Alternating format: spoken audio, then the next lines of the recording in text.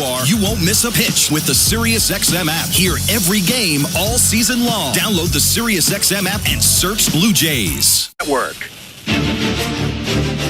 Schwellenbach kicks and deals. Swing and a deep drive. Right field. Way back. Out of here. The first Major League home run in Alan Rodin's career. And it's 3-1 Blue Jays. Yeah, obviously the excitement of the home run is one thing, but then, obviously being greeted by teammates. George at the end of it, he said I was going to hit a homer today. I was like, I hope you're right. And it worked out and feels really good. That was Blue Jays outfielder Alan Rodin discussing his first Major League home run. He hit it yesterday, part of a 2-homer, 5-run inning that helped the Blue Jays defeat the Atlanta Braves. I'm Ben Schulman alongside Chris LaRue. And Chris, really, we saw a complete performance from Toronto yesterday, from pitching to defense and, of course, the big power on offense. Yeah, it was really impressive to kind of see everybody have some success last night. Anthony Santander hit a home run. Miles Straw continued his hot streak. And, of course, Alan Rodin. We've been waiting for Rodin to kind of break through. Last night against a very good pitcher in Spencer Schwellenbach. He hit that double down the line on a really good fastball up and away.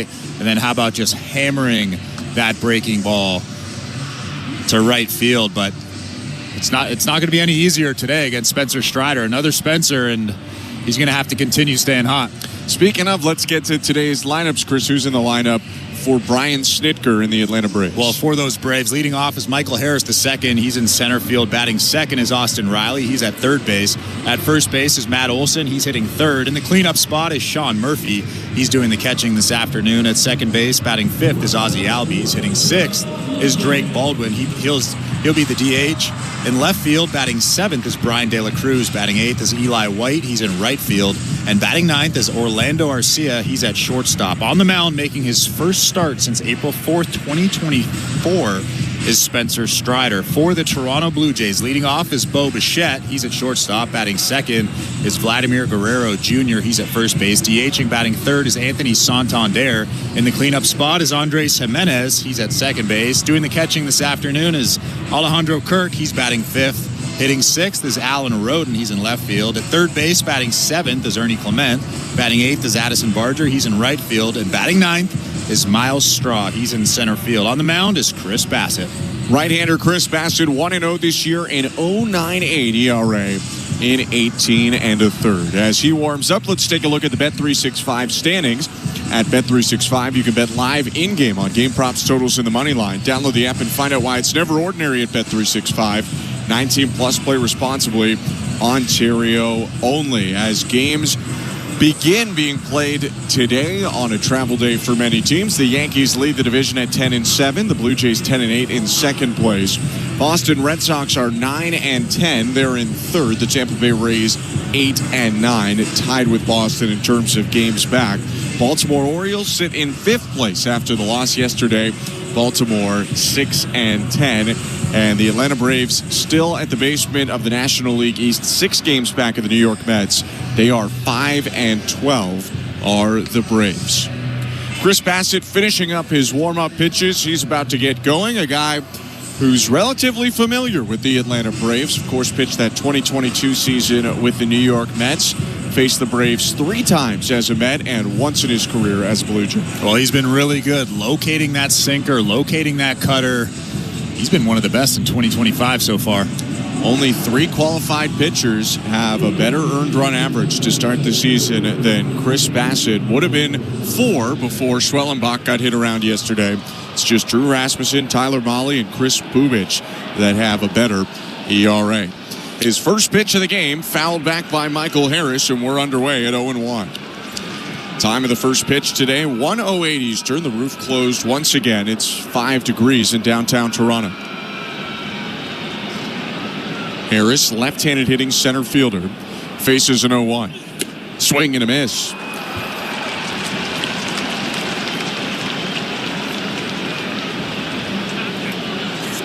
Home plate umpire today is Bill Miller.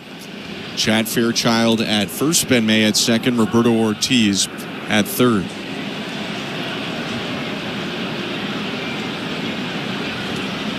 Bassett kicks and offers. Breaking ball misses outside. Ball 1. That breaking ball from Chris Bassett this season is just a little bit harder than it was last year. We haven't really seen the 68s, the 69s, a lot of 71, 72 like that one right there. Here's 1-2. Swing and a miss. Strike 3. 90 at the top of the zone gets Harris. 1 down. Pretty good cutter. He's been very good at throwing that thing to the top of the strike zone. Another one right there to Harris for out number 1.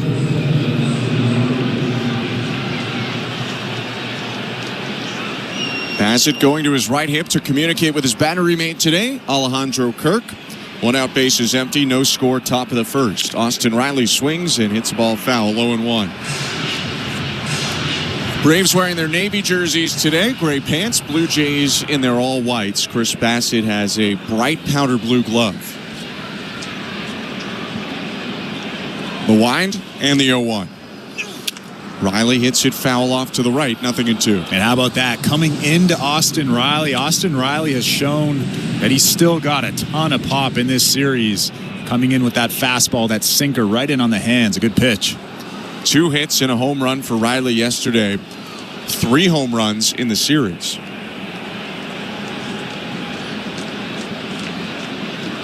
Bassett's 2-strike pitch. High, ball 1. It's interesting. A lot of younger guys would shy away from coming into a guy that's that hot, that powerful. But Chris Bassett obviously knows that you have to pound those guys in, not allow them to get those arms extended. 36-year-old kicks and deals. Breaking ball inside, ball 2.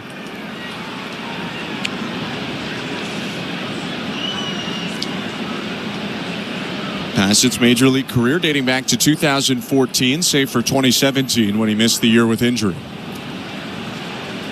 The 2-2. Swing and a miss. Slowed it down to 73 on the sweeper, and he struck him out.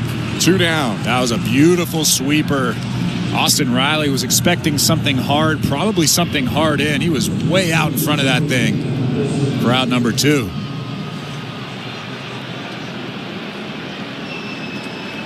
So 2 down, and the infield shifts to the pull for the left-handed hitting Matt Olson.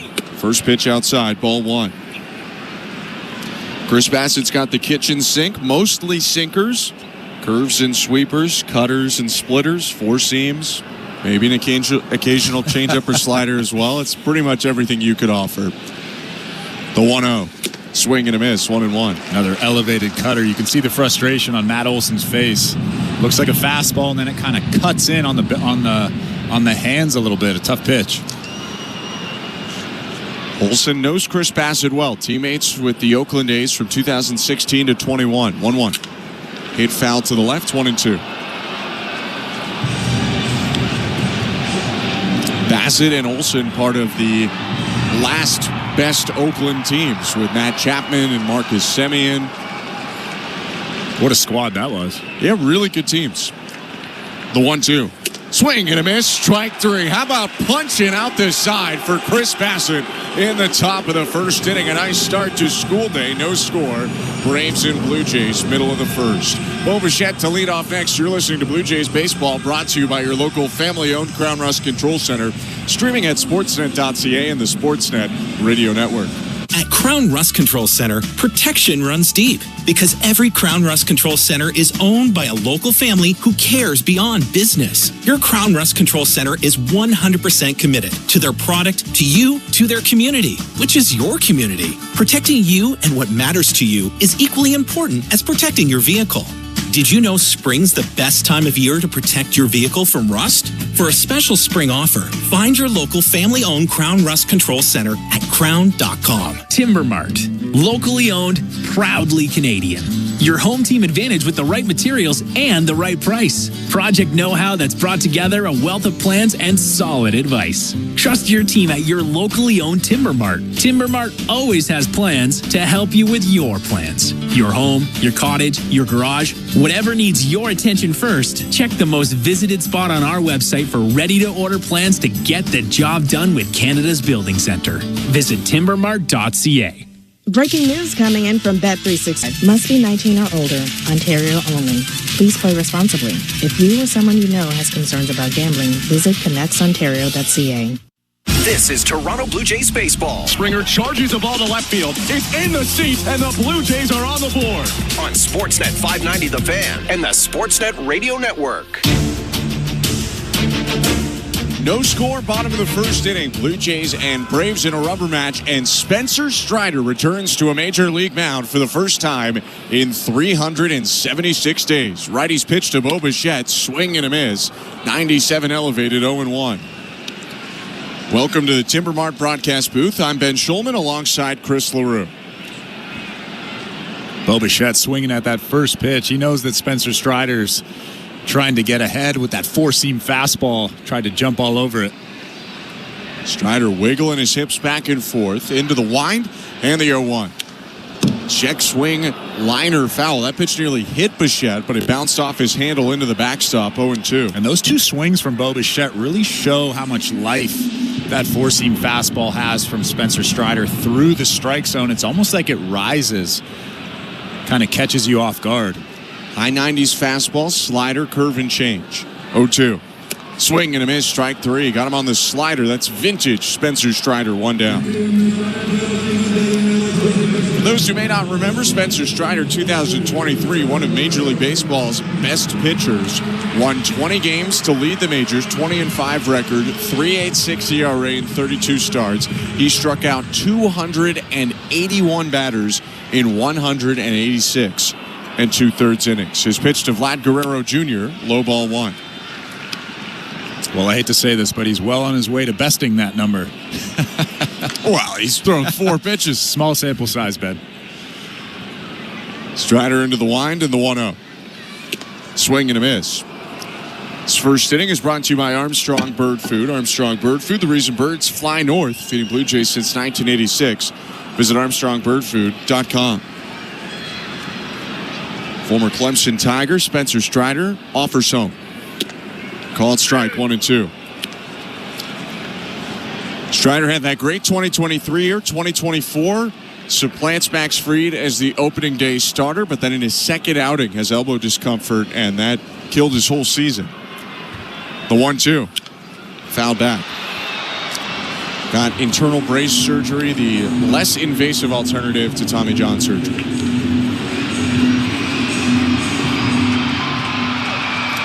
Peace sign necklace dangling in front of his jersey. Thick mustache for the righty Strider. 1-2. Swing and a miss. Strike three. Another punch out on a slider. 2 down. Well, the most impressive part about that slider, that fastball slider combination, is the slider comes out of the same tunnel as the fastball. So you have to respect the slider all the way and then just kind of lay off it at the very last second. And it's almost impossible to do. Strider deals to Anthony Santander. First pitch hit right back foul. Santander all over that 98-mile-per-hour heater, 0-1. A lot of guys with the slider, with the curveball, good hitters will see the hump on the slider or on the curveball. They can pick it up early. They can lay off of it, but not Spencer Strider. It looks like a fastball almost the whole way. His 0-1 outside. He does face now a switch hitter batting left in Santander, and so less sliders typically for Strider when he's facing lefties. He'll mix in more of that third or fourth pitch. 2 outs, bases empty, no score. The 1-1. Swing and a miss. Look pretty good mixing in that slider to a left-handed hitter. It's 1-2. I mean, we know that the third pitch is the changeup, the fourth pitch is the curveball. But let's be real, he's a 2-pitch pitcher. Yeah.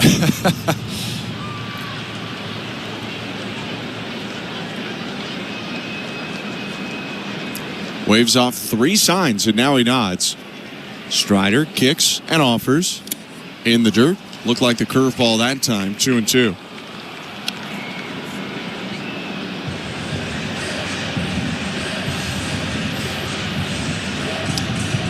So Chris Bassett struck out the side in the top of the first. Spencer Strider trying to do the same in the bottom half.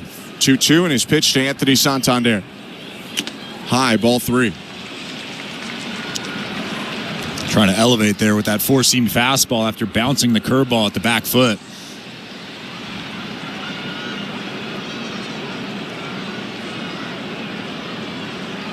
His 3-2. Popped up foul. And that'll land under our feet into the deep 100 level back behind the plate. That was the one mistake, if you're Anthony Santander, that you're waiting for. Again, it's hard to recognize and stay back and be on that pitch, but that was a mistake right there. A little hanging breaking ball right down the middle of the plate. 3-2 again. Hit down the left field line, a fair ball bouncing toward the corner. Santander motoring around first. He easily gets up to second with a 2-out double. Well, stay hot, Anthony Santander. Austin Riley was way off the line at third base. And Santander kind of just poked that good fastball from Spencer Strider and hit that thing down the line. First hit of the day for the Blue Jays. Fourth double of the season for Anthony Santander, and he's in scoring position with 2 outs. And Andres Jimenez coming up.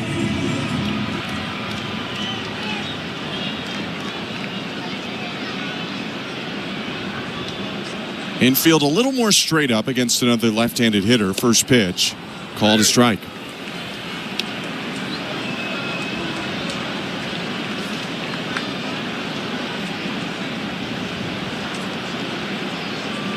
Jimenez, a .215 hitter, faces an 0-1 from Spencer Strider. Outside.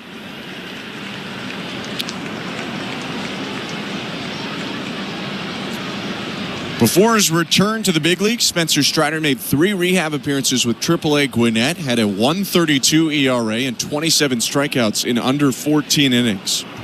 The 1-1.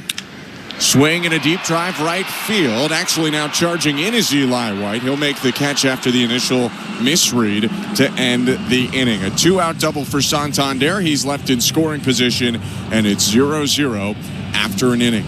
You're listening to Blue Jays Baseball, brought to you by your local family-owned Crown Rust Control Center, streaming on the Sportsnet app and the Sportsnet Radio Network. Celebrate the spirit of Easter on SiriusXM. Hear masses throughout the week on the Catholic Channel, including Easter Mass from Rome, New York, Los Angeles, and Washington, D.C. Embrace the promise of hope on Good Friday and Easter Sunday on Joel Osteen Radio.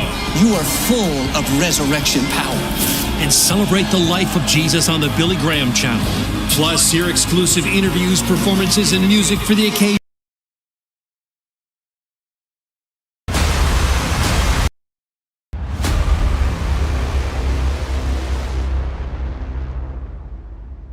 What's up, baseball fans?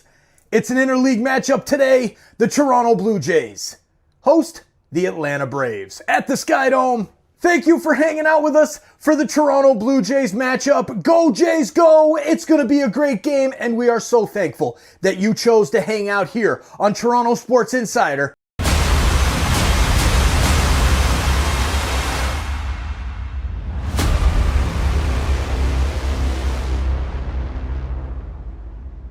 Let's go Blue Jays! Let's go Blue Jays! Thank you for hanging out with us for the Toronto Blue Jays matchup. Go Jays, go! It's going to be a great game, and we are so thankful that you chose to hang out here on Toronto Sports Insider. Now please, help us grow this amazing community, and the best way to do that is to exit out of the chat, smash that like button down below, and share this link out. You see that arrow? Click that share, send it to your friends. Send it out on social media, wherever. Let's get more baseball fans here in the chat and grow this awesome Blue Jays community. Let's go Jays. We'll see you back in the chat. At 365, 19 plus, play responsibly, Ontario only. Thanks so much for tuning in today. Alongside Chris LaRue, I'm Ben Schulman. No score, top of the second between the Blue Jays and Braves. Sean Murphy will lead it off for Atlanta. Chris Bassett, facing to the side, gets into the wind and offers.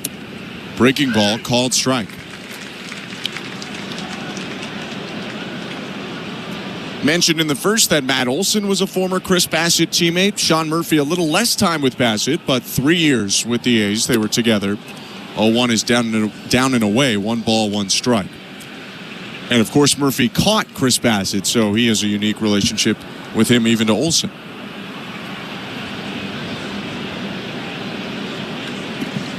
The 1-1.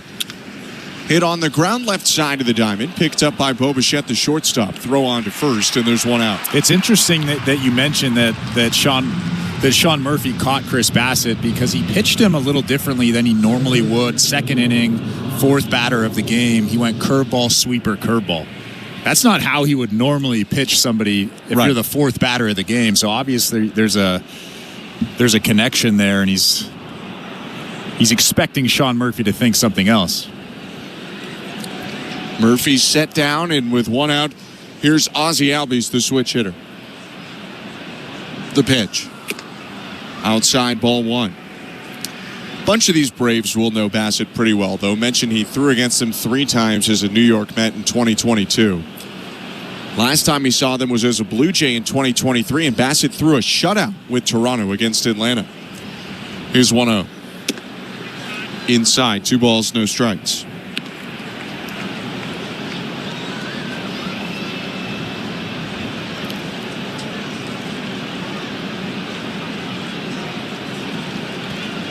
Righty kicks and offers. High, 3 balls and no strikes. Well, Chris Bassitt visibly upset with himself out there on the mound. Obviously, falling behind Ozzie Albies 3-0 is not what you want to do in this situation with 1 out, nobody on. Bassitt's 3-0. Called a strike. There you go. Pound that strike zone. Throw a couple more of those. 3 strikeouts already for Chris Bassitt and 4 batters faced. 1 out, top of the second. He offers. Pitch called high. Looked pretty good, but it'll be ball 4. It almost looked like that sinker, as much as it moved, fooled home plate umpire Bill Miller there. Chris Bassitt wanted that pitch, kind of staring in at Bill Miller for a split second. That's a good pitch at the top of the strike zone. Instead, it'll be a 1-out walk, and the DH Drake Baldwin is up to the plate. Right on left, he offers. Bassitt misses inside, ball 1.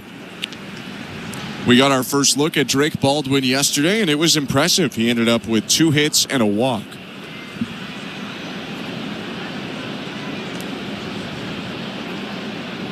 (1-0). Called strike. And you could tell right away that Chris Bassitt's being careful with him. Throws that 1-0 splitter there to Baldwin.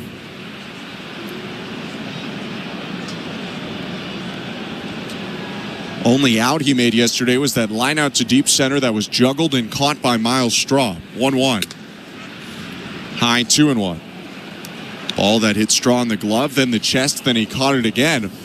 Although even that play, it was a 5% catch probability. Miles Straw's really quick. He covered a ton of ground to make it look like a much easier play than it really was. Baldwin back in today, but not DHing, or pardon me, not catching, instead DHing for the first time in the series. Albies leading off first, 1 out. Bassitt from the stretch, the pitch. Power down the left field line, foul. 2-2. He does have that good sinker today. He's throwing a lot of off-speed so far earlier on in this ball game, but that sinker is moving a lot. That one right there was right down the middle, but it still missed the barrel of Baldwin.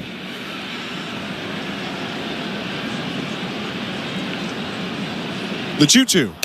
Called strike 3.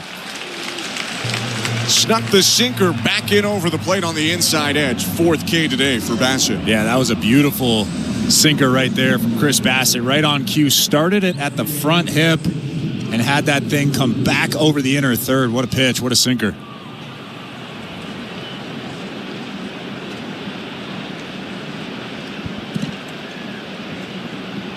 So 2 outs. Bassitt peeks over at first base where Ozzie Albies is leading off. Now steps off and throws wide of Guerrero. That one's skipping away. Albies up to second.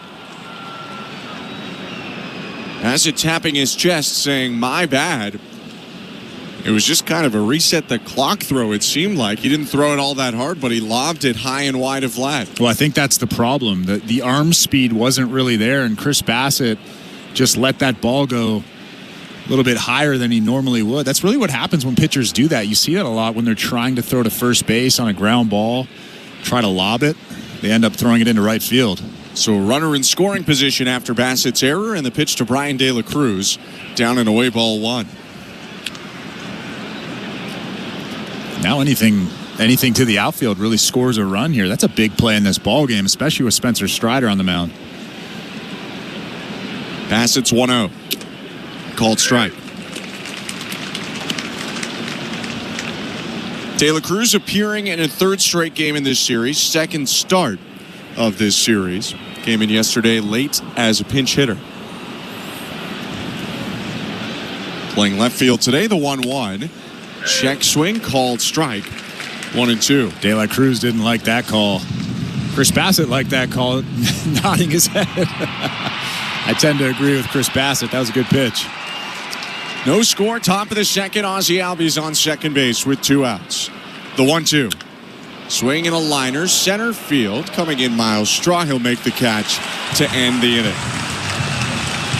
No runs, no hits, 1 left. Chris Bassett with an error, but it doesn't come back to hurt the Blue Jays. It's 0-0, middle of 2. You're listening to Blue Jays Baseball, brought to you by your local family-owned Crown Rust Control Center, streaming at sportsnet.ca and the Sportsnet Radio Network. Knock all your summer projects out of the park with Home Hardware, the official home improvement retailer of the Toronto Blue Jays and your DIY partner in making your dream home a reality. From gardens to garages, back decks to front doors, refreshes and renos, we're here to help you cover all your bases and make every summer project a home run. Visit any of our 1,000+ home hardware and building center locations where we're proud to be locally owned and genuinely Canadian. At Crown Rust Control, protection runs deep because every Crown Rust Control Center is owned by a local family who cares beyond business. Your Crown Rust Control is 100% committed to their product, to you, to their community, which is your community.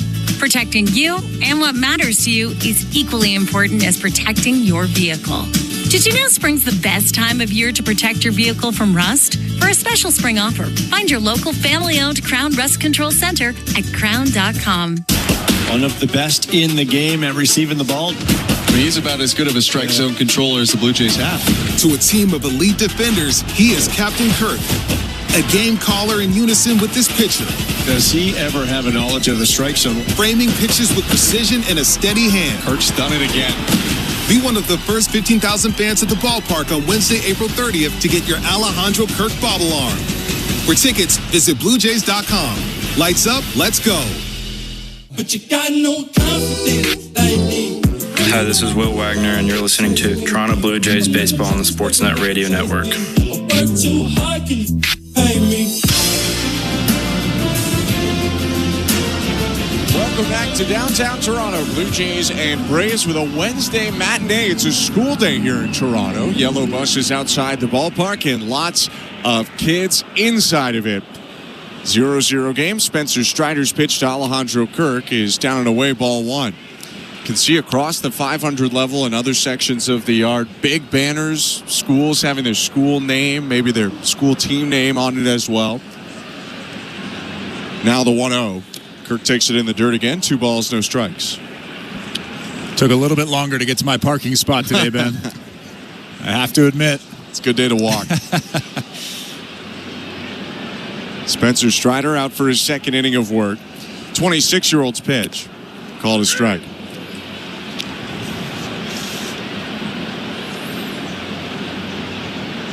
Just wait till you try to leave. I'm going to camp out here in the booth for a couple of hours. The 2-1 is smoked by Kirk to left field and down for a base hit. De La Cruz picks it up after a couple of hops. Alejandro Kirk all over that fastball on the inside edge. Yeah, that was a really good swing on a four-seam fastball in the inner third. And how about Alejandro Kirk pulling the baseball? We've seen him go the other way quite a bit this season. Finally starting to pull that baseball with some authority. A good hit right there. Speaking of hitting it with authority, here's Alan Roden up to the plate for the Blue Jays. A double and his first Major League homer yesterday. Strider from the stretch. Hit foul off to the left, 0-1.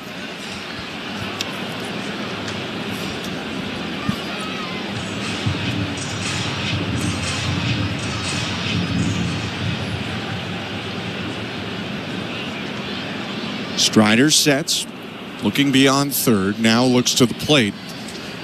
Kicks and offers. Inside, ball 1. It's a good take. That's a tough pitch. Like I said, there's kind of that rise to that four-seam fastball of Spencer Strider. That's what makes his fastball so effective. That one right there, right at the hands on the inside part. The 1-1. High ball 2. Not only does Strider throw mid to high 90s, not only does he have that rising action, that spin, he also gets about as much extension down the mound as anyone in Major League Baseball. The 2-1. Called strike, or pardon me, an appeal down to third, and they get him swinging on the call by Roberto Ortiz. It's 2-2.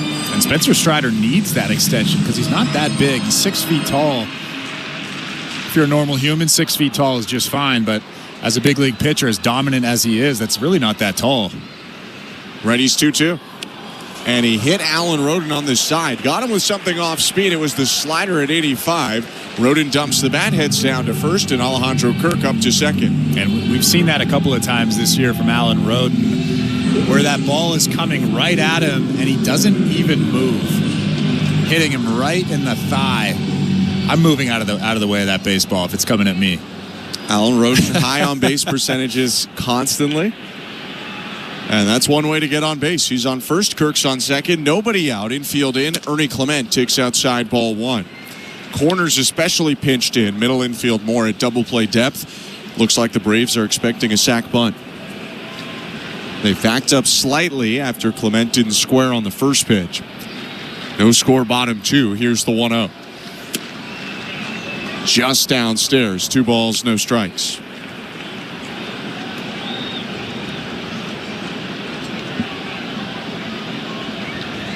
That's going to prompt Sean Murphy to go out to the mound.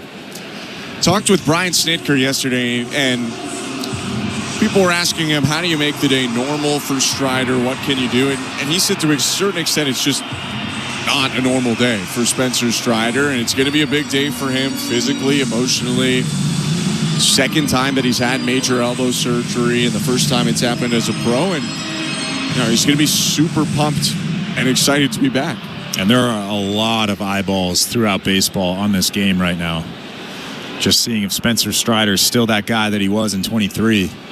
He looks at second and now deals a 2-0 to Clement in the zone. Strike 1. And you could see just how much this game meant to him. There was a Sportsnet camera on him sitting in the dugout before he came out to the mound. He was very visibly emotional, amped up, kind of rocking back and forth, ready for this start. His 2-1. Popped up down the first baseline in foul territory. Olsen ranging onto the side. Warning track, reaches out and makes an over-the-shoulder catch. Second time this series, he's made a play just on the edge of the netting that many first basemen would not pull off. And there's one down. And that's the risk you take, not sacrifice bunting in that situation. You have a tough pitcher on the mound. Again, John Schneider and I don't see eye to eye on the small ball aspect of baseball very often, but in that situation, a tough pitcher on the mound, I'm trying to get every base I can. I'm definitely laying down a bunt there. Can I devil's advocate for you? Because Addison Barger's coming up to the plate. That's not a put the ball in play kind of hitter. Strider's pitch. Swing and a miss, strike 1. Typically, if you're on base and Addison Barger hits the ball, you're going to score. So I thought about that as well, and Addison Barger is a higher strikeout rate, so you don't want to have one out Addison Barger at the plate, but I'm taking my chances with Spencer Strider on the mound. It's fair. First and second, 1 out. Strider's 0-1. Fouled right back. It'll go just under our feet, zipping into the 200 level seats. And just to add to that, I think everybody's a higher strikeout rate with Spencer Strider on the mound. For sure, but we're talking. This is not Ernie Clement up at the plate after this, where you're going to say, okay, hit a ground ball or hit a fly ball. Barger's a little more boom or bust. The 0-2. High and outside, ball 1. So yeah, I can see your point. I can see John Schneider's point. Kirk on second, Roden on first. 1 out, no score, bottom of the second inning. Strider's 1-2. Down and in, 2 balls, 2 strikes. Really nice take on a tough slider at the back foot. Addison Barger got his major league debut out of the way yesterday, went 0 for 4.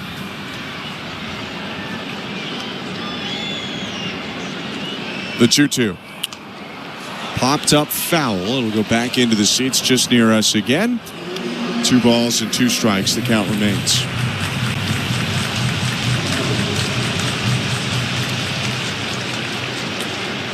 Barger points the bat up toward the ceiling and now wheels it around above his left shoulder. Open stance, left side. 2-2. High and outside, ball 3. Pretty good battle here for Barger against Strider. Yeah, he's fouled off some tough pitches. Fastballs at the top of the strike zone. Took a tough slider at the back foot.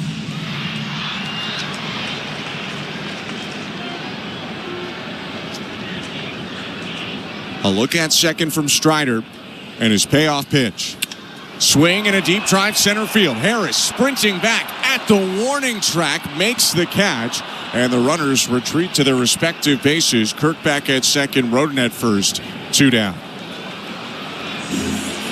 And that is the situation where if they had bunted, a run likely to score. I wasn't going to say it, but that's the perfect scenario right there. And, I understand your point. I understand Schneider's decision not to bunt there, but that is the perfect situation from my point. If you move the runners up, sac fly, Alejandro Kirk scores in that situation, and it's 1-0 Toronto. But I do understand your point. Yeah, I think you could go either way. Yeah. Instead, it's still 0-0, 2 outs. Miles Straw is up, and the first pitch down and away, ball 1. Still Kirk on second, still Roden on first. A hit and a hit batter allowed this inning by Spencer Strider. Straw, the 9-hitter today, faces a 1-0. Called strike.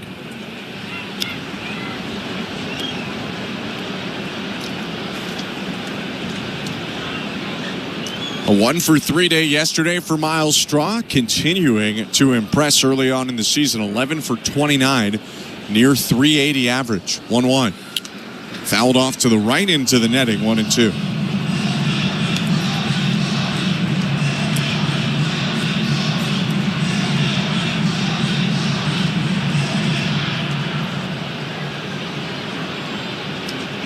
Infield plays Straw straight up. Outfield just slightly shading to the opposite field against the right-handed hitter. The 1-2. Down and away. You can tell Spencer Strider doesn't quite have the feel for that slider quite yet. That one was way off the plate outside.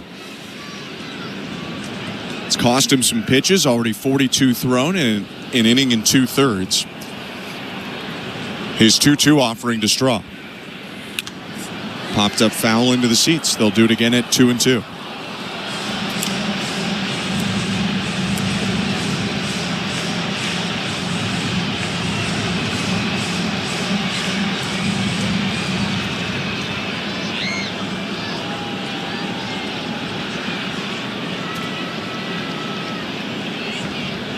Now the 2-2. Down and away, ball 3. Tough take right there. Like I said, that slider is so effective because it looks like a fastball and then kind of darts away from right-handed hitters. Miles Straw with a very good take right there. 2 on, 2 out, no score, bottom of the second. Strider turns the leg around, throw to second, sails into right center field. Alejandro Kirk takes off for third. Alan Roden up to second. Error by the pitcher on an interesting play. He went with the inside move. Kirk broke the wrong way initially, but no one was there to cover second base. And as the second baseman Albies moved toward the bag, Strider threw back toward right center and just whipped that one into the outfield. And that throw was nowhere near Ozzie Albies. Didn't even give him a chance with that one. A big error from Spencer Strider here in this ballgame. Second and third, 2 down. 3-2 to Straw. Swing and a miss, strike 3. Got him to chase the slider, and he strands a pair of runners to end the inning. No runs on a hit, 1 error, 2 left, no score. We head to the third. You're listening to Blue Jays Baseball, brought to you by your local family-owned Crown Rust Control Center, streaming on the Sportsnet app and the Sportsnet Radio Network. Drywall, an essential part of many, many projects. It's important to get it right and start with quality materials. Essentials you'll always find competitively priced at Timber Mart, like CGC, a recognized giant in the drywall industry for over 100 years and leading Canadian manufacturer of gypsum drywall. Well established and reputable, building pros and contractors know CGC, and you get exactly what the best builders trust. That's as sexy as drywall gets. Timber Mart, Canada's building center. Center. At Crown Rust Control Center, protection runs deep because every Crown Rust Control Center is owned by a local family who cares beyond business. Your Crown Rust Control Center is 100% committed to their product, to you, to their community, which is your community. Protecting you and what matters to you is equally important as protecting your vehicle.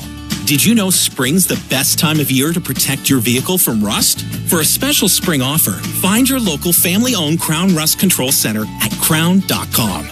Breaking news coming in from Bet365, where every nail-biting overtime win, breakaway, pick six, whatever the moment, it's never ordinary at Bet365. Must be 19 or older. Ontario only. Please play responsibly.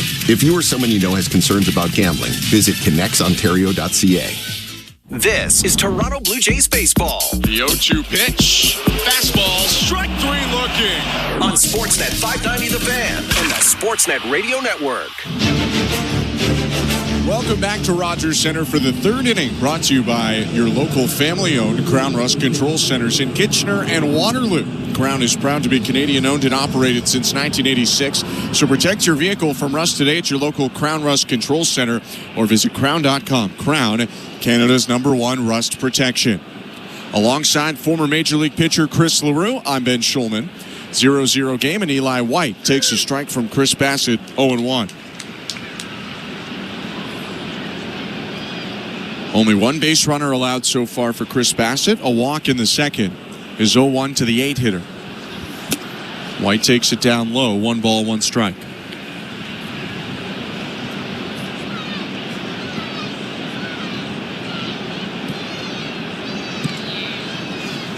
Bassett to the pitch calm on his right hip. Now into the wide.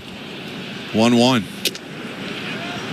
Check swing on a pitch inside. Appeal down to first. No swing. 2 balls, 1 strike. Another tough sinker from Chris Bassett. Looked like Eli White went around. Obviously he didn't, but just all kinds of movement in off the plate from Chris Bassett.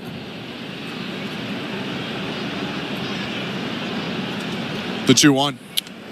Hit foul to the right. 2-2. He's staying hard right here.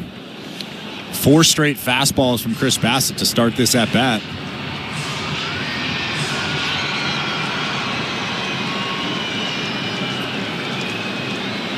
Bassett nods into the wide, and his 2-2.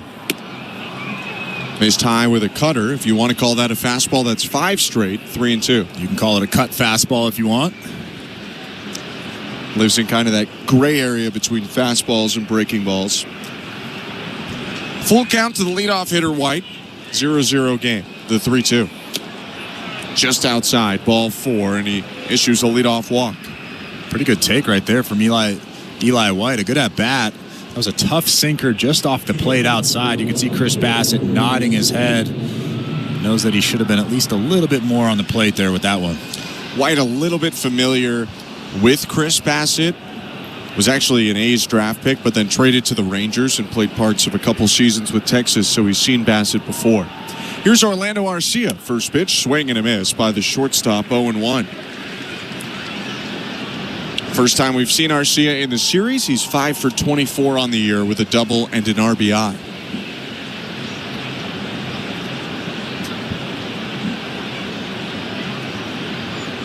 The pitch. Chopped up the middle. Long run. Jimenez, the second baseman, fields it on the wrong side of the bag. Throws across the diamond to first for the out. Eli White scampered up to second. There's 1 down. That was actually a smart play from Andres Jimenez. He was on the shortstop side of second base. Eli White would have beaten him there if he tried to run back to second base and get that force out there. He just decided to take the easy out and threw that ball across the diamond to get Arcia. Trying to limit the big inning instead of going for a heroic play, and now Jimenez sets up deep toward first base a little bit with the left-handed hitter Michael Harris up. The pitch. Slow breaking ball, strike 1.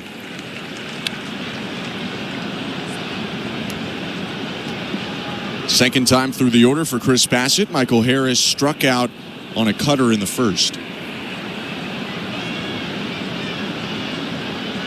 Ready peeks at second, kicks and offers. And Harris pops it up foul into the seats beyond the third base dugout. 0-2. I throw another one right there. That just gives you the opportunity to either get a strikeout or a pop-up. You don't want that run at second base scoring. Like I said, I hate to beat a dead horse, but Spencer Strider's on the mound, and you can't give up too many runs here in this ballgame. Bassett kicks and fires. Missed upstairs, trying to do something similar. Harris laid off 1-2. Michael Harris, leadoff hitter for his second straight day, third rounder by the Braves out of a high school in Stockbridge, Georgia, about 40 minutes southeast of Atlanta. 0-2. Hit foul into the thigh of Alejandro Kirk. Harris growing up, a family friend / protege of 2-year Brave and 6-season Montreal Expo, Marquise Grissom.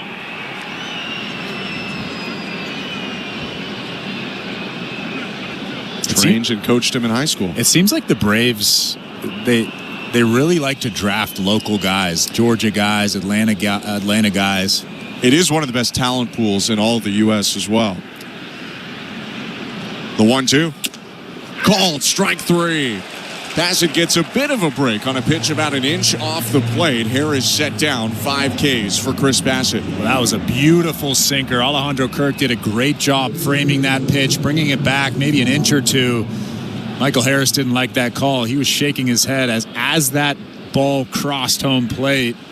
But that's a great pitch right off the plate inside. 2 outs, runner on second, and the pitch called a strike to Austin Riley on the inside edge, 0-1.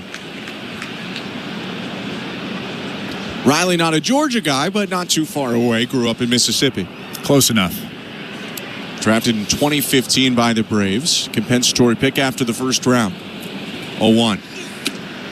Called strike, 0-2. Riley, a great athlete growing up. Committed to Mississippi State to play baseball and to punt on their football team. Never ended up going. The 0-2. Low, 1 ball, 2 strikes. You know who else is a really good punter? And I don't think you'll get this. I'll give you one guess. Alejandro Kirk. No, who is it? Giancarlo Stanton. I would not have guessed that at all.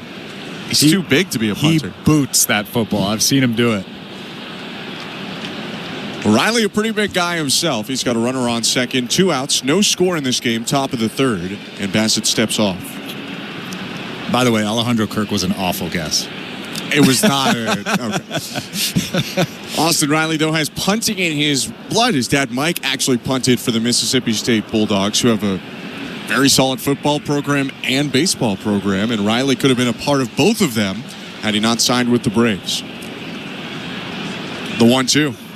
Check swing pitch inside. Appealed out at first. He did go, says Chad Fairchild. And that will end the top of the third inning. 6 strikeouts for Chris Bassett in the game. No score. Blue Jays and Braves. Middle of the third. You're listening to Blue Jays Baseball.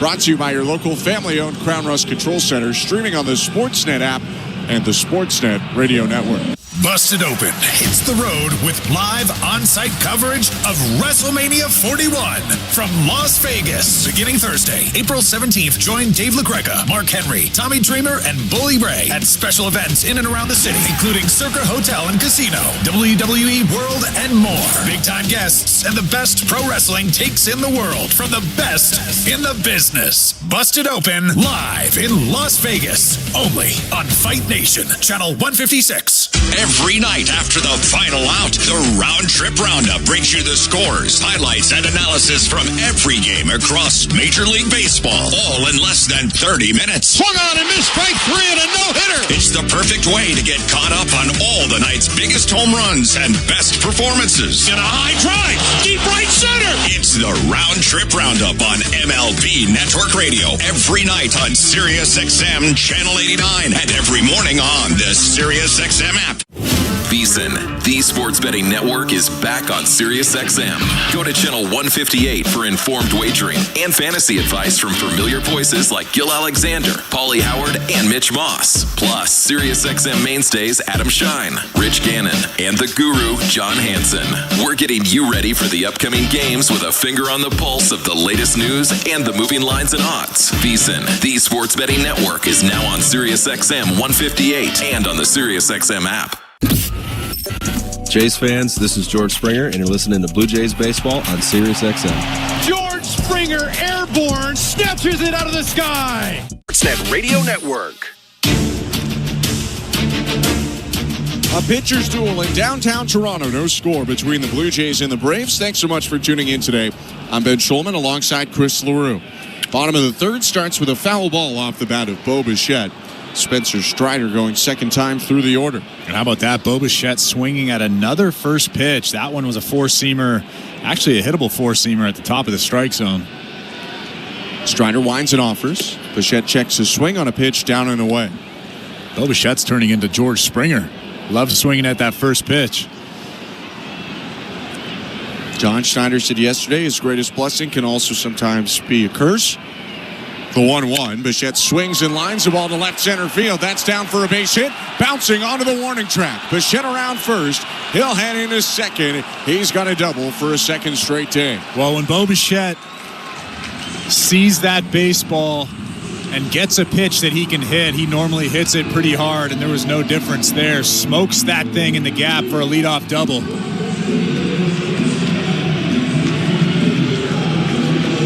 Blue Jays with traffic now in all 3 innings against Spencer Strider. They've had a runner in scoring position at least in all 3 frames, but have not cracked Strider yet. It's the return to Major League Baseball for Spencer Strider after internal brace surgery on his UCL last year. Runner on second, no outs. The pitch to Vlad Guerrero. In the dirt, ball 1. And so far in this ballgame, Spencer Strider has made some mistakes. He made a mistake there. He's made a couple of mistakes with that slider. The Blue Jays just haven't capitalized yet to this point. He hasn't looked his sharpest, but he has looked pretty healthy. Consistent 95 to 98 on his heater. Here's the 1-0. Called strike at 95, 1-1.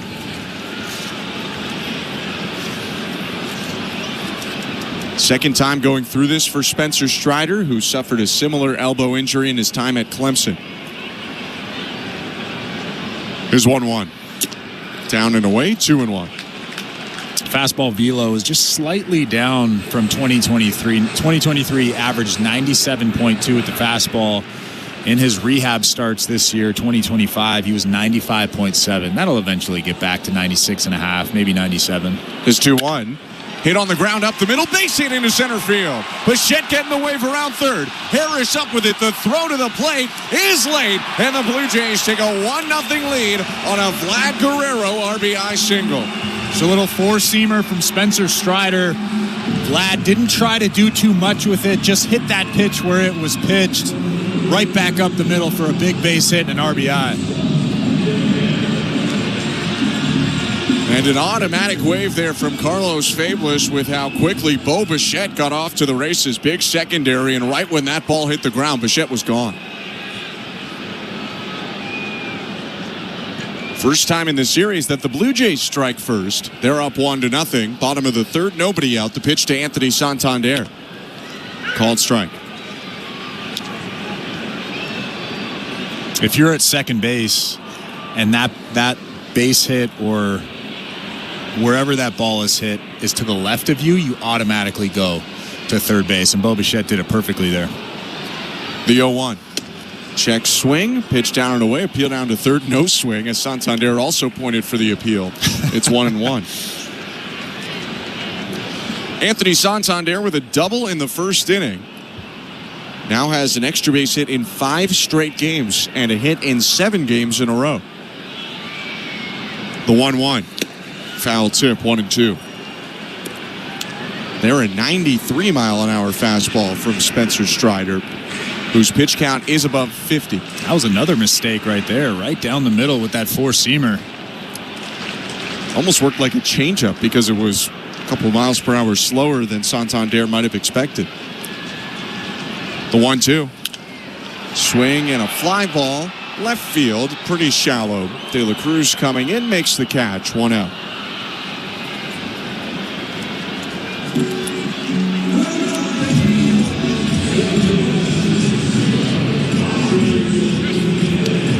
Well, a major elbow injury like Spencer Strider's can be a huge negative in many people's careers. Hasn't really worked that way for Strider, who's unique to most of his peers.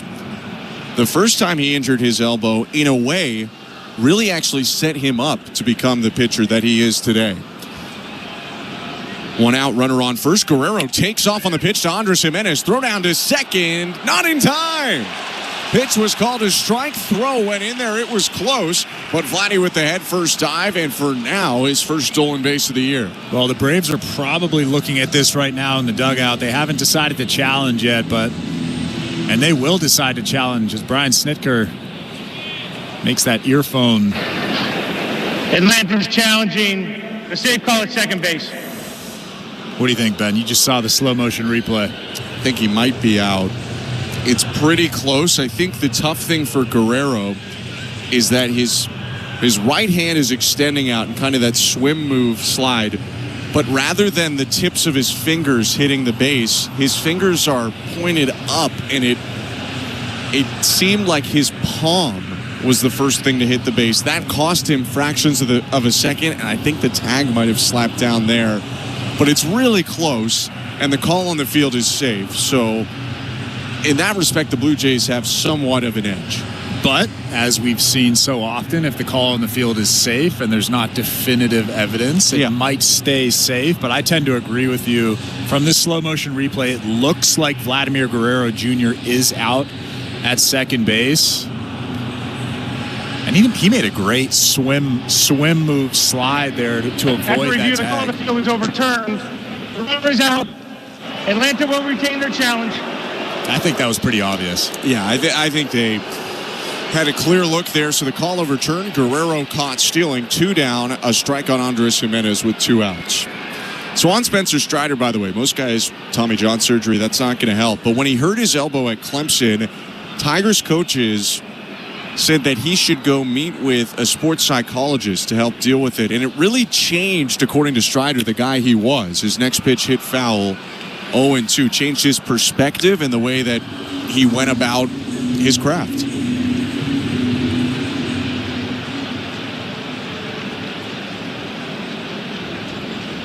The wind in the 0-2.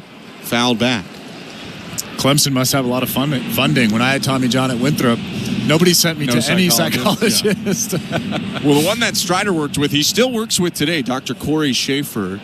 Among the things that they go over, one of them is, here's the 0-2 first, and it's lined to right center field by Jimenez, but it's going to be caught by Michael Harris. So we'll continue that when Strider's back on the hill. Blue Jays get a run. Bo Bichette with the leadoff double. Vlad Guerrero Jr. singles him in. It's 1-0 Toronto after 3 innings. You're listening to Blue Jays Baseball, brought to you by your local family-owned Crown Rust Control Center, streaming on the Sportsnet app and the Sportsnet Radio Network.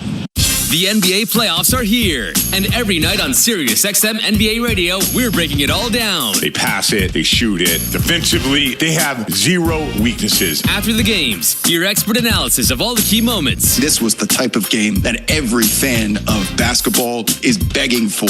And join the discussion. Let me tell you something. I am hyped up. We're live every night of the NBA playoffs on SiriusXM NBA Radio, Channel 86 in the car, and on the SiriusXM app. Baseball is back. It's former general manager Jim Duquette, and every Sunday on the front office, we have you covered on everything happening across Major League Baseball. That's right, Duke. It's former big league GM Jim Bowden. Injuries, extensions, promotions, demotions, and trades. We'll have you covered on all the news. We'll bring you the front office perspective as the season heats up. Front office with Jim Duquette and Jim Bowden, Sundays at 10 a.m. Eastern on MLB Network Radio, Channel 89, and on the SiriusXM app. From dramatic walk-offs. This ball is crushed into the trees. Grand slam. To jaw-dropping web gems. A diving catch over the shoulder by Johnson. College softball and baseball are heating up, and you can catch the action on SiriusXM. Hear live play-by-play from the nation's top conferences and powerhouse programs all season long. Stay connected to the action on SiriusXM or streaming anytime on the SiriusXM app. For a complete schedule of games, go to SiriusXM.com/sports. Fantasy Sports Radio is helping you win whichever fantasy sport you play. Right now on Channel 87 and always on the SiriusXM app. Sportsnet Radio Network. Welcome to the Timber Mart broadcast booth. Don't strike out on your next home improvement project. Your team at Timber Mart has the great advice and the products you need, so you'll get the job done right. Knock it out of the park and win the day with Timber Mart, Canada's building center. I'm Ben Schulman alongside Chris LaRue, Show Ali, our host and producer, Tom Young, Austin Mackey, and Derek Brandeo, our technical directors. 1-0 Blue Jays, top of the fourth. Chris Bassett deals to Matt Olson. Called strike. Bassett with 6 strikeouts today. 3 in the first inning and 2 in the third inning. Snuck one in the second as well. The 0-1. Hit back foul, 0-2. Well, he's looked great today. He's had 3 good starts so far this season, and this one might be his best.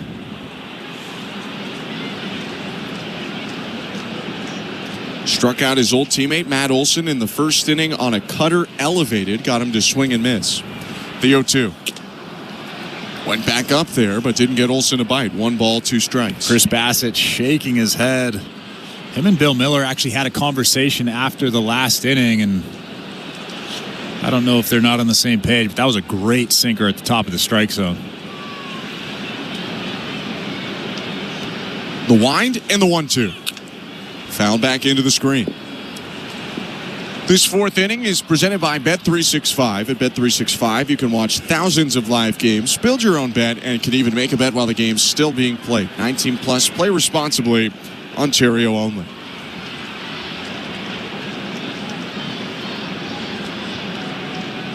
Right on left, here's another 1-2. Driven to left field on a line. That's down and bouncing toward the gap. Cut off by Rodin. Olson stops at first as Rodin spins and fires it back into the infield. It's a leadoff single and the first hit of the day for the Braves. Well, that was a great job from Alan Rodin, cutting off that baseball in the gap in left center and keeping Matt Olson at first base. But you can hear the frustration from Chris Bassett.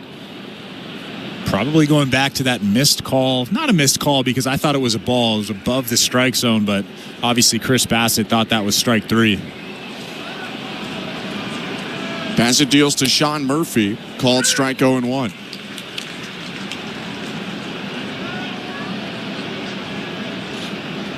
Two walks allowed by Bassett in the first 3 innings. Now the single to Olson.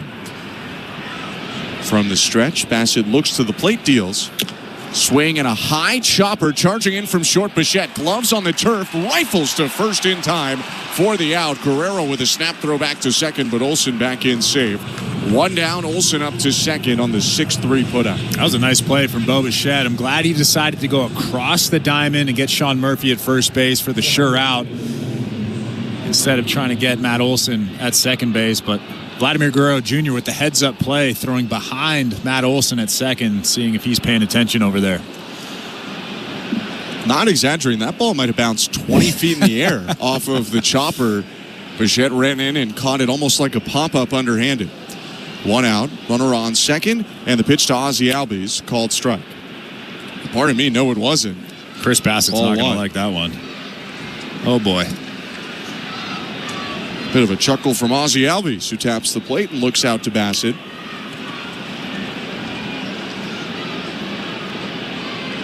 Now the 1-0. That one called a strike, 1-1. It was interesting. He really showed frustration after the missed call on that sinker to Matt Olson, and then he didn't have a reaction to that one. And I thought that pitch was much better than the sinker that he threw to Matt Olson. His 1-1. High and outside, 2 balls, 1 strike.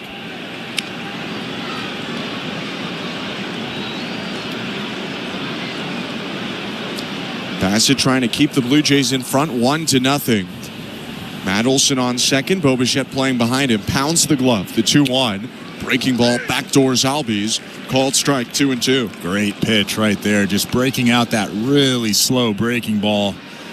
Perfect location, down and away. 70.5 miles an hour was that curve from Bassett. His 2-2.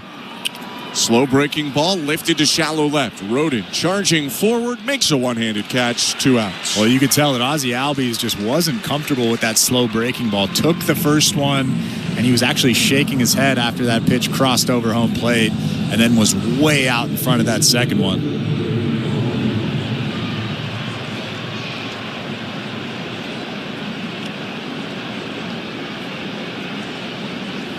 So 2 outs after the leadoff single. Matt Olson on second.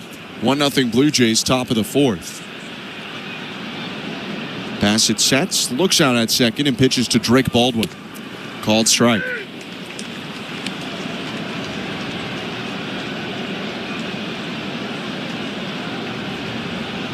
Baldwin punched out looking in the second inning on a front hip sinker. 0 for 1 today. Long look at second from Bassett. Olson creeping back to second, the 0-1. Fouled off the glove of Kirk, 0-2. Great pitch right there. Little cutter at the top of the strike zone. I stay right there if I'm him. Throw that cutter again, maybe even higher. Don't give Baldwin a chance to get something to the outfield here. No balls and 2 strikes, 2 outs. 1-0 Blue Jays, top of the fourth. With Olson on second, Bassett sets, kicks, and deals. Swing and a miss. Struck him out on a breaking ball in the dirt. Kirk applies the tag. 7 punch-outs for Bassett in 4 scoreless innings. 1-0 Blue Jays, middle of the fourth. You're listening to Blue Jays Baseball, brought to you by your local family-owned Crown Rust Control Center. Streaming on the Sportsnet app and the Sportsnet Radio Network. Barry, do you ever wonder why we fly north every year? Obviously, it's because of Armstrong bird food. I thought it was because of the weather or migration or something. Oh, Steve, you need to spread those wings and open your eyes, partner. Truth is, it's the seeds, the nuts, the berries, the good stuff. Armstrong's got it all. So all this time, you've been chasing snacks? Bingo! You think I'd flap these wings thousands of miles for anything else? Armstrong, Canada's premier bird food. The reason birds fly north. Find Armstrong at Canadian Tire, Home Hardware, and other fine retailers. Or learn more at armstrongbirdfood.com.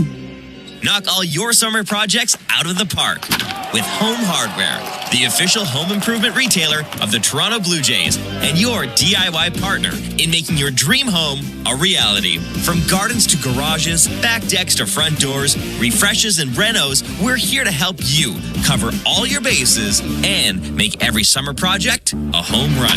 Visit any of our 1,000+ Home Hardware and Building Center locations, where we're proud to be locally owned and genuinely Canadian.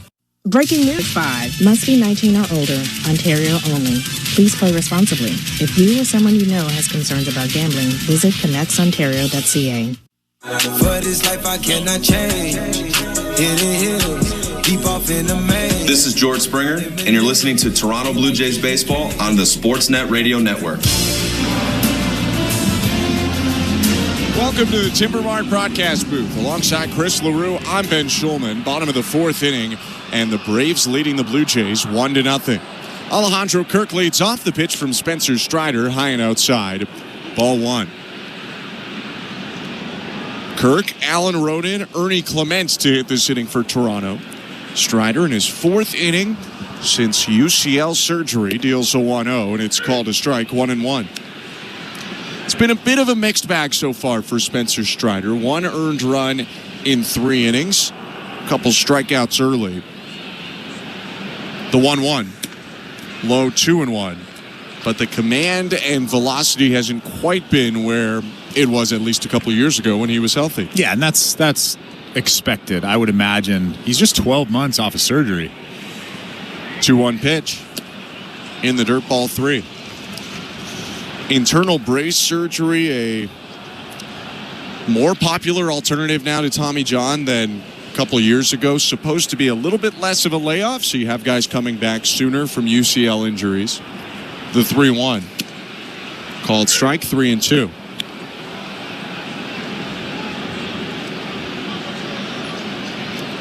You look over to the Blue Jays, and Alek Manoah had internal brace surgery on June 17th last year. Did he say 12 to 15 months? I think so. I think he said that in spring training. That seems about right. The 3-2. Check, swing, bouncer, foul. There are guys, though, who can get the brace and come back in 10. It's happened before. That seems so quick. Yeah. Just imagine somebody opening you up, and then 10 months later, you're throwing on a big league mound. Strider's 3-2 again. Hit off the handle, a liner caught just above the dirt. No, it was picked on the backhand side by Albies, but he'll throw it over to first for the out. The Out-of-Town Scoreboard is brought to you by St. Louis Bar and Grill, 100% Canadian owned and operated since 1992. Every Tuesday night, wings are just half price. Visit stlouiswings.com for details. You are welcome. No other AL East games in action right now, but coming up later, Dean Kramer will pitch for Baltimore against Gavin Williams in Cleveland at Camden Yards. That game's 6:35. Alan Roden up to the plate for the Blue Jays. Squares to bunt, pulls it back, and takes a strike, 0-1. 1-0 Blue Jays. One out, base is empty, bottom of the fourth.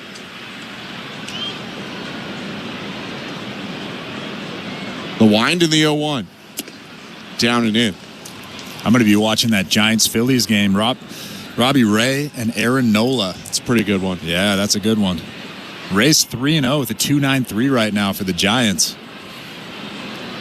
1-1. Smoked right field. Backing up Eli White to the warning track. He'll make the catch just in front of the dirt. And Alan Roden breaking his bat on a near-miss extra base hit there. 2 down. Yeah, Alan Roden just missed his second career home run. That fastball kind of snuck up on him. Got in on the hands just a little bit. Missed a home run by about 15 feet out there in right field. I got another pitching matchup for you on the St. Louis Bar and Grill out-of-town scoreboard to watch. Clark Schmidt makes his season debut for the Yankees today as they host Chris Bubich and the Royals. Bubich with a sub-1 ERA.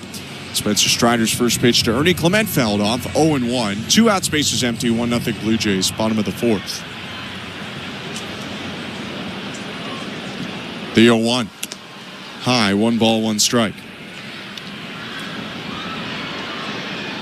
Also have the finale of the Red Sox-Rays series, which has had 2 blowouts, 1 each way in the first 2 games. That one at 7:05 Eastern on the St. Louis Bar and Grill out-of-town scoreboard.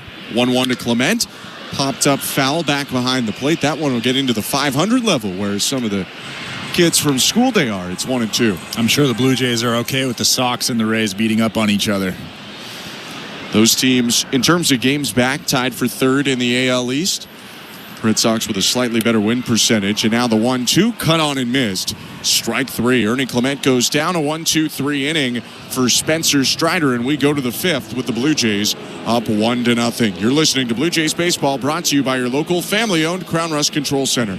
Streaming at sportsnet.ca and the Sportsnet Radio Network. Hear every game of the NBA playoffs on SiriusXM. He's going to fire up a 3 for the win! Don't miss a second of the action all the way through the NBA Finals. Tatum has to force a 3 at the buzzer, and he got it! And throughout the playoffs, get closer to the storylines that matter on NBA Radio, Channel 86. There are certain guys that you need to be a part of your roster to win NBA championships. Listen to home and away broadcasts of every NBA playoff game on your radio and the SiriusXM app. From dramatic walk-offs. This ball is crushed into the trees. Grand slam! To jaw-dropping web gems. A diving catch over the shoulder by Johnson. College softball and baseball are heating up, and you can catch the action on SiriusXM. Hear live play-by-play from the nation's top conferences and powerhouse programs all season long. Stay connected to the action on SiriusXM or streaming anytime on the SiriusXM app. For a complete schedule of games, go to SiriusXM.com/sports. Fantasy Sports Radio is helping you win your fantasy leagues right now on Channel 87. Out of here! Yohei Ohtani Connect! From in-season fantasy baseball management to daily fantasy basketball to getting you ready for the NFL Draft, Fantasy Sports Radio is here to help you dominate. We begin our quest for another championship right now. Winning is everything. It's it. It's all there is. Fantasy Sports Radio, your home for fantasy sports. Channel 87 and on the SiriusXM app. 24/7, 365 coverage of all things NASCAR. All things NASCAR Happens exclusively on SiriusXM NASCAR Radio, Channel 90. Radio Network. It's the 5th inning in downtown Toronto, and the Blue Jays up 1-0 in a rubber match over the Atlanta Braves. I'm Ben Schulman alongside Chris LaRue. Chris Bassett having a really nice day so far. Back out on the hill to take on the bottom third of the Brave order. Into the wind, he deals to Brian De La Cruz. Swing and a miss, strike 1. Brian De La Cruz in the lineup today. Great numbers in his career off Chris Bassett. 6-for-11, 3 doubles and a home run. The 0-1. Hit foul to the right, 0-2.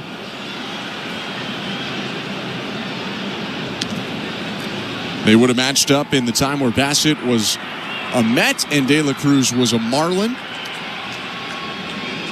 De La Cruz mostly a Marlin in his career. A little bit of time with the Pirates. 0-2. Swing and a miss, strike 3. Just beat him with a fastball down the middle. 8 Ks for Chris Bassitt. Well, that's what happens when you have that really slow breaking ball and you're throwing it to perfection. De La Cruz respecting that off-speed stuff, and then Chris Bassitt just sneaking that sinker right by him, actually right down the middle. Still a lot of movement on that sinker, though. That's a great pitch today. His pitch now to Eli White. Corners in, called strike on another sinker. 0-1. This 5th inning is brought to you by Desjardins Insurance. Get insurance that's really big on care at Desjardins.com/care today. Next pitch called a strike. That was the sweeper. It's 0-2.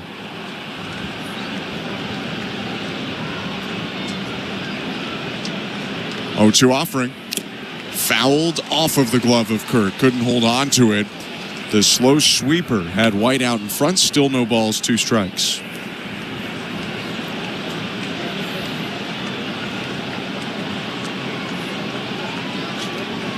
White with a walk back in the 3rd inning.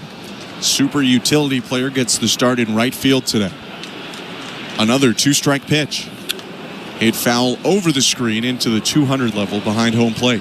As a baseball fanatic, would you rather watch a pitcher like Spencer Strider just power guys away, or would you rather a guy like Chris Bassitt who kind of navigates and is almost clinical in his starts? First, another 0-2 in the dirt. 1 ball, 2 strikes. This sounds like a cop-out, but I really think one of my favorite things about baseball is seeing both. Getting a matchup of one of those guys against another. Seeing a Jose Altuve and Yordan Alvarez hit in the same lineup. That's a good answer. The wind and the 1-2. High, 2 balls, 2 strikes. Like you want to watch Greg Maddux versus Roger Clemens type of thing. Yeah, you can do it. There's so many different ways, different routes to get there. Jamie Moyer versus Randy Johnson. There you go. Oh, they would have been teammates for a bit. There you go. 2-2.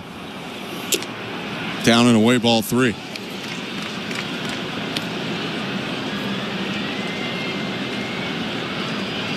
Two walks and 1 single allowed from Chris Bassitt today. That's all the damage. 8 strikeouts, no runs given up so far. His 3-2. Breaking ball hit on a looping line out to left. That drops in for a shallow left field base hit. Pretty good pitch from Chris Bassitt, and a 3-2 count. Just dropped that breaking ball in there. That super slow 71-mile-an-hour breaking ball below the strike zone. Eli White doing a good job just poking that thing into left field. So White aboard for the 2nd time today. Another guy with pretty good numbers in his career against Bassitt. That's his 5th hit now in 11 at-bats against the Toronto righty. Pitch home to Orlando Arcia, outside, ball 1. Blue Jays baseball is presented by Crown Rust Protection. 1-0 Toronto, top of the 5th inning. Runner on first and 1 out. Bassitt turns, throws to first. Backhanded tag applied by Vlad Guerrero, but not in time as White dove back in head first. Eli White does have a stolen base this year, 3 stolen bases last year, and 21 in his career, so you have to be aware of him over there. Big lead for White. The pitch to Arcia downstairs. 2 balls, no strikes.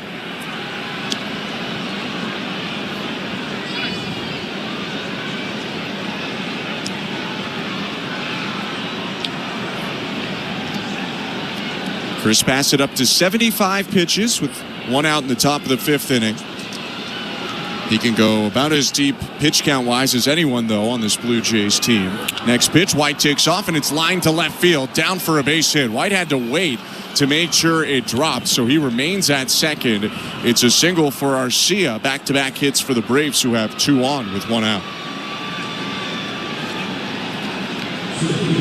No damage done. You still have 1 out in this inning, so now you just have to really focus and make your pitches here. Actually, Arcia with a pretty good swing there on a fastball inside. Good sinker. Just pulls those hands through, and it's a good line drive to left field. It's good news, bad news now. It's the top of the order for the Braves with 2 on, but Bassitt has struck out Harris and Riley, the top 2 hitters, all 4 times he's faced them today. His pitch to Harris, hit back foul, 0-1. Got Harris swinging on a cutter in the first and looking on a sinker in the third. 2022 National League Rookie of the Year. Looking out at Bassett, straight up stance, 0-1. Outside, 1 ball, 1 strike. Bassett now at 78 pitches here in the top of the 5th inning with 1 out.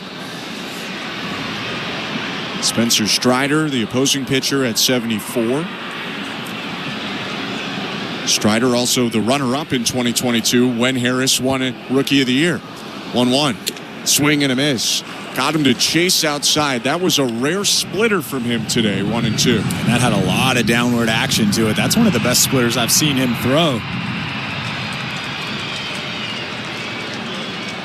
White on second, Arcia on first. 1 out, 1-0 Toronto, top of the 5th. Bassett from the stretch. That ball hooked down the right field line, and that's going to go foul. Well struck by Michael Harris, but couldn't keep it straight enough. It's always...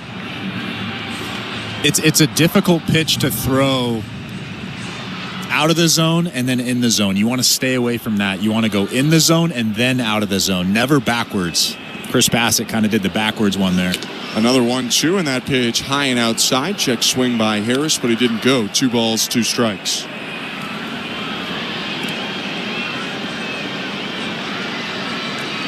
Harris is quick, so if you're thinking about turning a double play, it's got to be tailor-made. 2-2. Bounce to the plate, skips away from Kirk. White up to third base. Bassett's going to scramble in to cover the plate. Arcia at second on a wild pitch. That was a really tough play for Kirk back there. Bounce in that lefty batter's box, and I believe in front of the plate. Kirk did everything he could to try to get in front of that baseball, but that was a tough one. And that's one where you just reach your glove out. Yeah. Because you can't get your body there in time. Wild pitch on Bassett. Eliminates some forces and makes it so a fly ball would tie the game. Or even a well-placed ground ball. Middle infield is playing back. The 3-2. Hit back foul. Tried to come up and in with that cutter. Kind of left it out, up and away. That was actually a hittable baseball for Harris. Luckily for Chris Bassett, he just fouled it back.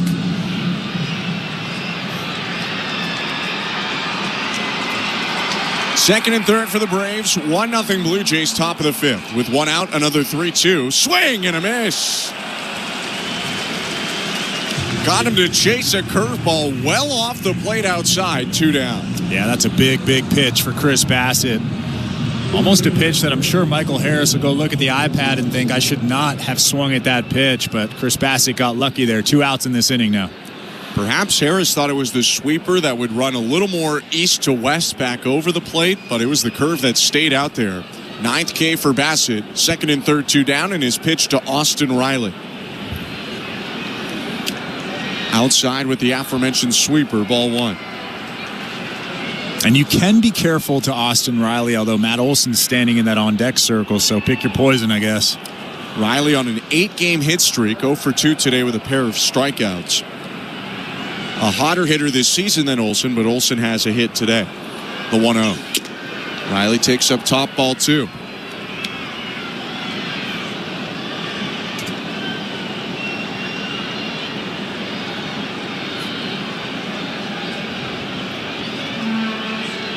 Infield back and to the pull side against the right-handed hitter, Austin Riley. Bassett's offering. On the outside edge, or at least called that way by Bill Miller. Called strike, 2-1. Austin Riley didn't like that call, shaking his head right now. And it's not a great call. I like that call. As a pitcher, I love that call. Chris Bassett loves the call. Bassett's going to ask for time now and wave Alejandro Kirk to come out to the mound so they can go over something. At the same time, the Blue Jays have action in their bullpen. Nick Sandlin, who went and faced just 1 batter yesterday, is throwing today. Well, I'm sure Alejandro Kirk and Chris Bassett are putting together a game plan right now. Do we come at this guy? Do we pitch around him? Do we kind of work corner to corner here? There's a lot of options, but like I said, Matt Olson, who had a homer in last night's ball game, is no slouch over there in that on-deck circle, but you do have that open base at first base. As that mound meeting breaks up, we can take a quick peek at the St. Louis Bar and Grill out-of-town scoreboard. Milwaukee leading Detroit 4-0 today. A young Milwaukee team off to a good start, but it's the vets leading them today. Christian Yelich with a homer and Rhys Hoskins with a homer. 4-0 Milwaukee, St. Louis Bar and Grill out-of-town scoreboard. 2-1 pitch now to Riley. Swing and a miss, 2-2. Great pitch there. What a sinker right underneath that bat of Austin Riley. Garcia on second, White on third. 1-0 Blue Jays, top of the fifth. 88 pitches today for Chris Bassett, who kicks and deals. And that one fouled off the glove of Alejandro Kirk. They'll do it again.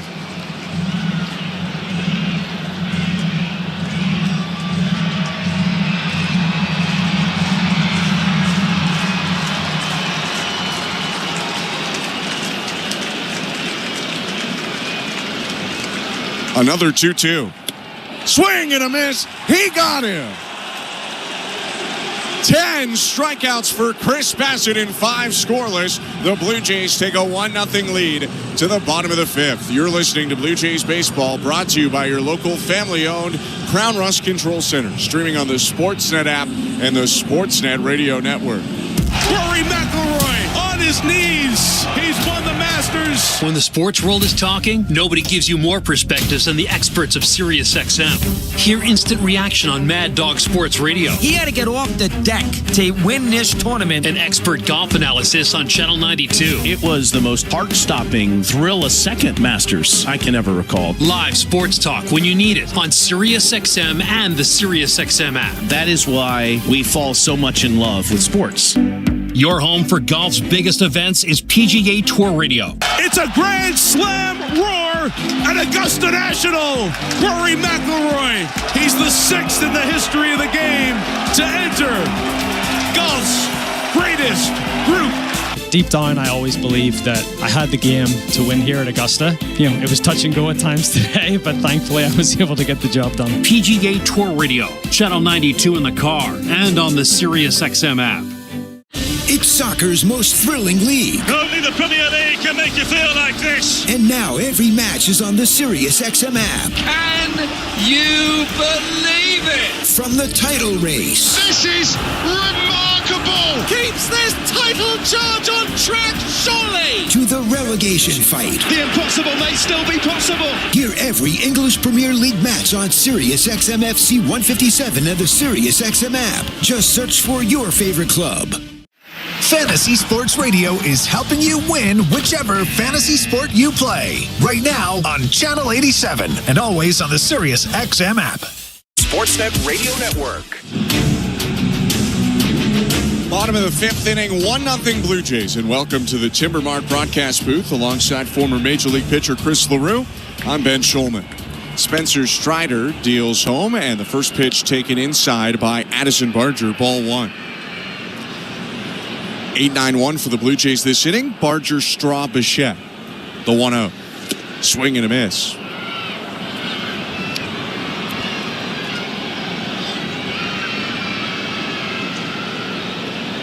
Barger looking for his first hit of his Major League season. The 1-1. Outside, 2-1. Last year played in 69 games for the Blue Jays. Came up with 41 hits and 208 at-bats. 11 doubles, 7 homers. 2-1. Outside, ball 3. In between innings, it looked like John Schneider went up to Chris Bassett, shook his hand, and said, "Nice game. That's all for today." When you see the manager shake the hand of the starter, that generally means that their day is done. The 3-1. Fouled back off of the home plate umpire, Bill Miller. Sean Murphy quick to check on him. Miller seems all right, although he took the mask off for a sec. 3-2 count now. Big swing from Addison Barger. You could tell what he was trying to do with that pitch, that fastball that kind of rode up and in on the hands. John Schneider mentioned yesterday it's a continuing challenge for Barger on how much of his aggression to use, how much does he want to scale it back without getting away from himself. 3-2 pitch, swing and a miss, strike 3. Got him out in front on an off-speed pitch, and for Strider, it's his 5th strikeout. Yeah, it's a tough pitch when you're expecting, especially being a youngster, when you're expecting that 95, 96, four-seam fastball that rides to the top of the strike zone, and then you get the 3-2 slider. It's a tough pitch right there for Addison Barger.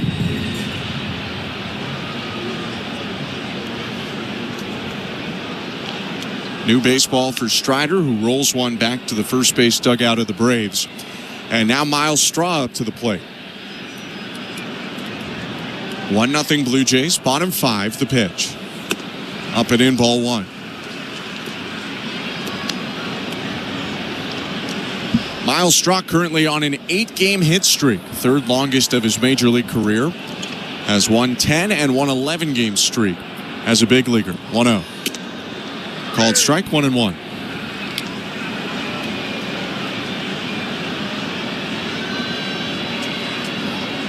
He's 0 for 1 today, struck out on a slider in the second. The 1-1 pitch. Straw takes it away, 2 balls, 1 strike. If there's one thing I've noticed about Miles Straw, he looks very comfortable in the box right now. His takes are very, very good takes. Not antsy, not jumpy at all. The 2-1. High fly ball left field, hit right at Brian De La Cruz. Two-handed catch, 2 down. And although that was an out to De La Cruz in left field, that was still a good swing. It might have got in on him just a little bit, but another good swing on a good pitch. He's making a ton of good decisions up there. Straw jogs back into the dugout, and Bo Bichette up for the 3rd time today. His double, the catalyst to the run-scoring inning for the Blue Jays. He doubled and scored on the Vlad Guerrero single in the 3rd. That ball was an absolute rocket off the bat of Bo. First pitch to Bichette is hit high in the air, shallow right center field. Ozzie Albies, the second baseman, waves for it, makes the catch, and ends the inning. Spencer Strider has retired 8 in a row since giving up that RBI single, but his team still trails 1-0 after 5. Blue Jays in front. You're listening to Blue Jays Baseball, brought to you by your local family-owned Crown Rust Control Center. Streaming on the Sportsnet app and the Sportsnet Radio Network.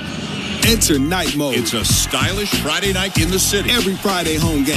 No doubter. Where we celebrate everything that makes our city one of a kind. Anything that counts. When you always feel like part of the show. On Friday, April 18th, be at the ballpark early and get your Blue Jays City Connect Bomber Jacket giveaway presented by Enercare. The first 50,000 fans will be geared up for spring nights in the city. City Connect Fridays. Night Mode. Lights up. Let's go. For tickets, visit BlueJays.com.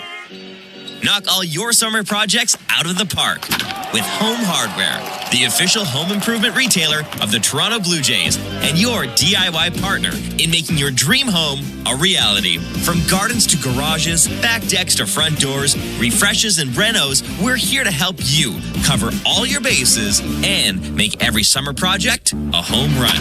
Visit any of our 1,000+ home hardware and building center locations where we're proud to be locally owned and genuinely Canadian. Law & Order Thursday on City TV. We're charging him with manslaughter. 3 Law & Orders on one epic night. It was premeditated. It was planned. Law & Order at 8.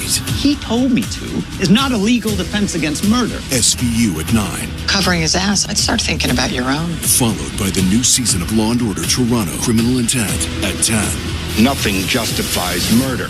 How about we start with the truth? Law & Order Thursday, all new, 8/7 Central on City TV.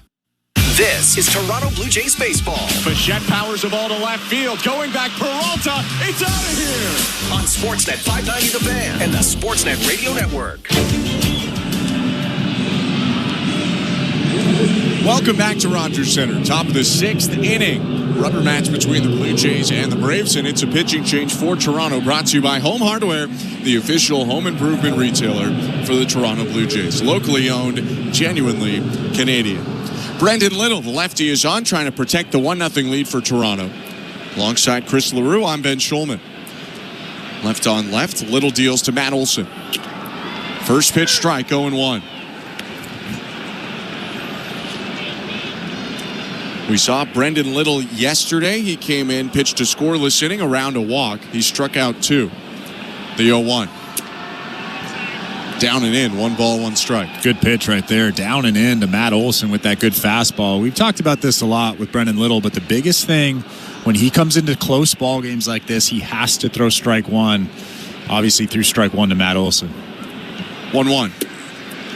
Curveball called a strike. Got a break there. That pitch definitely low, 1-2. Matt Olson didn't like that call. He actually took a walk after Bill Miller made that call. I tend to agree with him. Blue Jays have got some breaks today from Bill Miller, no doubt about that. But also they pitched very well. Chris Bassett hitting his spots routinely in his great 5-inning start. Now the 1-2 from Little. Bounce to the plate, 2 balls, 2 strikes. Yeah, when Chris Bassett missed today, he either missed just off the plate or he meant to make a bounce a ball or miss up above the strike zone. He was really good today.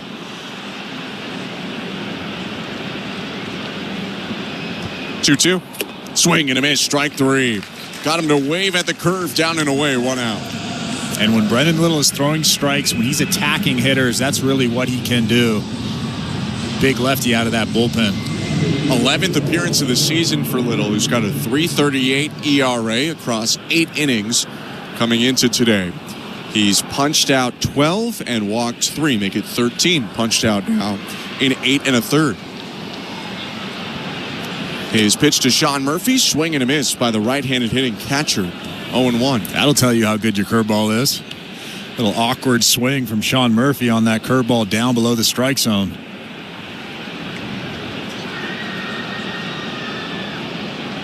0-1. Bounce to the plate, 1 ball, 1 strike. 1-0 Blue Jays. 1 out, no one on base. Top of the 6th. 6th inning brought to you by Desjardins Insurance. Get insurance that's really big on care at Desjardins.com/care today.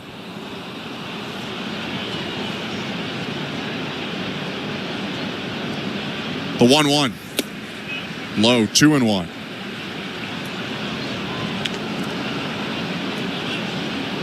Brendan Little, becoming the lead lefty this year for the Blue Jays, has really upped his swing and misses so far.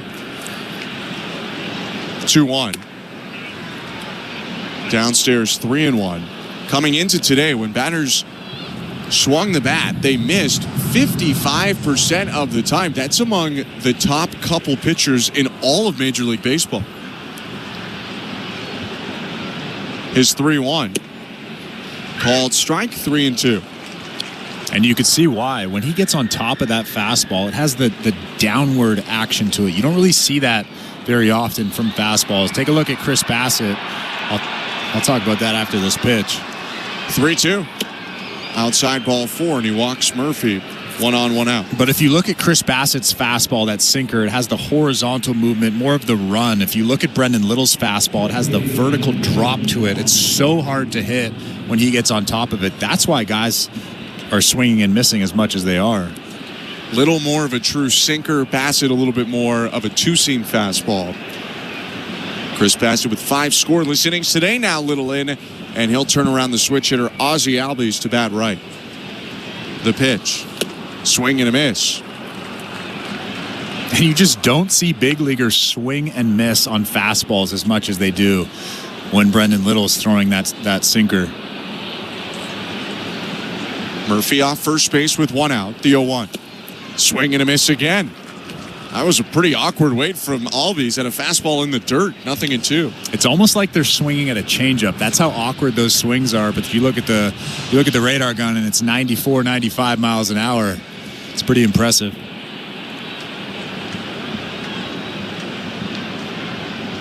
Little set at the belt.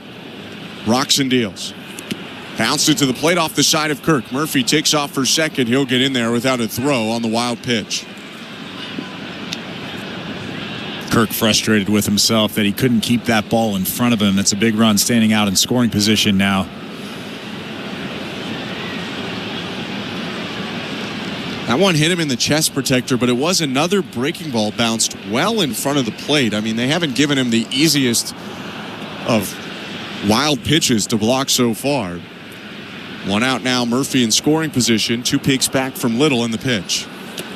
In the dirt, that one stopped by Kirk. 2 balls, 2 strikes. I would imagine Alejandro Kirk is still hard on himself, whether it's a difficult block, whether it's an easy block. If he's not able to keep that ball in front of him and keep Sean Murphy at first base, I'm sure he's not happy. Two of the better blocking catchers in baseball, Alejandro Kirk and Sean Murphy, starting in this game. 2-2. Swing and a miss, strike 3. Got him to chase this sinker down and away, 2 outs. I mean, 3 sinkers, 3 awkward swings from Ozzie Albies. That is very impressive. A great strikeout there, and a very important strikeout from Brendan Little. Buys Little another left-on-left matchup with the tying run on second, 2 outs, top of the 6th. Drake Baldwin, the DH, is in the pitch. Called strike. Baldwin asking some questions about a pitch that appeared to maybe land just a quarter of an inch below the zone. 0-1. Swing and a miss. He is really getting on top of that sinker right now. Has a pretty good feel for it. Throw that thing below the strike zone here. Let Baldwin swing over the top of it.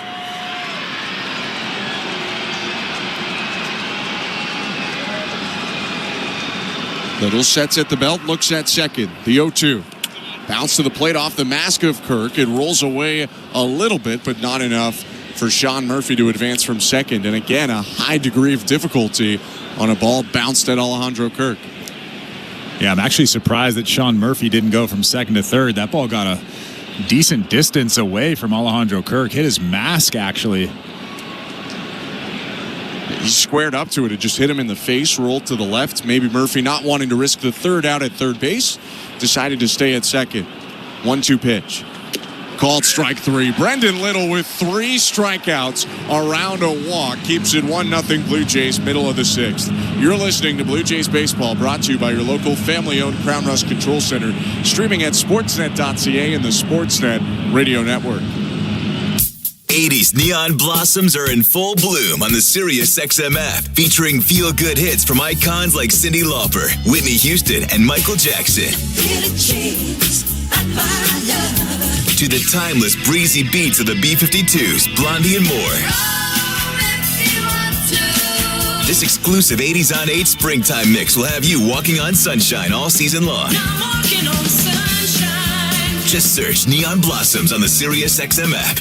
I'm Mike Farron. If you're like me, you love baseball. You love talking baseball with your friends, and your partner on the radio is the former general manager of the Mets. This is Jim Duquette. Join me and Mike weekdays at 10 Eastern for Power Alley on MLB Network Radio. It's baseball, and more baseball. 100% in-depth baseball talk. We spent an entire week once on pulled pork recipes. It's 95% in-depth baseball talk on Power Alley. Weekdays, 10 Eastern, MLB Network Radio, SiriusXM Channel 89. Wake up! Wake up, everybody! This is Steve Phillips from the leadoff spot on MLB Network Radio. Join me and former Major League Baseball players Eduardo Perez and Xavier Scruggs as we react to all the latest news and scores across baseball and have plenty of fun along the way. Steve, you were so right about that. I don't know if anybody else thinks we're funny, but I think we're funny. Why are you putting us or we into this? The leadoff spot, weekdays at 7 a.m. Eastern on MLB Network Radio, Channel 89, and on the SiriusXM app. In season or out of season, the #1 place for college sports is SiriusXM College Sports Radio, Channel 84. That Radio Network. Spencer Strider back out on the hill for the Atlanta Braves in his return from his UCL injury. Strider about to pitch in a 6th inning. He's been good today, but the Blue Jays lead 1-0. He deals to Vlad Guerrero Jr. and hits the outside edge. Strike 1. Spencer Strider threw 90 pitches in his last rehab start. He's at 86 now. I'm assuming he'll go 95, maybe 100. The 0-1. Called strike 0-2. He was incredibly regimented with his pitch count, Strider, in his rehab. Threw 60 in his first outing, 75 in his second outing, 90 in his third, increasing by 15 pitches exactly each time. 0-2. Bounced outside and low. 1 ball, 2 strikes.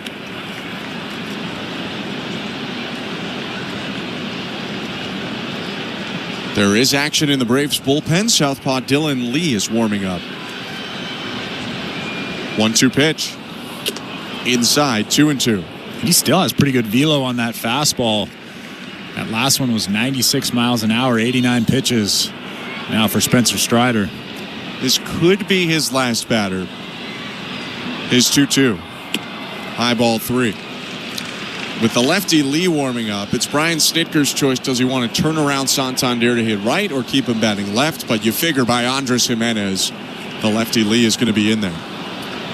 3-2 pitch to Vlad. Hit foul over the netting.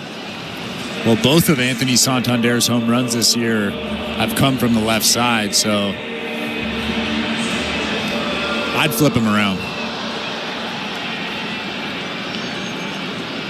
Another 3-2. Hit high. Deep left field. That ball is out of here.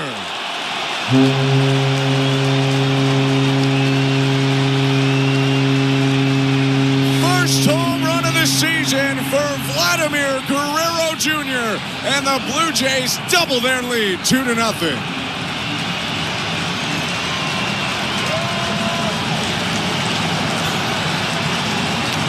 It was worth the wait for sure. An arcing 412-foot shot out to the second deck in left field. Well, there was a little spinning slider from Spencer Strider at the bottom of the strike zone, and Vladimir Guerrero Jr. just golfed that thing out of here. What a swing. Put that home run jacket on.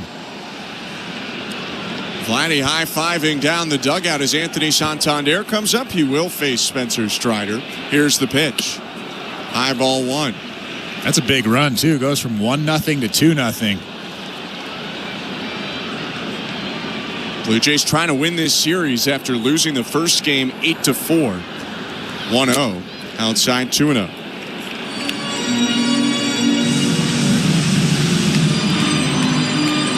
Vladdy's still keeping the jacket on right now.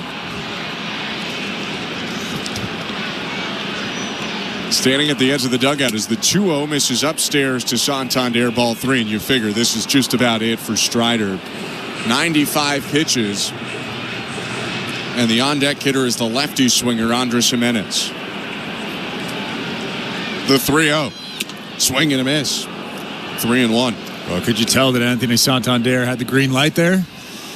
Trying to go yah-yah with that swing. Well, we thought there might be a lot of back-to-backs from Vlad and Santander this season. We had to wait for Vlad's first until now. Santander trying to give the first back-to-back this duo's had. The 3-1. Outside ball 4. That's going to be a walk issued by Spencer Strider, his first walk of the day. That brings Brian Snitker out of the dugout for the Atlanta Braves, and that's going to do it for Spencer Strider's return. This pitching change is brought to you by Home Hardware, the official home improvement retailer for the Toronto Blue Jays, locally owned, genuinely Canadian. A lot of positives to take for Spencer Strider, and very nice to see him healthy again for all baseball fans. He's out with the Blue Jays up 2-0, runner on first, no outs, bottom of the 6th. Let's go over to today's host. Here's Show Ali. Thanks very much, Ben. Let's check in on the St. Louis Bar and Grill out-of-town scoreboard.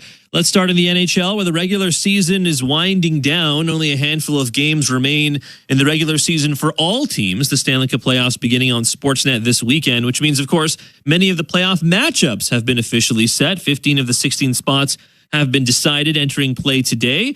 Last night brought 4 more playoff matchups being clinched. So here in Toronto, we'll be getting the Battle of Ontario. Hasn't been fought in the playoffs in quite some time. The first time they'll do battle, Leafs and Sens, since the 2004 conference quarterfinals. Elsewhere in the Atlantic Division, we'll get Panthers Lightning, the Battle of Florida, being held for their 4th all-time postseason series. The winner in each of the last 3 series has actually gone on to the Stanley Cup Finals. So I'm guessing 6 other Eastern Conference teams would prefer for that not to be the case this year. In the Western Conference, we have the Golden Knights taking on the Wild. It'll be just their 2nd postseason series facing each other, the first since 2021, when Vegas beat Minnesota in Game 7 after the Wild had rallied from a 3-1 series deficit. And elsewhere in the West, we have Winnipeg taking on St. Louis. The 2nd all-time playoff meeting between the Jets and Blues, St. Louis having beaten Winnipeg in the first round back in 2019 on their way to their first ever Cup title. As for the 16th and final playoff spot that has not yet been locked up, the Blue Jackets managed to keep pace with the Habs with a 3-0 win last night over the Flyers. Columbus can clinch the final spot if Montreal loses to Carolina in regulation tonight. Blue Jays baseball is brought to you by Crown Rust Protection. Let's get you back to the stadium. Here's Ben Schulman and Chris LaRue. Thank you very much, Joe. The lefty Dylan Lee is in, and he'll deal to Andres Jimenez. First pitch strike, 0-1. 2-0 Blue Jays. Vlad Guerrero Jr. with his first home run of the season and his second RBI of the game has Toronto up 2-0. No outs, bottom of the sixth. Santander on first, 0-1. Swing and a miss. 0-2. Yariel Rodriguez is getting loose down in that bullpen. So is Nick Sandlin. Little double barrel action right now for the Blue Jays. Perhaps Sandlin if it stays closer. Yariel if the Blue Jays can widen the advantage a little bit.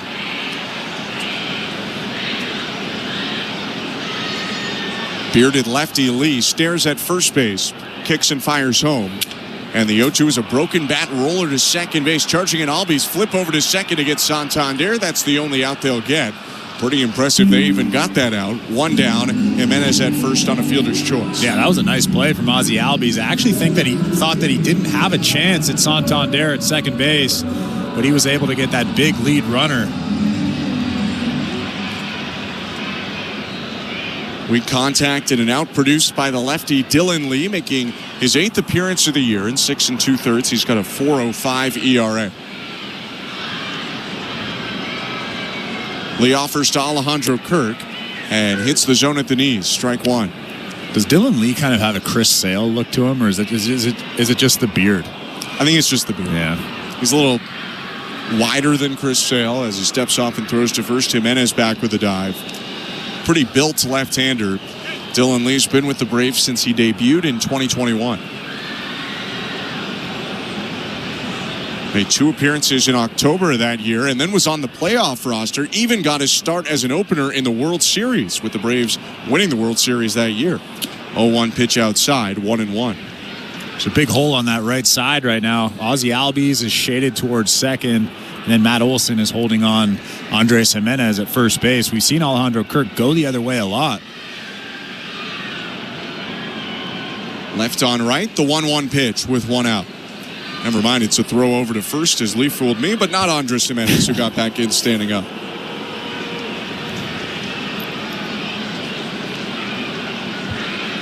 Jimenez is definitely the most dangerous base stealer on the Blue Jays right now. 5 stolen bases, been caught once this year.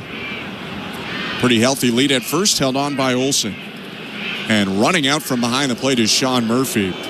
He's going to go talk something over with Dylan Lee. I mean, it doesn't look like Andres Jimenez has plans of trying to steal second base, but maybe he's trying to fake out Lee on that pitcher's mound. Well, the interesting thing is after that pickoff move and then Murphy coming from behind the plate, both of the free disengagements have been used by the Braves. So if Lee throws over again and doesn't get Jimenez, it's a balk. So that gives Andres Jimenez some real estate to get a little aggressive and see if he can goad Lee into a throw. 1-1. Called strike, 1-2. It's also a little bit harder, and you know this, it's also a little bit harder with a lefty on the mound as opposed to a righty. But if you can take a hard step to the right, get Lee to throw over and dive back, you get second for free. Or you could just think about stealing, betting that he won't throw over. 1-2. Jimenez leaves on the first move. Swing and a miss, strike 3. Throw down to second, not in time. So Kirk goes down on a strikeout, but Jimenez did go on the first move, and he steals his 6th base of the year. Yeah, and he stole that base with relative ease, beating the throw from Sean Murphy, but now there's 2 outs in this inning, and Andres Jimenez is standing in scoring position at second base. 2-0 Blue Jays. Jimenez on second. Alan Roden at the plate. Roden 0 for 1, hit by a pitch and flied out to right. The offering home is drilled down the right field line, hooking toward the corner, and that ball is foul. 2/3, maybe 3/4 of Schneider's porch in right is fair. The rest of it foul, and he found that sliver of foul territory. Well, Alan Roden wasn't sure if that ball was going fair or foul. It was kind of hooking down the line, and he was rounding first base as that ball landed in foul territory down that right field line. But another good swing from him.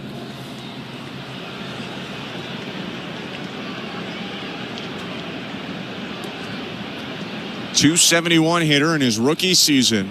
This is potentially his 49th Major League at-bat. The 0-1. Outside, 1 ball, 1 strike. Good take on a tough slider from Lee, just off the plate outside. 2-0 Blue Jays. Speedy Andres Jimenez in scoring position with 2 outs. And the pitch. High, 2 balls, 1 strike. Quickly zip over to the St. Louis Bar and Grill out-of-town scoreboard. Might want to keep an eye on the Seattle Mariners, who after an off day are going to be in Toronto on Friday. Mariners are in Cincinnati. Bryce Miller against Nick Martinez tonight at 6:40 Eastern. Mariners 8-9 entering that game. Reds 9-8. All of our out-of-town scores brought to you by St. Louis Bar and Grill. 2 balls and 1 strike. 2 outs. A long look at second, and the pitch home to Rodin. Fouled right back into the netting. Rolled it off the handle into the screen. 2-2. That was a mistake from Lee. They were trying to go away with that slider, and he left a little spinner right over the middle. Alan Rodin put a good swing on it, just fouling it back. I think he just reached a little too far out for it, thinking it would break. Rodin hit his first career homer yesterday. 2-2. Outside. Ball 3.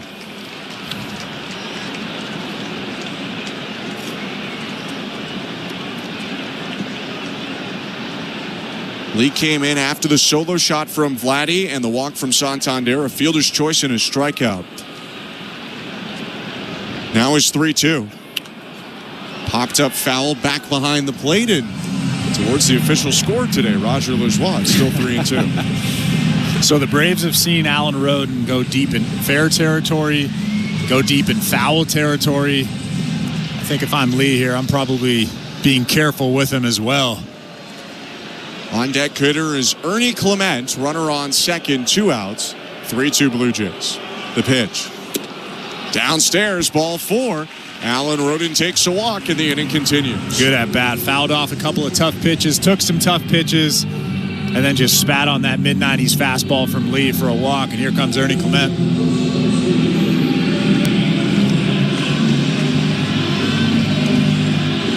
Clement up with 2 on and 2 out. A run in for the Blue Jays this inning. They're up 2-0 on the Atlanta Braves. In the bottom of the 6th, the pitch from Dylan Lee. Swing and a miss. Strike 1. That was a slider from Lee. His lead pitch. Also throws a 4-seamer and change.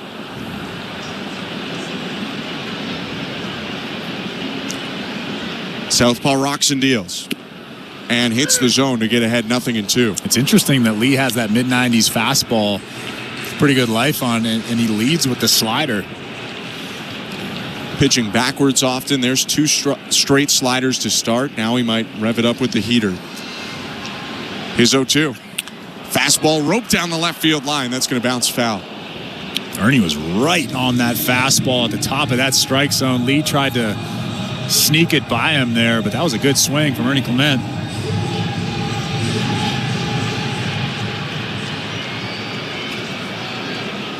Two sliders, then the elevated heater. And now time is going to be called, and Dylan Lee has committed a balk. Jimenez up to third, Rodin at second. It was subtle, whatever the balk was, but the Blue Jays have 2 in scoring position with 2 outs. 0-2 to Clement. Lifted foul down the left field line, and that one hit deep enough to get into the seats. Yeah, I didn't see anything, and nobody argued, so obviously it was very clear what he did, but I didn't see anything. Haven't seen a replay of it yet.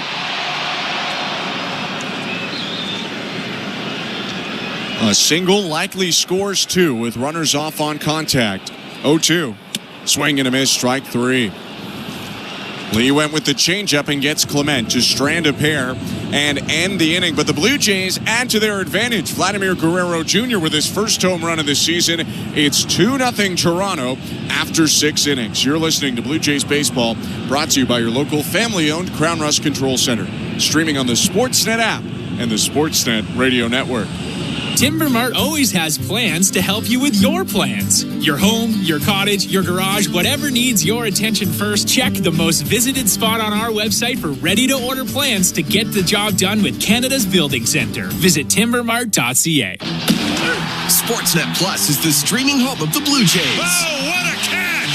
Stream over 150 Blue Jays games all season long. You won't see this anywhere else. Including pre- and post-game coverage with Jamie and Joe on Blue Jays Central. One of the best in the game right here. Watch all the Blue Jays action wherever you are, at home or on the go. Don't you love baseball? Plans start from $24.99 a month. We are good to go. Subscribe at sportsnetplus.ca. At Crown Rust Control, protection runs deep because every Crown Rust Control Center is owned by a local family who cares beyond business. Your Crown Rust Control is 100% committed to their product, to you, to their community, which is your community. Protecting you and what matters to you is equally important as protecting your vehicle.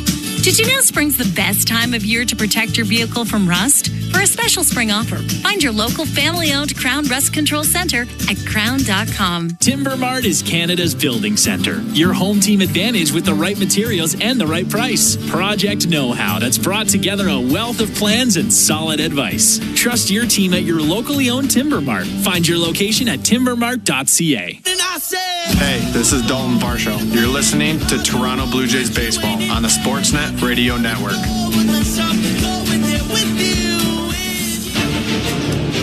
The seventh inning is brought to you by Home Hardware, the official home improvement retailer for the Toronto Blue Jays, locally owned, genuinely Canadian. 2-0 Toronto. I'm Ben Schulman alongside Chris LaRue. Nick Sandlin kicks and fires to a pinch hitter, Jared Kelenic. Called strike, 0-1. Pitching change for Sandlin, also brought to you by Home Hardware, the official home improvement retailer for the Toronto Blue Jays, locally owned, genuinely Canadian. Right-handed side armor, rocks and offers. Kelenic swings and chops it on the ground, foul right side, 0-2.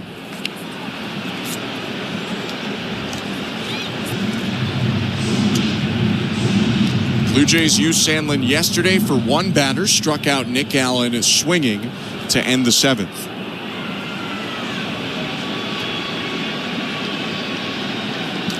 Oh-2.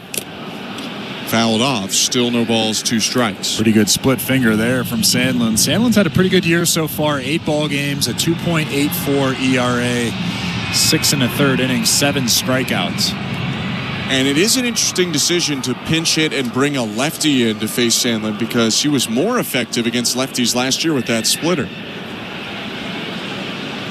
His 0-2. Fouled right back into the screen. 92 elevated.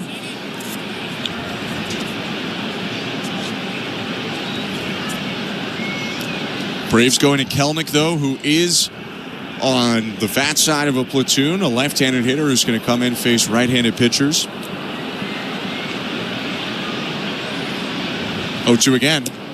Outside and low, 1 ball, 2 strikes. They're trying to backdoor that slider. Or sorry, that splitty. Looked like a slider from up here, but kind of got on the side of it and it ran way outside.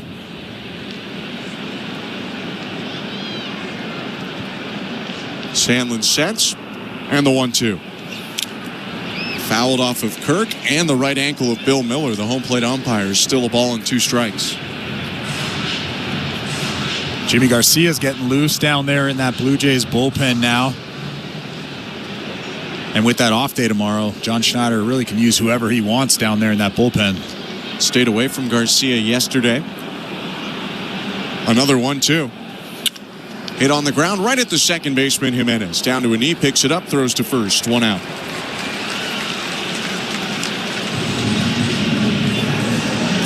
Let's quickly take a look at the Bet365 standings. At Bet365, you can bet live in-game on game props, totals, and the money line. Download the app and find out why it's never ordinary at Bet365. 19 plus, play responsibly. Ontario only. Before we get there, Eli White up to the plate. He is 1 for 1 today, a single and a walk. With 1 out, Sandlin deals home, and White fouls it back. Standings in the AL East coming into today, the Yankees 10-7 leading the division. Blue Jays 10-8 in second, half a game back. Red Sox 9-10, and the Rays 8-9, both 2 games back. And then Baltimore 6-10, 3.5 games back. The 0-1. Slider just missed inside, 1 ball, 1 strike. I have a feeling that AL East is going to be a fight till the finish. It'll be a fun summer, that's for sure. Felt like coming into the year, all 5 teams could do big things in the AL East. Still feels that way.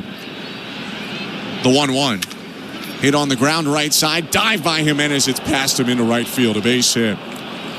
With the infield shifted toward the third base side, White hit it to the first base side, and he comes up with his second single of the game. Yeah, that wasn't a bad pitch from Sandlin, but Eli White doing a good job just finding that hole on the right side of that infield. Andres Jimenez did as much as he could trying to catch that ball, but just snuck through into the outfield.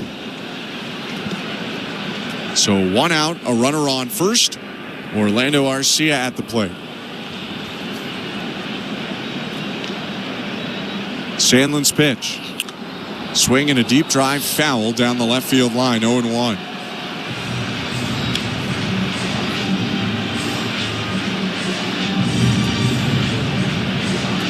Arcia, an all-star on the 2023 Braves, really struggled at the plate in 2024 and seems to have lost his regular starting role this year. The 0-1. Called strike, 0-2. Getting the start today and batting 9th, Orlando Arcia had last played on April 11th.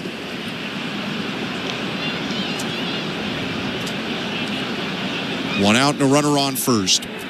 Nick Sandlin looking in. Kicks and deals. Swing and a miss. Strike 3. Really nice slider right there. An awkward out in front swing from Arcia. 2 down. Yeah, that was a great pitch. John Schneider's coming out to get Nick Sandlin here, but that was a great pitch. Looked like a fastball on the outside part of the plate and then just went left. John Schneider walking to take the ball from Nick Sandlin. Jimmy Garcia about to come in to face the top of the order. Let's go back to today's host. Here's Show Ali. Thanks very much, guys. Let's check in again on the St. Louis Bar and Grill out-of-town scoreboard. Once more with the NHL.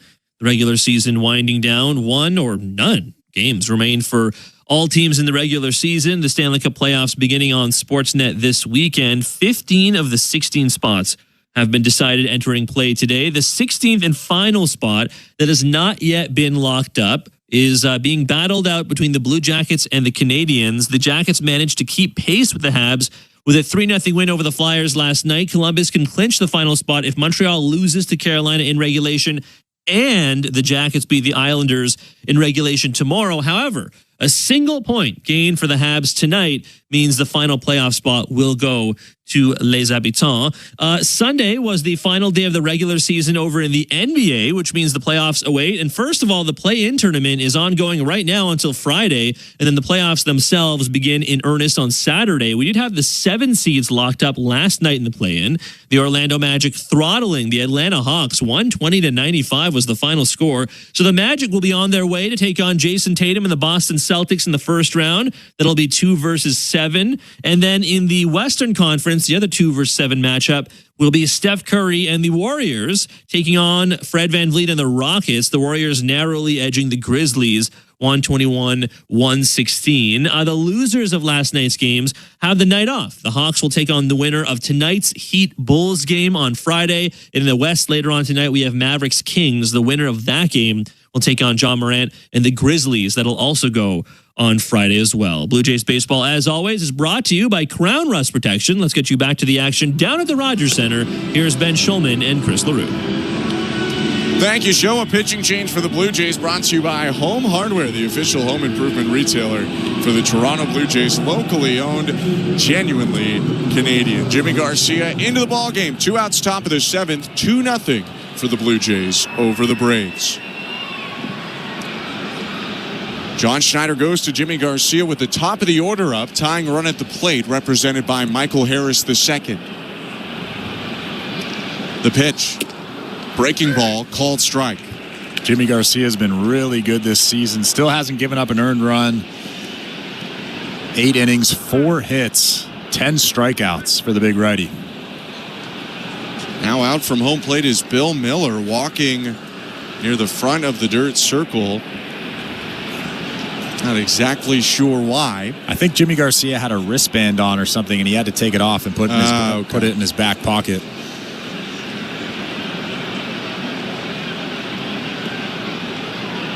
Now the 0-1. Fastball at 97, called a strike, 0-2. That is a tough pitch. If you're Michael Harris, he's shaking his head right now, and I tend to agree. Looked a little bit outside. Harris, 3 strikeouts today. The 0-2. Outside by a good margin that time. 1 ball, 2 strikes. Pretty good fastball today from Jimmy Garcia. 96, 97. Hasn't shown us a 98 yet. I'm sure it's in that tank. Was down a little bit on the road trip. It was also freezing in Boston and New York. 1-2. Called strike 3. Backdoored him with a breaking ball, and he sets down Harris to end a scoreless inning. We go to the 7th inning stretch. The Blue Jays up 2-0 in the rubber match on the Atlanta Braves. You're listening to Blue Jays Baseball, brought to you by your local family-owned Crown Rush Control Center, streaming at sportsnet.ca and the Sportsnet Radio Network. Knock all your summer projects out of the park with Home Hardware, the official home improvement retailer of the Toronto Blue Jays and your DIY partner in making your dream home a reality. From gardens to garages, back decks to front doors, refreshes and renos, we're here to help you cover all your bases and make every summer project a home run. Visit any of our 1,000+ home hardware and building center locations where we're proud to be locally owned and genuinely Canadian. At Crown Rust Control Center, protection runs deep because every Crown Rust Control Center is owned by a local family who cares beyond business. Your Crown Rust Control Center is 100% committed to their product, to you, to their community, which is your community. Protecting you and what matters to you is equally important as protecting your vehicle. Did you know spring's the best time of year to protect your vehicle from rust? For a special spring offer, find your local family-owned Crown Rust Control Center at crown.com. Guess who just bundled their home and auto with Desjardins Insurance? Well, look at you, all grown up and saving money. Yes, I am. Mom told you to do it, didn't she? Yes, she did. Get insurance that's really big on care. Switch and you could save up to 35% on home insurance when you bundle home and auto. Desjardins Insurance, here for your home, auto, life, and business needs. Certain conditions apply. This is Toronto Blue Jays baseball. Swing and a miss, strike 3. 8. Punch out for Easton Lucas. On Sportsnet 590 The Fan and the Sportsnet Radio Network.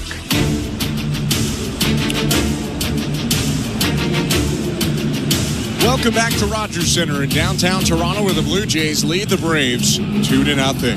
And welcome to the Timbermart broadcast booth. I'm Ben Schulman alongside Chris LaRue. Pitching change for the Braves. Pierce Johnson into the ball game.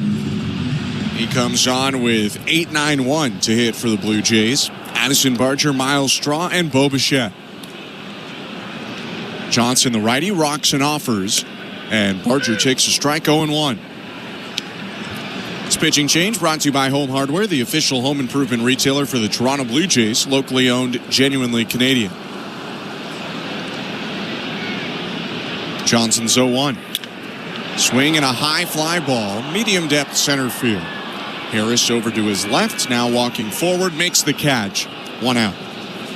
I'll tell you what, Addison Barger just missed that pitch. It was a hanging curveball from Johnson, and he just got underneath it, almost squaring that thing up. If he squared that up, that would have been in the WestJet flight deck.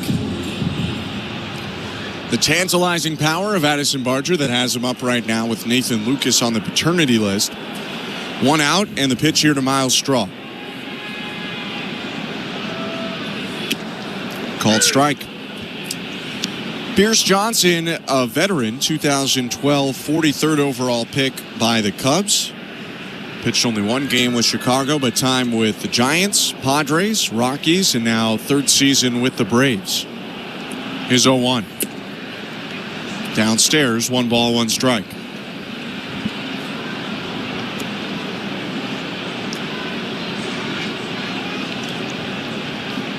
Johnson also spending a year in Japan. 2019, he was with the Hanshin Tigers. 1-1, foul tip, 1-2. Fun fact about the Hanshin Tigers, it's an all dirt infield. No grass? 0 grass on the infield. You think it's fun and awesome, but it's not.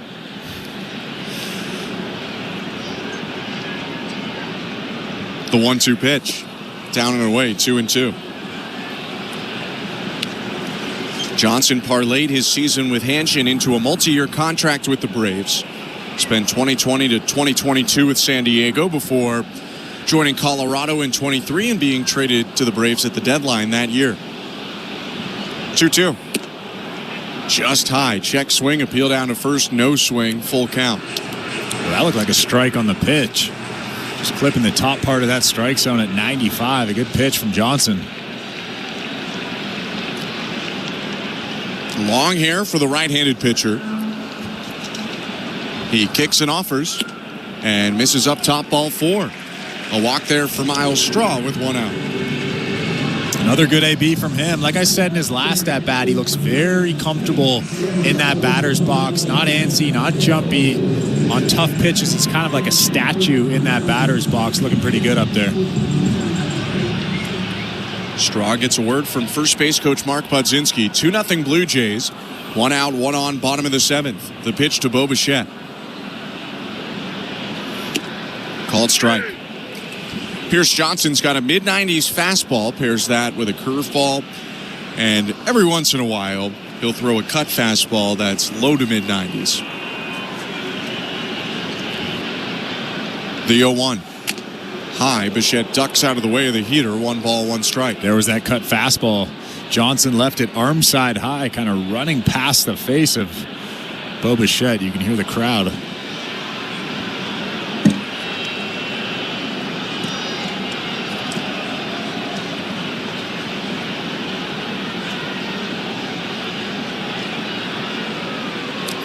Long look in and then a step off and throw over to first by Johnson. Worried about the speed of Miles Straw, who swiped 1 bag this year, swiped 30 last year at AAA.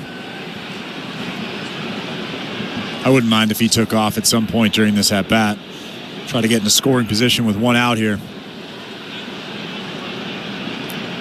The 1-1. Inside. That was a curveball that missed. 2 balls, 1 strike.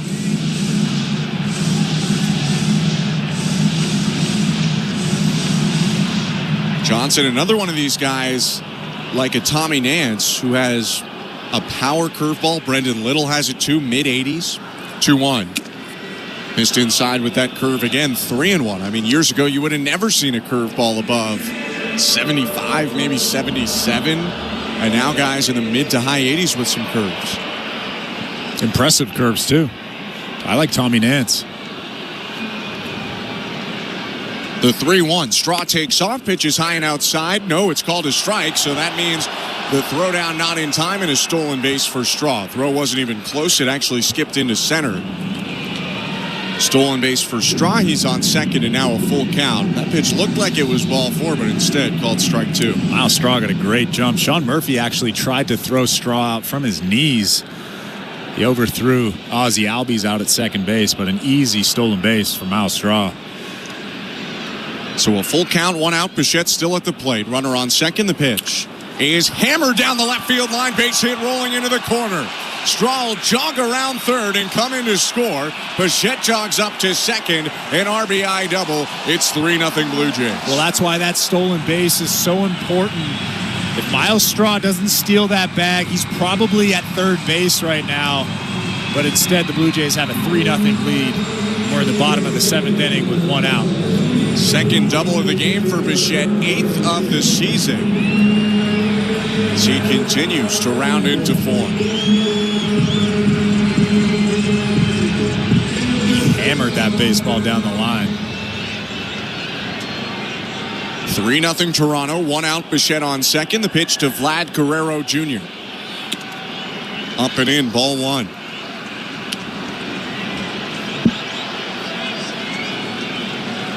Vladdy 2 for 3 today, a single and a solo homer, 2 RBIs.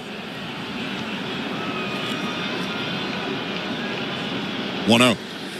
Swing and a miss, huge hack at a cutter left over the middle of the plate, 1-1. You think he was trying to hit his second home run of the ball game? I think so.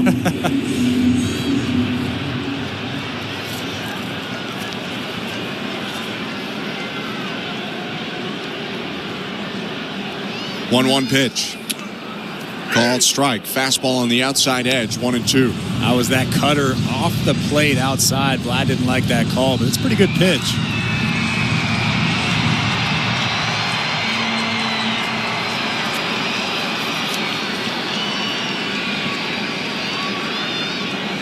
Johnson's 1-2.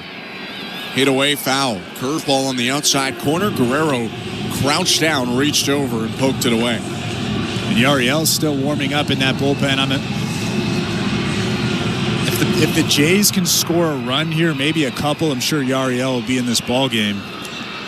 If not, you could leave Jimmy Garcia in. He faced one batter and ended the top of the 7th. The 1-2. Hit high in the air down the right field line, slicing foul.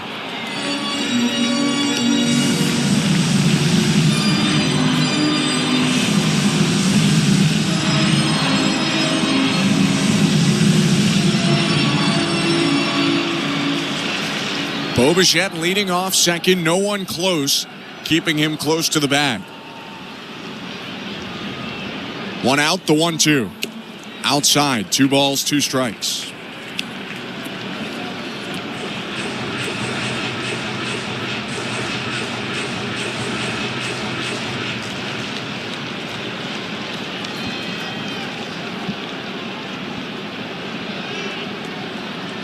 Johnson's 2-2.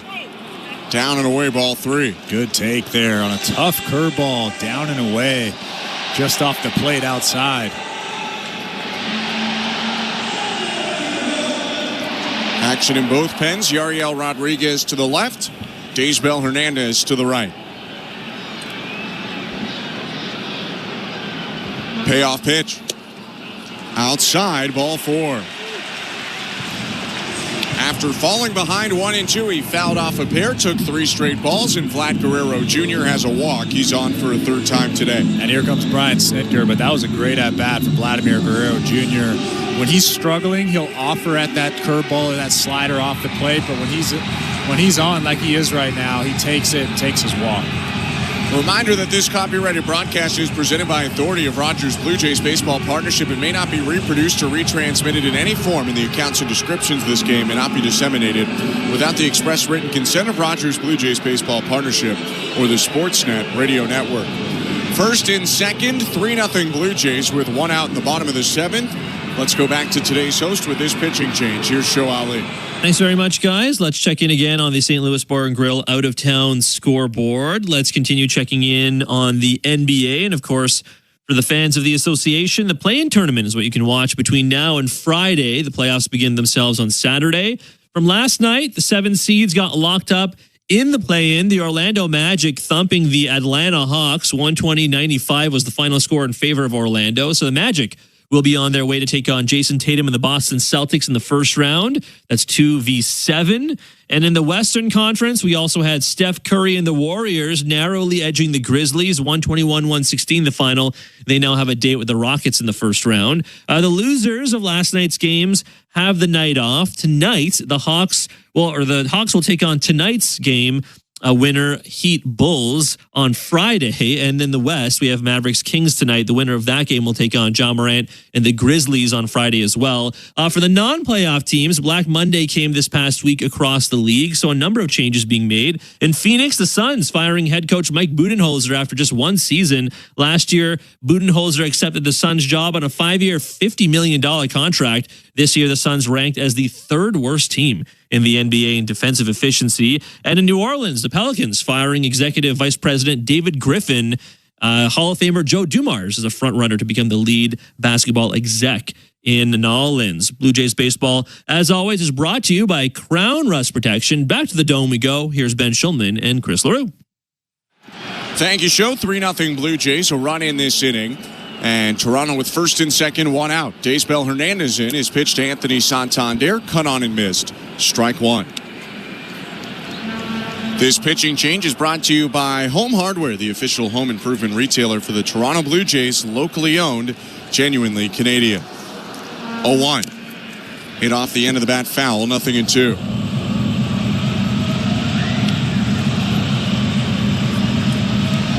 Third year in the big leagues for Daysbel Hernandez. 7th appearance of the season. He's got a 4.26 ERA in 6 1/3 innings. 5 strikeouts, 2 walks. 0-2 pitch is lined to right field, hooking foul. By the way, you might be hearing this. I think someone has brought an air horn to Rogers Center. It is funny, but they're blowing it when the Braves pitchers are pitching.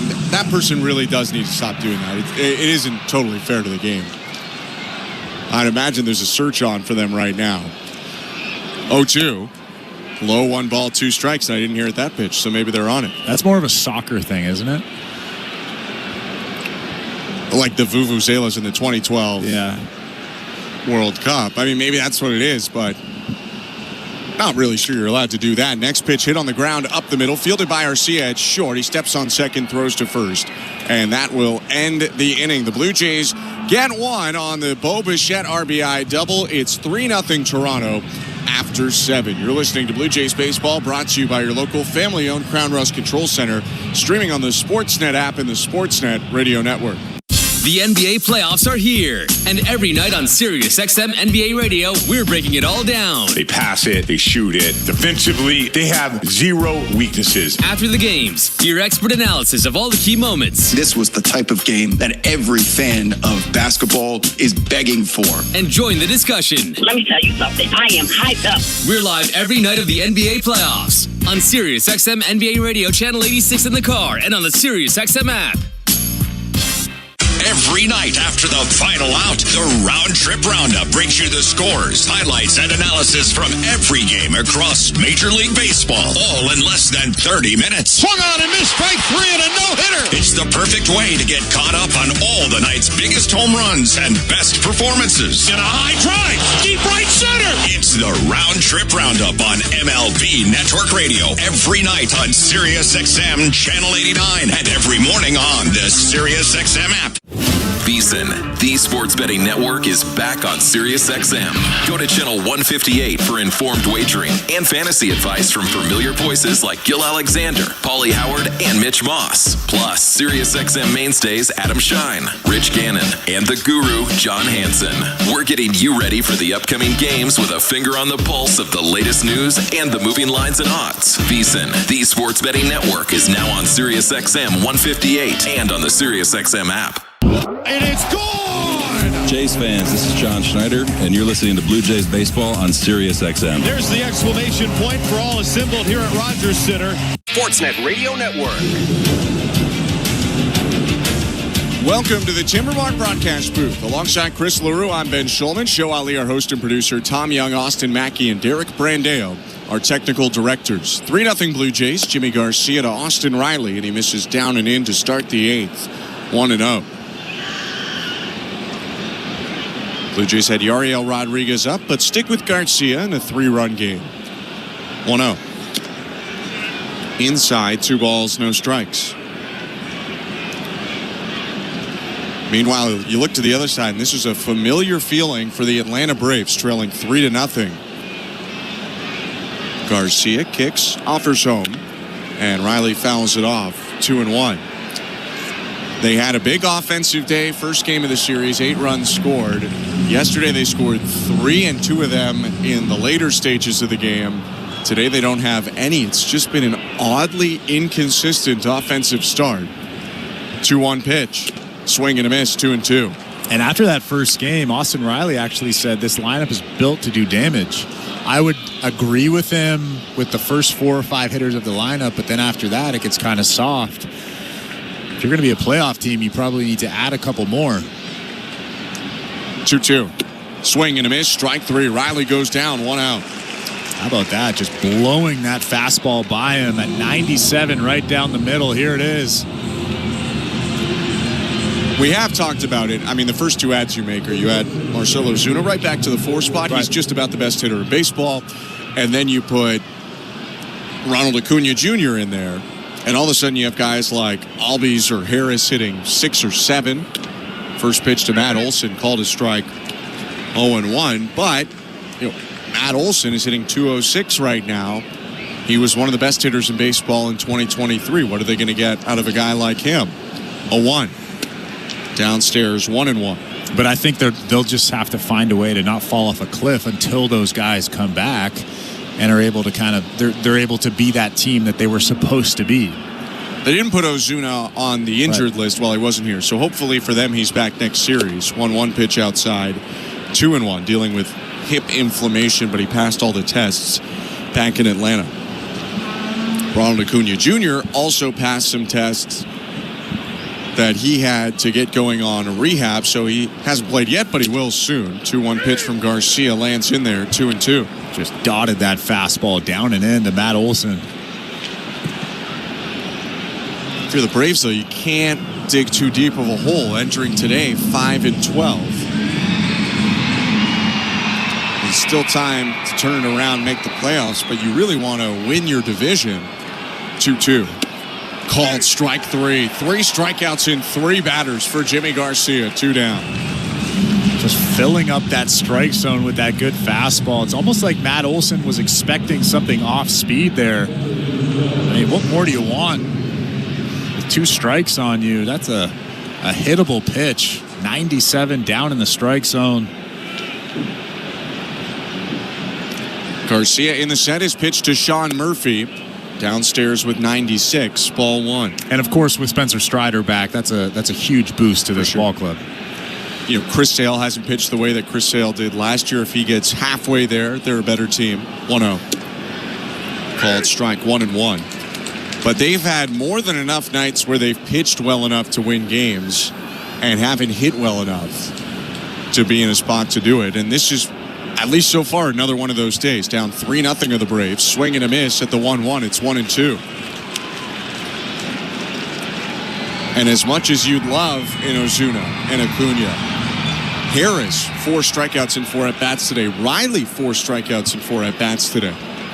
The 1-2 to Murphy, and he swings and misses and strikes out. Jimmy Garcia punches out the side, and the Blue Jays are up 3-0, middle of the 8th. You're listening to Blue Jays Baseball, brought to you by your local family-owned Crown Rust Control Center. Streaming at sportsnet.ca and the Sportsnet Radio Network. If you're looking for a fun day, did you know the day before Monday? Junior J Sunday. You can paint your face, come and meet Ace and run base to base. On Junior J Sunday. So many things to do. You could bring your crew and even mom and dad too. Junior J Sunday. Lights up, let's go to Junior J Sundays. It's family fun throughout the ballpark with games and activities that your squad will never forget. Feeling the song, grab your dad or mom, visit BlueJays.com. Junior J Sunday. Knock all your summer projects out of the park with Home Hardware, the official home improvement retailer of the Toronto Blue Jays and your DIY partner in making your dream home a reality. From gardens to garages, back decks to front doors, refreshes and renos, we're here to help you cover all your bases and make every summer project a home run.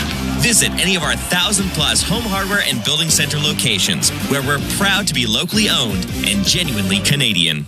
The country's major political party leaders will face off at the 2025 Federal Leaders Debate. Live in Montreal, uncut and uninterrupted. Liberal leader Mark Carney, Conservative leader Pierre Poilievre, NDP leader Jagmeet Singh, Bloc Québécois leader Yves-François Blanchet, Green Party co-leader Jonathan Pedneau. Thursday, April 17th at 7 on City News 24/7 or stream it on City TV Plus. This is Toronto Blue Jays baseball. Roddy rocks the ball to left field. The Blue Jays have gone back-to-back. Sportsnet 590 The Fan and the Sportsnet Radio Network. Welcome to the Timbermark broadcast booth. I'm Ben Schulman alongside Chris LaRue, bottom of the 8th inning, and a new pitcher for the Atlanta Braves. First pitch home from, still Daysbel Hernandez. Aniel De Los Santos warming up right now. It's 3-0 Blue Jays, and the first pitch home misses low, ball 1. Andres Jimenez, Alejandro Kirk, Alan Rodin to hit. Next pitch to Jimenez, down and in, ball 2.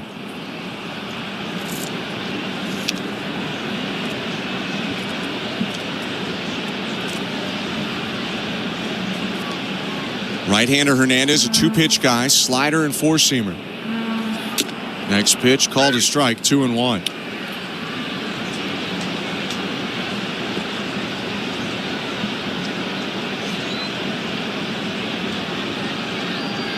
breath from the righty. The offering home is poked foul off to the left. That'll even the count, 2-2. As the Blue Jays bat in the bottom of the 8th, their closer Jeff Hoffman gets loose for the top of the 9th inning. Would be a save situation unless Toronto adds on. Yeah, I'm sure if the Jays get one or more runs. 2-2 is low, 3-2. I'm sure Jeff Hoffman won't be in this ballgame. Mason Fluharty was throwing a couple pitches earlier on in this inning. So we'll see what happens here in the bottom of the 8th. Right-hander sent the pitch. Hit well, left center field. Harris on the run into the gap makes the catch. 1 out.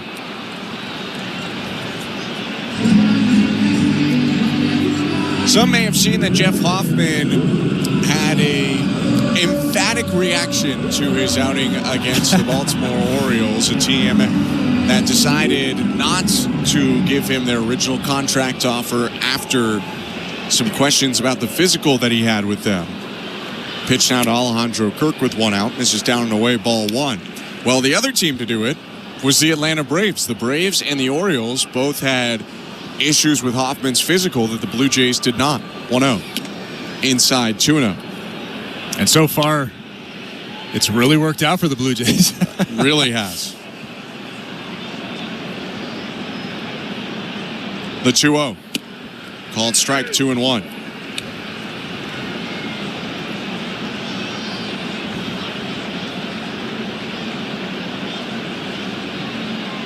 Two-one pitch, down and away, 3 balls and 1 strike.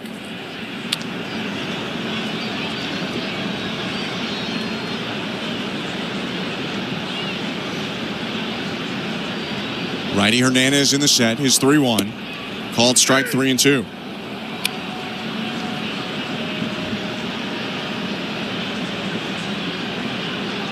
Kirk 1 for 3 today, singled in the second, a ground out and a strikeout. Payoff pitch.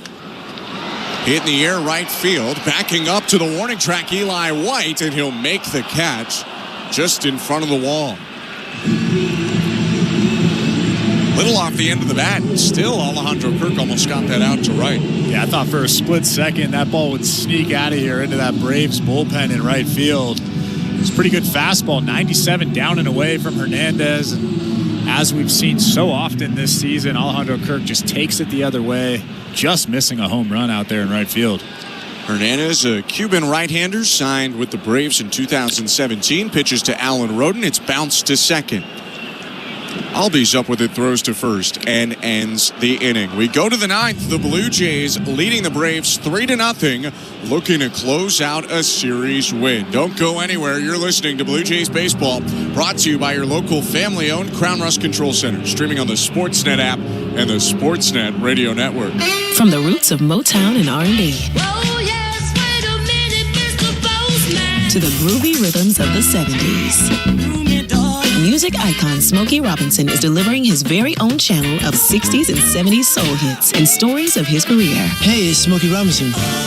Music is my life. Whether you're cruising or just vibing at home, let your soul shine with Smokey's Soul Town. Channel 74 and at home on your phone, computer, Alexa, TV, or other internet-connected devices. Baseball is back. It's former general manager Jim Duquette, and every Sunday on the front office, we have you covered on everything happening across Major League Baseball. That's right, Duke. It's former big league GM Jim Bowden. Injuries, extensions, promotions, demotions, and trades. We'll have you covered on all the news. We'll bring you the front office perspective as the season heats up. Front office with Jim Duquette and Jim Bowden, Sundays at 10 a.m. Eastern on MLB Network Radio, Channel 89, and on the SiriusXM app. Blue Jays fans, your manager, John Schneider, joins MLB Network Radio every other Wednesday at 11 a.m. Eastern. Our bats have been really kind of the way we envisioned them. Jimenez has kind of picked up where he left off in spring, as has Bo Bichette, Alejandro Kirk, and George Springer is making progress and kind of quieting some people down on the outside with the start he got off to. Managers at the mic on MLB Network Radio, SiriusXM 89, and the SiriusXM app. Fantasy Sports Radio is helping you win whichever fantasy sport you play. Right now on Channel 87 and always on the SiriusXM app. Sportsnet Radio Network. Ninth inning in Toronto, and the Blue Jays leading the Atlanta Braves 3-0. Pitching change for Toronto, brought to you by Home Hardware, the official home improvement retailer for the Toronto Blue Jays. Locally owned, genuinely Canadian. Jeff Hoffman is the pitcher for the Blue Jays. The closer is in. New right fielder is George Springer, substituting in to right for Addison Barger. Hoffman's pitch to Ozzie Albies, fouled right back, 0-1. 8 appearances for Jeff Hoffman, 2-0 with an 0.96 ERA and 3 for 3 in save situations.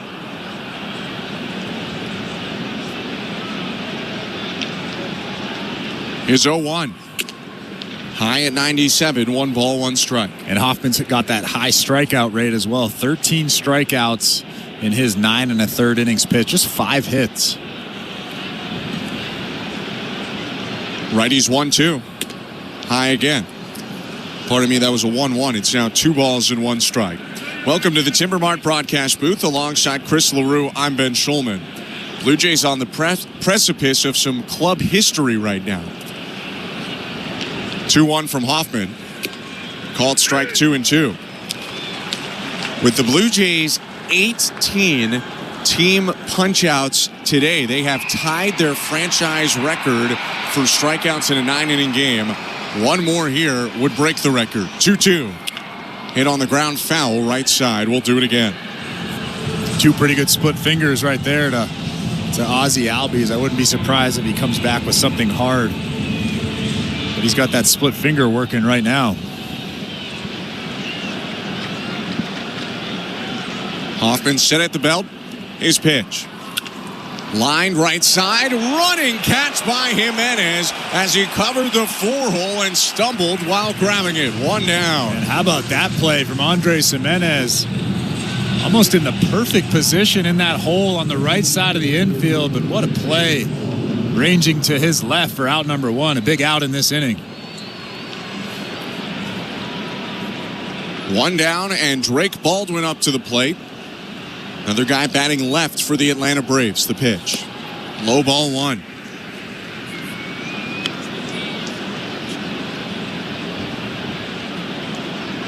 Jeff Hoffman agreed to terms with the Braves. Offer rescinded due to a physical in the offseason. His 1-0. Called a strike, 1-1. What a beautiful pitch. Down and away. 97 miles an hour with that fastball. Shoulders looking pretty good to me. Sure, it's looking good to the Braves as well. Hoffman's 1-1. Hit foul, and he gets ahead 1-2. Really has a good feel for that split finger.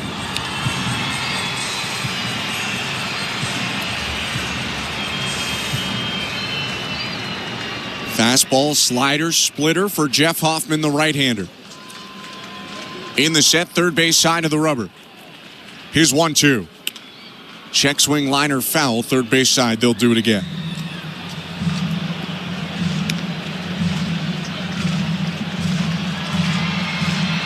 Three 3-0 Blue Jays. 1 out, bases empty. Top of the 9th inning. The 1-2. Hit in the air to left field. Racing back toward the corner. Allen Roden at the wall, and he runs out of room. That ball's gone. Drake Baldwin with his first career major league home run, and it's a 3-1 game. The only thing I don't love about that split finger, and I love his split, I love his fastball, I love that combination. The only thing I don't like about it is on the previous pitch, Baldwin showed that he was way behind that fastball, so why speed the bat up with a slower split finger? And he was right on that slower split finger and hit it out to left field.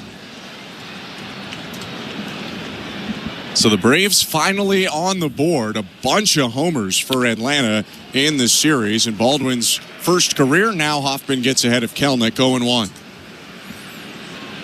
Second at bat for Jared Kelenic, substituted in the top of the 7th. The pitch. Swing and a miss, 0-2.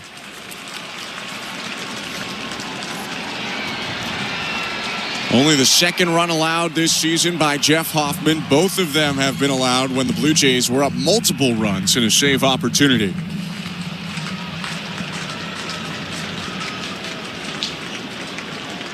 Righty's 0-2. Popped up near third. Ernie Clement back onto the outfield turf. Just on the edge. Makes the catch. 2 down.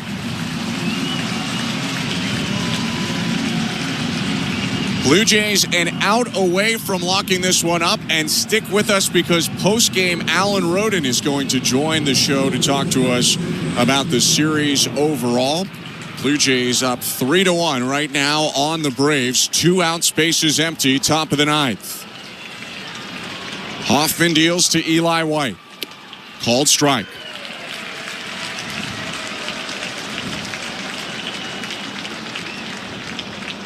White yet to be retired today, 2 for 2 with a walk. The 0-1. Down and away, 1 ball, 1 strike.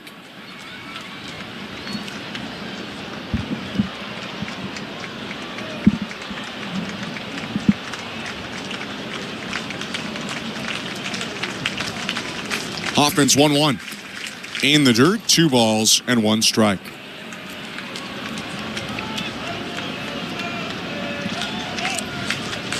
School day here at Rogers Center. Some of the kids have had to go back to school, but plenty of fans sticking around and on their feet here in the top of the 9th inning. The 2-1. Hit back foul, and the Blue Jays are a strike away. It's 2 balls, 2 strikes, and 2 outs in the top of the 9th.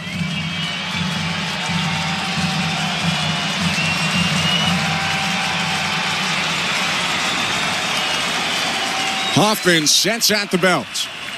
He kicks and delivers. Swing and a miss, strike 3. The Blue Jays win it, and Jeff Hoffman helps the Blue Jays set a club record with their 19th strikeout in a 9-inning game. 3-1, the final score. Well, it was an incredible pitching performance from the Toronto Blue Jays. Chris Bassett, again, with his 4th great start this season. The sinker was working for him, the slow breaking ball and that cutter at the top of the zone, but the biggest surprise for me coming out of that bullpen was Brendan Little. He was really, really good this afternoon, and I think he learned just today that if he throws that sinker right down the middle, he can get big league hitters out. I'm looking forward to see him improve over the season. Stick with us again. The Blue Jays win it 3-1, and Alan Roden will join us in just a little bit. But, Chris, this series really got started off tough. The Blue Jays went down 8-0 in the first game of the series. It ended up 8-4 final. But if you go from 8-0 on, they outscore the Braves 13-4 in the remaining about 20 or so innings. Toronto really turned what looked like a dangerous series opening loss into a very nice series win. Well, after that first loss of the season, we said to ourselves, and we said it on the air, the Blue Jays are facing 2 very good pitchers over the next 2 days, Spencer Schwellenbach and Spencer Strider. And the Blue Jays won both of those games. You have to give credit to the Blue Jays offense. They really had a good game plan, and they put good swings on both of those really good pitchers. Looks like Alan Roden is on the headset now. Alan, it's Ben and Chris with you. Congratulations on the win, and thanks so much for joining us today. Hey, thanks. Feels good to get the win. So you guys, we were just talking about it, go down and lose the first game of the series. You have 2 tough pitchers coming up the next 2 days. How does it feel to pick up 2 big wins and take the series over a team like the Braves? Yeah, I mean, it's great. Just playing good baseball and good to get some momentum going into the next series, and we'll try to keep it going. How did you feel rounding first base after hitting that first home run yesterday? Oh, it was great. I remember to give Bud a high five, which was good, and just seeing it go over the fence was awesome. You've played now about 20 games at the major league level. What's been the thing you've learned the most, or the thing that's been the coolest for you so far being up at the big leagues, Alan? I think the coolest part is just knowing how good these pitchers are. I give them a lot of credit, and I do my best every single day to be prepared and to get ready to go. So it's been a pleasure. Thank you so much, Alan. Appreciate your time. Congrats on the win in the series win. Thanks, guys. That is Alan Roden, Blue Jays outfielder. The Blue Jays win it today 3-1 and take the series from the Braves. We're going to step aside when we come back. We'll get to the play of the game, and then we'll get you over to Blue Jays Talk with Jeff Blair. Again, 3-1, the final score. You're listening to Blue Jays Baseball, brought to you by your local family-owned Crown Rust Control Center, streaming on the Sportsnet app and the Sportsnet Radio Network. At Crown Rust Control, protection runs deep because every Crown Rust Control Center is owned by a local family who cares beyond business. Your Crown Rust Control is 100% committed to their product, to you, to their community, which is your community. Protecting you and what matters to you is equally important as protecting your vehicle. Did you know spring's the best time of year to protect your vehicle from rust? For a special spring offer, find your local family-owned Crown Rust Control Center at crown.com. Barry, do you ever wonder why we fly north every year? Obviously, it's because of Armstrong bird food. I thought it was because of the weather or migration or something. Oh, Steve, you need to spread those wings and open your eyes, partner. Truth is, it's the seeds, the nuts, the berries, the good stuff. Armstrong's got it all. So all this time, you've been chasing snacks? Bingo! You think I'd flap these wings thousands of miles for anything else? Armstrong, Canada's premier bird food. The reason birds fly north. Find Armstrong at Canadian Tire, Home Hardware, and other fine retailers. Or learn more at ArmstrongBirdFood.com. One of the best in the game at receiving the ball. He's about as good of a strike zone controller as the Blue Jays have. To a team of elite defenders, he is Captain Kirk, a game caller in unison with this pitcher. Does he ever have a knowledge of the strike zone? Framing pitches with precision and a steady hand. Kirk's done it again. Be one of the first 15,000 fans at the ballpark on Wednesday, April 30th to get your Alejandro Kirk bobble arm. For tickets, visit BlueJays.com. Lights up, let's go. Of all the things that Timber Mart can lend a hand to build, community ranks among the most important. And with the Timber Mart Local Leaders Initiative, we strive to recognize those dedicated to making their hometowns a better place to live, work, and play. From now to June 25th, you can vote to select our grand prize winner. They'll receive a $10,000 grant to support their outstanding initiative as Timber Mart's Local Leader of the Year. To vote, visit local-leaders.com. Timber Mart, Canada's building center. This is Toronto Blue Jays baseball. Coming in is Roden. He dives and he made the catch. On Sportsnet 590 The Fan and the Sportsnet Radio Network. The Blue Jays win the game and the series. 3-1 the final score as Toronto takes down their 1992 World Series foe in the Atlanta Braves. I'm Ben Schulman alongside Chris LaRue, still at Rogers Center. Thanks so much for sticking with us. Chris, you talked a little bit before we spoke with Alan Roden about Chris Bassett, about Brendan Little. How about Jimmy Garcia on the pitching side for the Blue Jays? He came in when the game was tight late and absolutely shut down any idea of the Braves coming back, facing the top four hitters in the Braves order and striking out all four of them in order. Yeah, he's so good at coming into ball games like this, and we've gotten so used to the comfort level of Jimmy Garcia being out on that mound that when he comes out into any ball game, really doesn't matter how tight the situation, it kind of puts us at ease. And tonight was no different. He had his best fastball, maybe not the best velocity I've seen from him this season, but the best command of that fastball. And then, of course, the breaking ball is always good. Backdoor to lefties, back foot to lefties.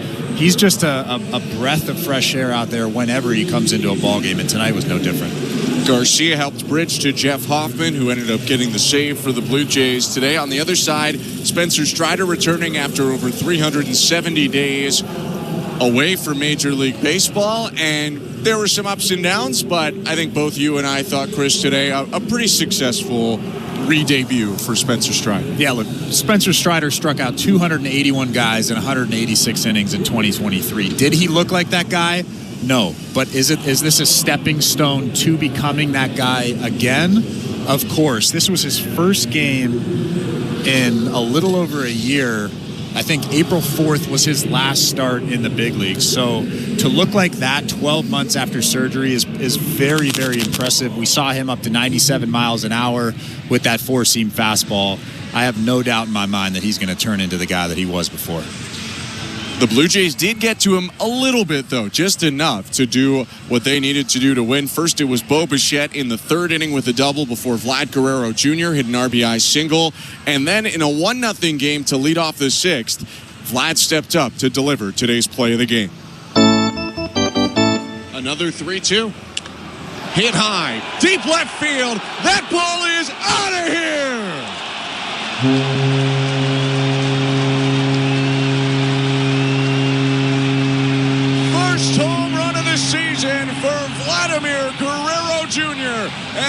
Jays double their lead 2-0. It was worth the wait for sure. An arcing 412-foot shot out to the second deck in left field.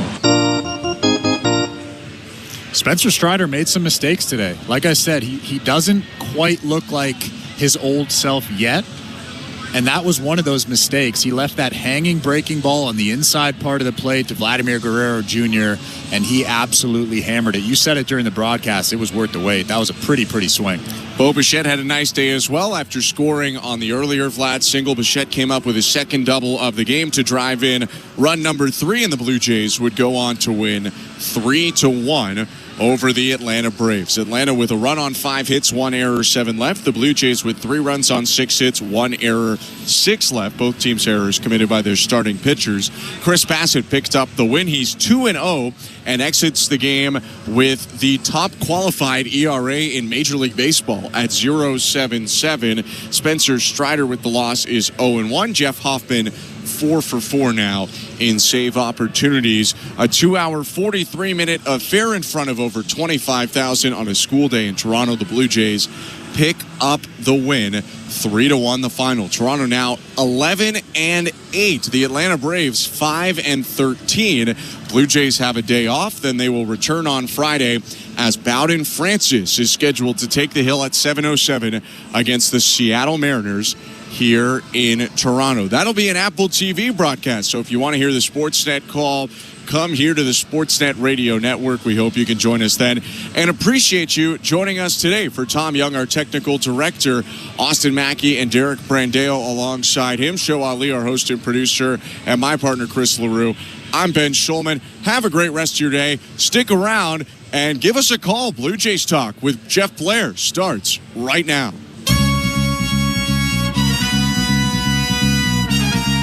All right. Well, that's the way it's supposed to look. I would think a 3-1 Blue Jays win.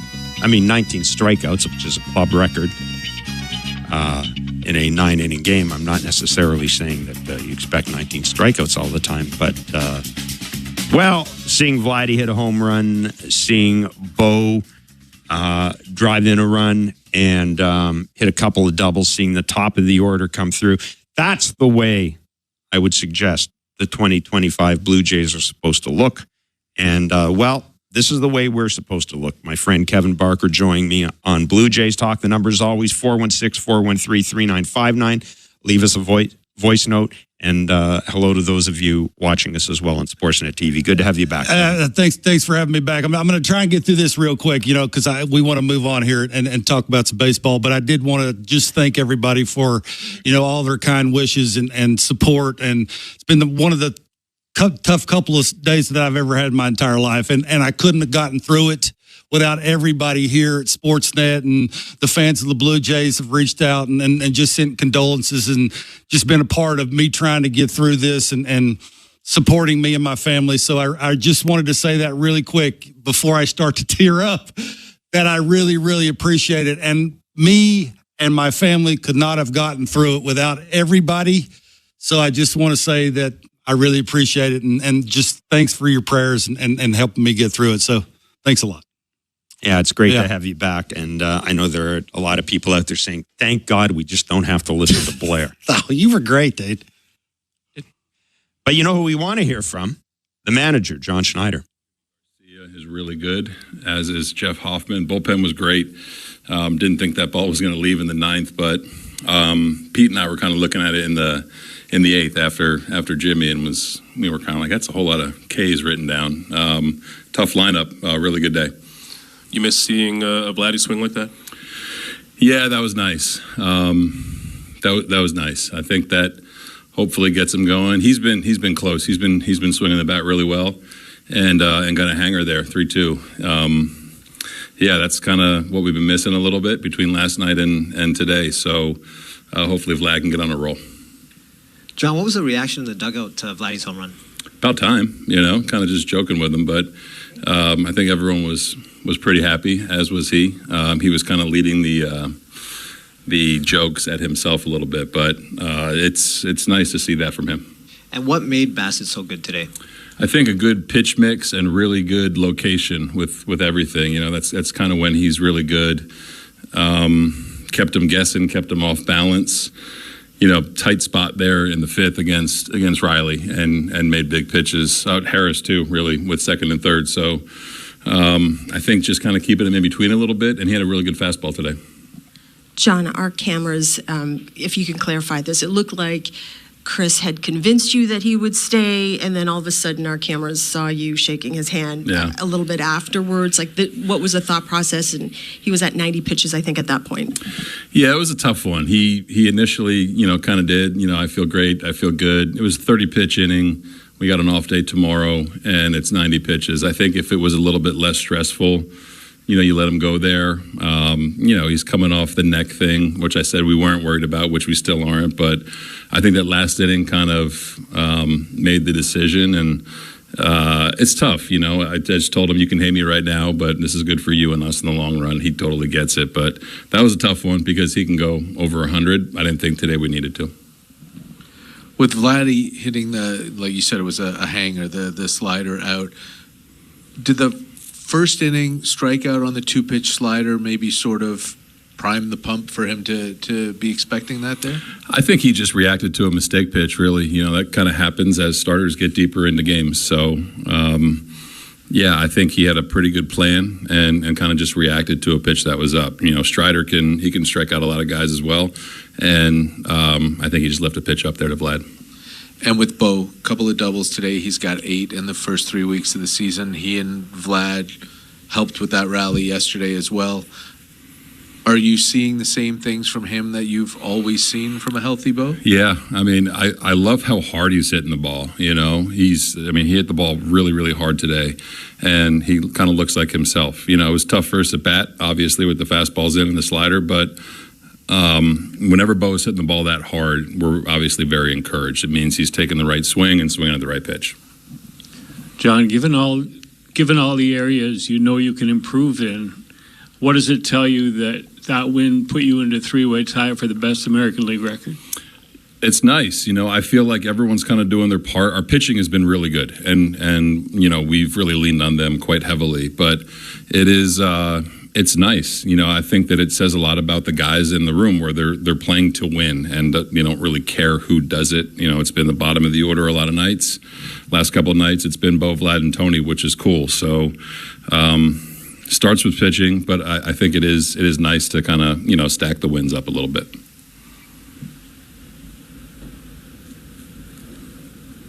Just curious, going back to the Bassett-Little decision there, how much of that is the 30-pitch inning versus Little matchups? You had some lefties coming up in that pocket versus off day tomorrow. Yeah, it was a tough decision, you know, and I think that in the moment, you know, that's an easy second-guess decision, right? Chris has punched out 10, and he's through 5. I totally get it.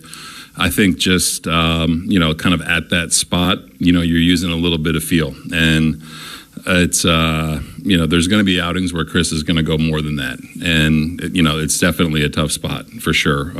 What I didn't want to have happen was, you know, in that game, you know, have Olsen hit a homer or get a couple guys on and bring someone in traffic. It kind of lined up good for Little, Sandlin, Jimmy Hoff. But it's a tough decision for sure because I trust Chris. Little has looked stronger his last 3 outings than he did a little bit earlier in the season. Is he settling into this number 1 lefty role? Is there something that's changed with him a little? I don't think so. I mean, that was kind of the expectation going into the season, and I think he's realizing how good his stuff is, you know, kind of in real time. You know, there's a little bit of, you know, shaky command with the curveball, and I think he sees how good his fastball is. So he knows we're going to rely on him in those spots because his stuff is good. It's just a matter of, you know, harnessing it in the zone. And you just mentioned Sandlin, Jimmy Hoffman, but Yariel was up for a second there with Sandlin as well. Was there a thought of choosing between him and Sandlin? Yeah, I think just score dictated that. If we had a 4-run lead, it would have been Yari, and if it was where it was Nick. John, the results aside, what did you like about the way Bassett handled the Riley at bat there in the 5th, where, you know, that the game kind of hung in the balance there? Yeah. I mean, to me, that's the biggest at bat of the game. You know, there's parts of the game where there's numbers involved and things like that. Riley's, he had a really good series here. You're trying to just read what Chris is doing in real time and how he's adjusting to what is happening. So I think the Harris strikeout was huge with the curveball, and you pretty much knew that was the game. So at that point in the fifth inning, didn't want to run through the pen even with the off day, but I think you kind of just see what Chris is doing and how he's kind of arrived at that moment. And you trust that he's making big pitches. Thanks, everyone. Thanks, guys. That is John Schneider, manager of the Toronto Blue Jays, 3-1 winners over the Atlanta Braves, taking 2 of 3 games in the series. They are 11-8. They have tomorrow off. Kevin Barker, Jeff Blair with Blue Jays Talk. 416-413-395-9595 is the text line. Hello to our friends on Sportsnet TV. I feel kind of guilty here because I didn't say I was completely okay with John making that decision, taking Bassett out after those high stress pitches. Your bullpen's lined up. You got an off day tomorrow. You figure you're going to use Brandon Little at some point. That you've got lefty righty switch hitter. Albie's, by the way, a much worse hitter against lefties and righties. To me, I was almost a no brainer, but. I kind of feel guilty with that. Well, I think it made it look a little harder of a decision by the conversation back and forth between the pitcher and the manager, right? I think that's sort of, if you're watching the game and you're really in tune to, what's sort of the feel between the two parties that are trying to make their case. One saying, hey, dude, I'm okay. My neck feels fine. It's, the ball's ending up where I want it to end up. I feel good with all my pitches. I've sort of worked through what I needed to work through. John was like, okay, you're one of my veteran guys. We're only going to go basically as far as, you being a part of where we're going to end up. And then he walks away and he comes back and he basically says, this is probably not the best for you. And that's, I think, we talk a lot about every once in a while, somebody's got to be the grown-up in the room, right? He mentioned the 30 pitches in that inning. He sort of mentioned the facing Olsen for the 4th time.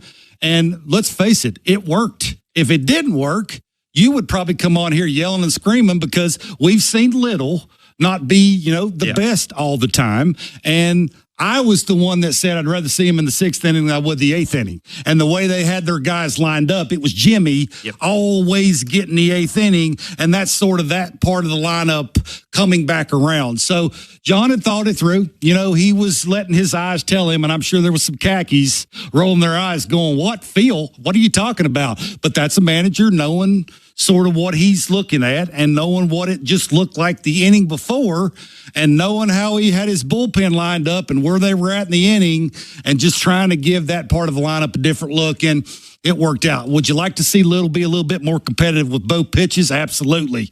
But it worked. And I think that's sort of where the Jays are at, right? It's a work business. It ain't we're trying to figure out what we got.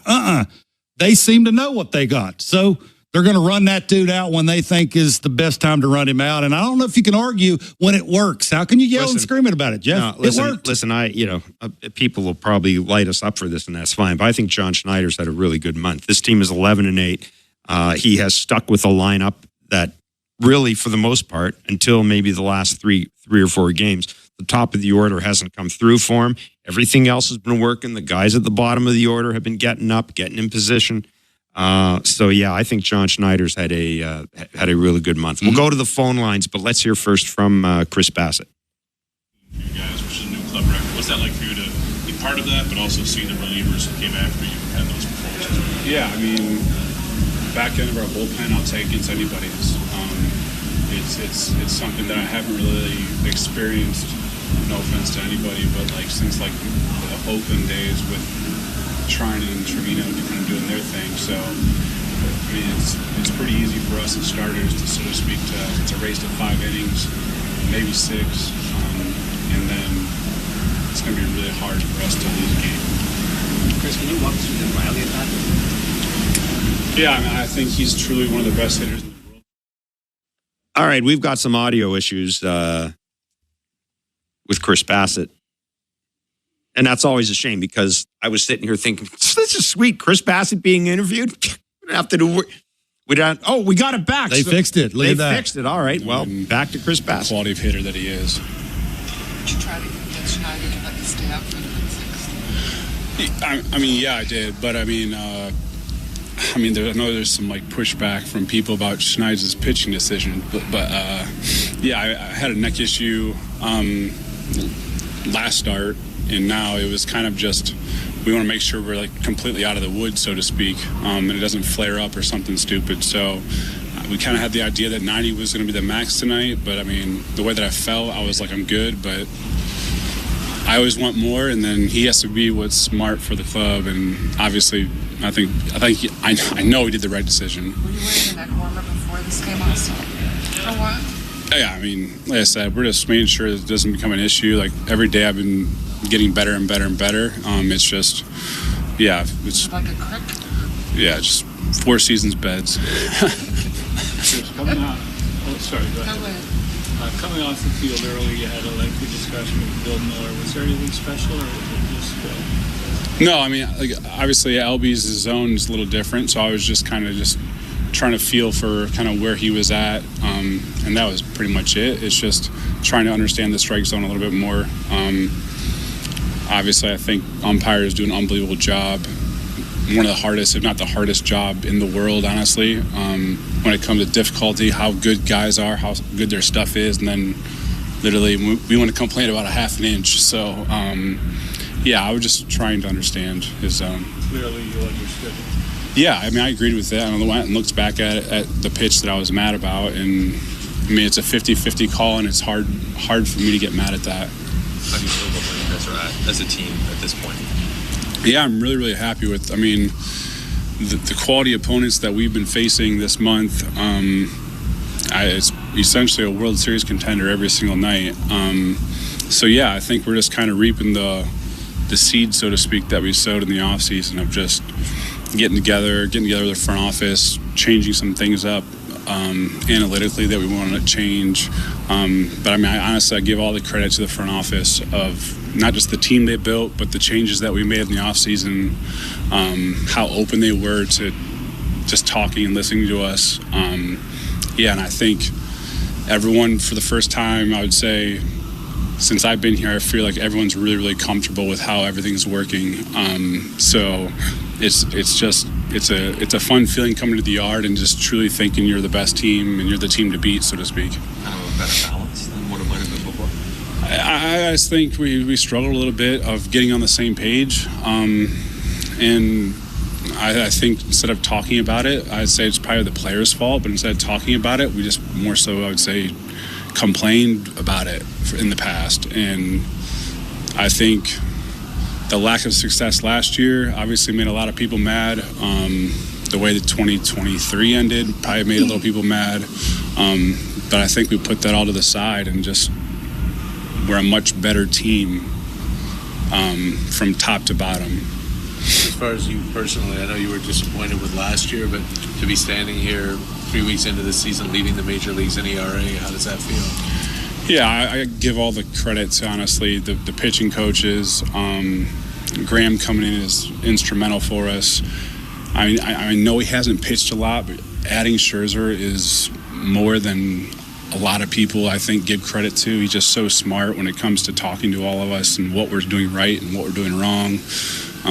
So just the additions that we've made, the additions in the offseason, I said, from analytics standpoint that we made, it's just freeing. I'm not really thinking about anything but going out there and just giving my best effort, and whatever happens, happens. Thanks, Chris. Well, that's why I was glad we were able to hear from Chris Bassett, because, one, Chris Bassett does chew up about 10 to 12 minutes every start, going, which is good. Yep. Thanks for that, Chris. Also, some pretty interesting comments from Chris Bassett about just the organization in general and how I loved his line about we kind of went from complaining about it to talking about what needed to be done. Mm-hmm. He even gave credit to Bill Miller, the umpire today, which he's watching a different game than I was watching. Well, no, you know what? He got 10 strikeouts. He could have very easily had 10 walks at that dude behind the plate. So he was That's fair. Yeah, that was not good. Not good. 19 strikeouts. It'll be interesting to see what the Braves players had to say about the strike zone, because Bill Miller does get credit for some of those 19 strikeouts. Not to take anything away from anybody. No. But yeah. Anyhow, it doesn't matter, because sometimes it works in your favor, sometimes it doesn't. The Blue Jays are 11-8. And we said just before Chris Bassett joined us, I think John Schneider's had a really good month. And I think today, another example, he made all the right moves. And it does help when your team, when your $500 million player hits a home run and you get great relief pitching. It does help. But John's listen, folks, by and large, he's made the right moves this month. Yeah, he has more talent. I mean, it's amazing how talent will make a manager look better. It is true. And actually, when you're watching it, show people that a manager actually knows what they're doing because he can go to a guy that can actually get somebody out. So I'm with you. I think he's had a good month. 416-413-3959. Leave us a voice note, name and location, please. 590-590 is the text line. Jeffrey in Oshawa left us a voice. I think there's a really good chance Chris Bassett's going to be back with the Blue Jays next season. He certainly will be a candidate for a qualifying offer. It'll be around $22 million, which is in line with his salary this year.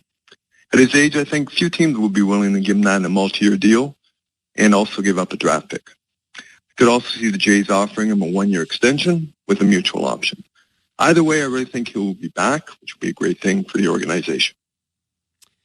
Yeah, I mean, listen, we've talked about this a great deal, Kevin. They've had a lot of issues with pitching injuries in the minor league system. Jake Bloss so far has given no indication that he's a big leaguer. Alek Manoah. I mean, knock on wood, if Alek Manoah can come back August. I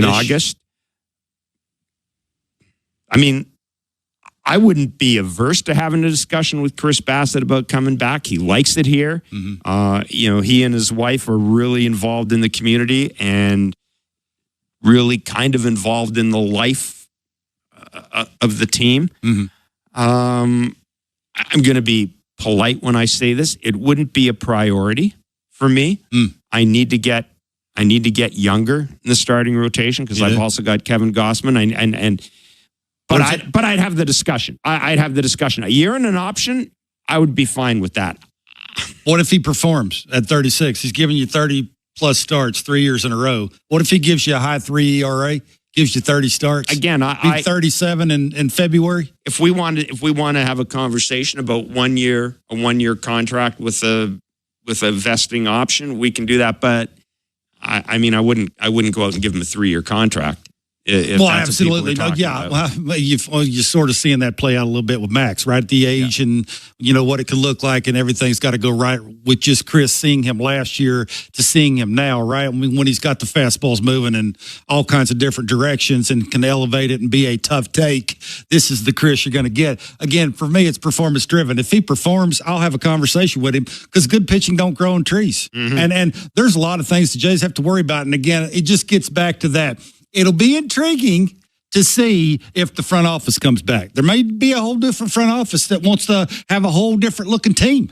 You may have a different looking shortstop. Your rotation, there could be room there to mix it up a little bit and get some younger, kind of arms in here that could give you a little different kind of thing. I just don't think veteran guys who know how to pitch and get people out, and I do mean pitch in capital letters, don't grow on trees. So for me, it's performance driven. If he gives you all those starts and gives you the ERA that he gave you up before last year, why not? Somebody's got to give you that many starts and that many innings. Well, and the one thing about him, I mean, it's not like there's going to be a huge velocity loss between this year and next year for Chris Bassett. So, no, as I said, I'd be willing to have the discussion. Would I have said that last year? Nope. But I'd be willing to have the discussion with him. To me, he certainly gets a qualifying offer. To me, he certainly gets a qualifying offer. But we shall see how that plays out. 3-1, the Blue Jays have beaten the Atlanta Braves. They've taken 2 of 3 games from the Braves. Interesting from Chris Bassett talking about the schedule. And they faced the Orioles twice. They faced the Red Sox. They faced the Mets. They faced the Braves. They faced the Nationals, but I mean, of those 4 of those 5 teams, playoff teams in a lot of people's mind. Now the Braves are still scuffling, but that lineup, Harris, Riley, Olsen, Kevin, they punched them out 11 times. Yeah, I mean, when Chris is going well, it's almost impossible to game plan against that. And you can understand if you're not facing him a ton, and it's sort of a shock to the system of just all the different quadrants you gotta cover on different speeds. It's almost impossible to have your at bat on the on deck circle. So you sort of get that. But I'm with you. I just wonder how it's going to look because now it's a topic of conversation when they're not facing good teams like that, right? Is the same intensity there? Are you attacking it coaching wise the same way as you've attacked the first month of the season? Because you can tell by them using their closer 2 innings twice. There's some urgency to win a bunch of games early when you can win a bunch of games early. So it's just nice to see that that's what they're trying to do is win and win all the time. 416-413-3959, 590-590 is a text line. We will step away and come back with more Blue Jays talk on the Sportsnet Radio Network and Sportsnet. Knock all your summer projects out of the park with Home Hardware, the official home improvement retailer of the Toronto Blue Jays and your DIY partner in making your dream home a reality. From gardens to garages, back decks to front doors, refreshes and renos, we're here to help you cover all your bases and make every summer project a home run. Visit any of our 1,000+ home hardware and building center locations where we're proud to be locally owned and genuinely Canadian. At Crown Rust Control Center, protection runs deep because every Crown Rust Control Center is owned by a local family who cares beyond business. Your Crown Rust Control Center is 100% committed to their product, to you, to their community, which is your community. Protecting you and what matters to you is equally important as protecting your vehicle. Did you know spring's the best time of year to protect your vehicle from rust? For a special spring offer, find your local family-owned Crown Rust Control Center at crown.com. The countdown is on. Are you ready? For the Stanley Cup playoffs on Sportsnet. Strap yourselves in for the best ride in sports. Feel the intensity rise. It's time to turn things up a notch. Be here for all the drama, where one shot, one save, one moment can decide everything.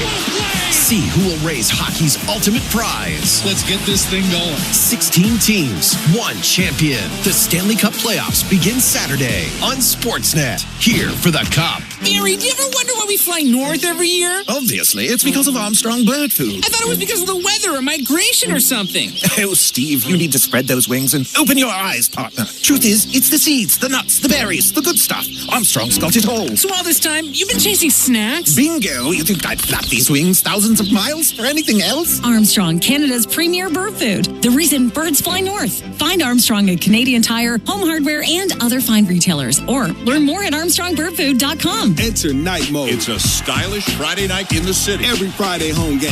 No doubter. Where we celebrate everything that makes our city one of a kind. Would you always feel like part of the show? On Friday, April 18th, be at the ballpark early and get your Blue Jays City Connect Bomber Jacket giveaway presented by Enercare. The first 50,000 fans will be geared up for spring nights in the city. City Connect Fridays. Night mode. Lights up. Let's go. For tickets, visit BlueJays.com. Timber Mart, locally owned, proudly Canadian. Your home team advantage with the right materials and the right price. Project know-how that's brought together a wealth of plans and solid advice. Trust your team at your locally owned Timber Mart. Timber Mart always has plans to help you with your plans. Your home, your cottage, your garage, whatever needs your attention first, check the most visited spot on our website for ready-to-order plans to get the job done with Canada's Building Center. Visit timbermart.ca. This is Toronto Blue Jays baseball. Swing and a miss, strike 3. How about 99 right down the middle? Beats Manzardo. On Sportsnet 590 The Fan and the Sportsnet Radio Network.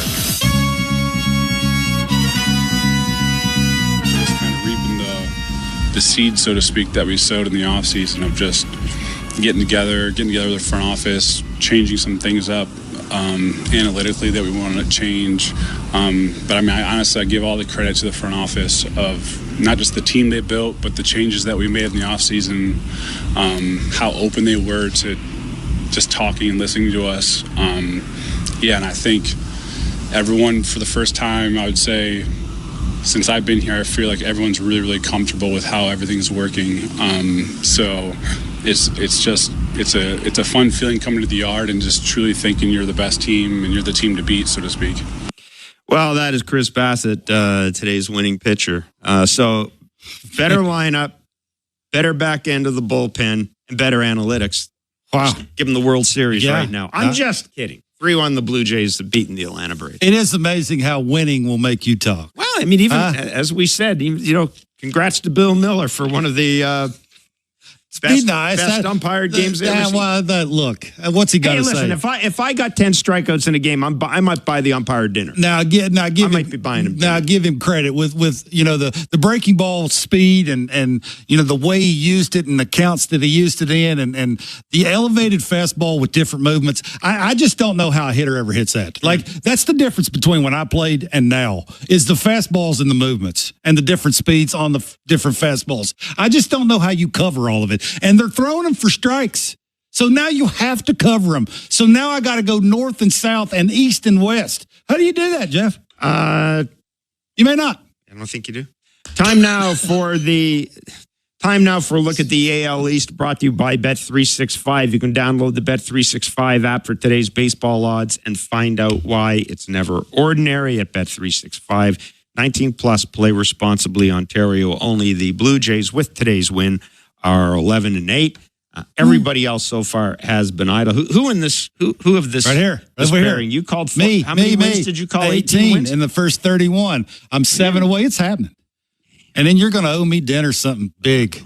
Yeah. The Yankees are 10-7. They are playing later today, by the way, against the Kansas City Royals. The Boston Red Sox are 9-10. They've got a date with the 8-9 Tampa Bay Rays. And Baltimore is 6-10. They've lost 2 in a row, and they are in danger of being swept by the Cleveland Indians. It's thanks to Guardians. You say what did I say? I said the wrong team. Yeah, the Cleveland Guardians. There you go. My apologies. There it is. Every now and then, you just I just draw a blank. But the Cleveland Guardians. And then my voice breaks. That makes it even more notable. The Orioles and the Guardians are tough. The Orioles.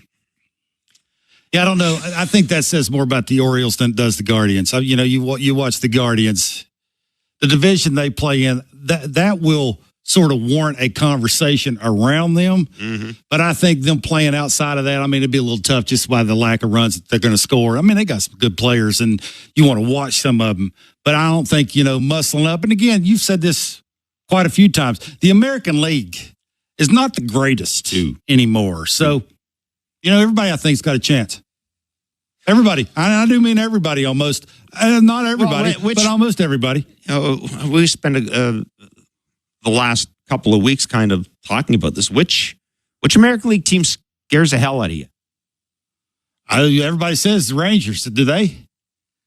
Offensively, they look sort of like everybody else does, other than the Yankees hitting all the homers they hit. I think top to bottom, they're probably the best team, but they're not going to run away with it. Nobody's going to run away with it. Detroit, Detroit's got the pitching, but it's a marathon, not a sprint with Detroit. That's what I think about them, right? It's offensively. All of a sudden, we think they're one of the best offensive teams in the American League. Not for me. Their pitching's good. They play decent defense. They run the bases. I guess they can manufacture run. They got a manager who is analytically wanting to do all these things. So that puts them in the mix. But I'm with you. That's why this little good start with the Jays, that's nice. You like that, don't you? I do.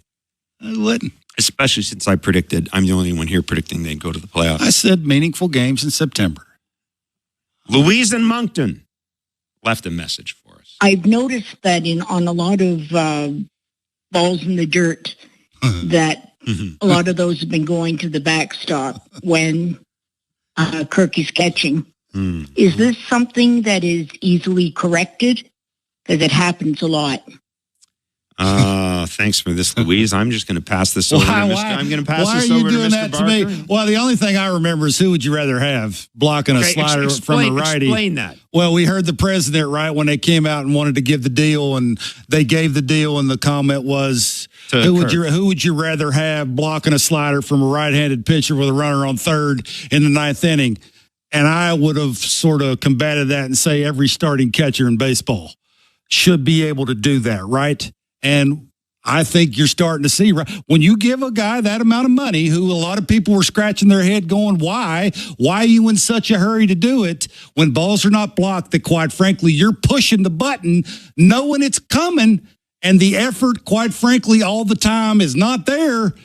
People are going to go come on shows and say, is that an easy fix? I think it is. I think it's just something, you got to be aware of in certain situations, especially when they're not scoring a bazillion runs and every base matters. And when you call a little slow breaking ball and you don't shuffle over. Now, a lot of that, Buck Martinez talks about that a lot of times, right? When he goes to a knee and it's very hard to snap up off the knee, slide over and block everything. And the human being part of it just says backhand it. Well, because of the way that thing's spinning and it hits the ground, it's going to kick up one way. Yeah, and that's why you got to fight your body in front of it to block it. And that's why you see him sort of shaking his head in frustration. Yeah, I mean, it's something you got to be aware of. It's it plays that has to be made. Yeah, it was scored. It was scored a wild pitch in the 5th inning, but that ball that got away from Kirky really did. That essentially. That's the high leverage that John's talking about, and that took Chris Bassett out of the game. Yeah, I mean, to a certain degree, it took him out of the game. It added to it. It added to it. That's a better way to put it. Yeah, but it's just reality when people get paid money that you want them to be great on both sides of the ball, and that's what they're asking him to do. It's not, and it's also not just that, Kevin. I think I don't think I should go here. I'm going to go here anyhow. What the hell? I think a lot of us just sort of assumed that the whole questions about can Alejandro Kirk handle a big workload, we just kind of assumed last year that those were tossed out.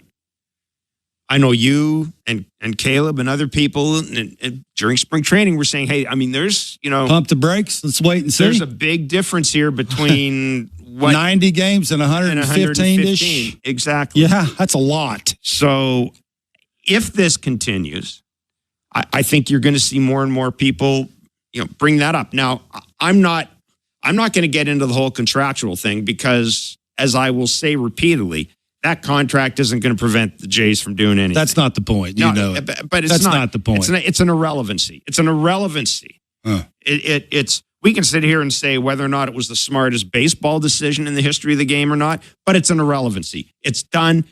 It's not going to. We're not 3 years down the road. We're not going to be going, oh my God, if only they didn't have Alejandro Kirk, they could be going out and getting this guy. Okay. So let's just, speaking of pumping the brakes, I'm sure we got to pump the brakes in the whole contract. Well, I'm sure your conversation wouldn't be as loud if he didn't sign that deal. That's the point, I think. The conversations around him will get a little bit louder when he doesn't block balls. Well, that's other people's with starters. Yours got a little. It was the volume was turned up a little because you were trying to take up for certain things, and it's just reality. It's just reality of life. We want to see the best out of somebody because you're getting paid like the best. Yeah, I mean, it's reality of life. There's a lot it's of just the way it is. There's a lot of things. There's a lot of things to worry about. The Alejandro Kirk contract is not just, don't even waste a second worrying about it. Do not waste a second. So the next call we get about somebody not blocking a ball, we won't have the conversation about it? We can have the conversation. I understand why people are talking about it. I'm just saying that I think it's a Here's what I'll say. This is the way I'm going to end it with you. I'm more concerned about the 4-3, the rollover. If he's giving you a 650 OPS, he better block every single one of those balls. How's that? All right. Is that better? Kevin in Toronto.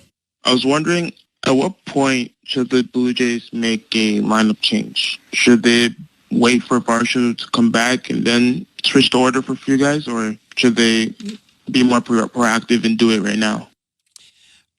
They're winning. They're winning. Vladdy's got his home run. Santander has, I think he's got his home run, but he also has had extra base hits in 5 games in a row. Yep. This is a guy we've said he's a slow starter. He looks to me like a slow starting older slugger. Bo hasn't hit a home run. Bo's got 8 doubles. Doubles are good. They're great. As Cito Gaston used to say, you want to know if a guy's locked in, check the number of doubles he hits. I think he leads to team mistake RBIs too. Yeah, so I'm fine with the lineup the way it is right now because I just don't think John has any other options. And by the way, the bottom of the order, I'm going to keep repeating this. By and large, it's worked. Bo, Vladdy, and Santander are coming up with men in base. Now, when Varsho gets back here, when Varsho gets back here, I do think ultimately there will be a change in the number 2 spot in the order, and you'll see Guerrero and Santa. I'm absolutely guaranteed. I think it's that revolving door in a cleanup spot. I think he's going to play the hot hand. I think he's been good at reading sort of the room and the feel of how it's going. Right now, he doesn't have any other choice. There's nobody else to hit cleanup. Who would do it if it's not Jimenez? There is nobody else. You know, he's trying to get an athlete in the cleanup spot and also, in front of guys and he to take a little pressure off of people that are following him. Right. It's not so much about run producing as it is that sort of second wave after the 3 big guys. So that's why he's trying to do it. I just wonder how he'll handle that part of it. He also doesn't have, he doesn't have George Springer right now as well. Yeah. But no, I will be surprised if ultimately the lineup isn't Bichette, Varsho, Guerrero, Santander, I think you're Springer. I think you're reaching for the sky there a little. Why? Let's wait and see. He's played this out when they haven't been hitting. Right. Why would all of a sudden when Varsho gets back, he's putting him in the 2-hole and spreading people out? Like, play it out a little. Obviously, if Varsho would have to, you'd have to see. I'm basing this on what I saw of Varsho in spring training. Because remember what John said. He wants to get those 3 guys more at-bats than everybody else. If you put Varsho up there, you could eliminate an at-bat from Vladdy or Santander, which is, in John's words, a no-no. Yeah, there you go. Hey, I mean, if Varsho shows up here and Vladdy's hitting home runs and everybody's happy, then yeah, stick with it. But if he's hitting homers and so Santander, nobody will care where everybody else is hitting. I am saying that if that isn't the case, you will see Dalton Varsho or Jimenez in the number 2 spot. Ultimately, it's going to be Guerrero. When we're talking about games that are going to determine whether or not you're going to the postseason, Guerrero will hit 3rd and Santander will hit clean. Wow. We've got Vladdy. Let's go to Vladdy. How did it feel to get your first today there? ¿Cómo te sentiste ahora después del primer jonrón? Bien, pero me sentí mucho mejor que ganamos el juego. I mean, I feel obviously feel good, but I feel even better that we win the game. Do you think this is a moment that can really get you rolling with a lot of momentum forward now after you see one go into the season? ¿Tú entiendes que después de dar el primer jonrón ahora vas a seguir, va a ser el momento tuyo, vas a seguir dando jonrones por igual? ¿Sabes? Para mí una temporada larga, ¿sabes? Va a llegar momentos buenos y momentos malos. Hay que aprovechar los momentos buenos y tratar de salir cuando lleguen los momentos malos. It's a season. It's a long season. It's going to be a lot of ups and downs. And of course, I'm going to take advantage when I hit a homer, when I'm feeling good. Hopefully, keep being consistent. But I mean, that's the way it is. Vladdy, what kind of things have you been working on to get to that swing where you're catching that breaking ball out in front and able to drive it? ¿Qué has estado trabajando? Se puede decir que te permitió, por ejemplo, darle ese slider adelante. Bueno, yo creo que selecciona mejor el pitcher para hacer el swing y tratar de batear toda la bola del medio para el otro lado. Approach, being more selective, trying to hit everything from the middle to upper. Further to that question, how good did that swing feel to you? Did you feel like all the parts of it sort of lined up for you? Siguiendo esa pregunta, ¿cómo te sentiste con ese swing? ¿Sentiste que todo cliqueó para ti? Bueno, sí, obviamente cuando tú trabajas algo en el cage y sale en el terreno, tú te sientes bien, ¿sabes? Y vienes con más ansiedad de seguir trabajando y de seguir poniendo tu swing como tienes que ponerlo. Yes, yeah. I mean, especially when you work so hard in the cage, BP, and then you go out there and you see the result, then that makes you happy and makes you continue to keep working hard. To be 11-8 right now as a team, what stands out to you for what you're seeing from this group? ¿Cómo tú ves el equipo prácticamente? Como tenemos ahora el récord que tenemos, ¿cómo tú lo ves? Bueno, yo digo que obviamente estamos jugando bien y lo que siempre veo que estamos unidos desde que llegamos aquí al club, estamos unidos y yo creo que cuando tú llegas unido ya tú estás ganando el juego antes de salir. I mean, obviously we're playing good ball right now, but the key here is we're together on this. I mean, since the time we get to the clubhouse, we're very united together, and the chemistry is very good right now. What do you think of Bassett's performance today? El picheo de base hoy, ¿cómo lo ves? Bueno, para mí es uno de los pitchers, ¿sabes? siempre da el todo por el todo, ¿sabes? Una de las gente que siempre va a tener mi respeto. La última 2 salidas he venido lidiando con un poquito del cuello, ¿sabes? Y como quiera sigue saliendo al terreno del todo por el todo. And basketball, I mean, he gives you all he has. I mean, for me, like I always say, he has my respects. Especially, I mean, he's been dealing with some soreness on his neck, and he keeps going out there and giving all he has. I mean, well, unbelievable performance. The pitcher set a record today for the most strikeouts in a game by the Blue Jays. Did you sort of notice that's going on while it's happening? Obviamente sabes ahora que fueron 19 ponches, es un récord de ponches para 9 innings para los Blue Jays. ¿Te estabas dando cuenta de lo que estaba pasando en ese momento? Bueno, yo sabía que Basi dio 10. Eso sí, yo sabía que Basi había dado 10, pero obviamente uno no presta atención a eso, uno se enfoca en el juego, en ganar el juego, y cuando hicimos el último out sí me di cuenta cuando miré la pantalla. I mean, during the game, especially with Basi, I know he struck out 10, but I mean, I was focused on the game and trying to win the game, but then obviously at the end of the game when I saw the scoreboard say, okay, 19. Bassett said that the back end of this bullpen is the best that he's ever played with and among the best. He'll take it up against any other team in the league. The way Jimmy pitched today and Hoffman at the end, what are you seeing from these guys at the back? Digo, Basi, que este es el mejor bullpen que la ha visto, que la ha tenido, que no hay que envidiarle nada al resto de los bullpen de la liga, especialmente con Jimmy y Hoffman. A lo último, ¿qué tú piensas de eso? Bueno, yo creo que él tiene razón, ¿sabes? Él tiene razón en eso. Son cosas que cuando viene un relevo, tú sabes que ellos van a venir a sacar su out y siempre, ¿sabes? Siempre nos dan esa preparación para uno estar enfocado detrás de ellos y tratar de hacerle toda la jugada. I mean, definitely, he's right about it. I mean, Jimmy, Hoffman on the back end, and the rest of the guy, I mean, it gives you a lot of confidence. And when you see them coming out to pitch, you feel great about it. I mean, it should make you making sure that we make the plays for them.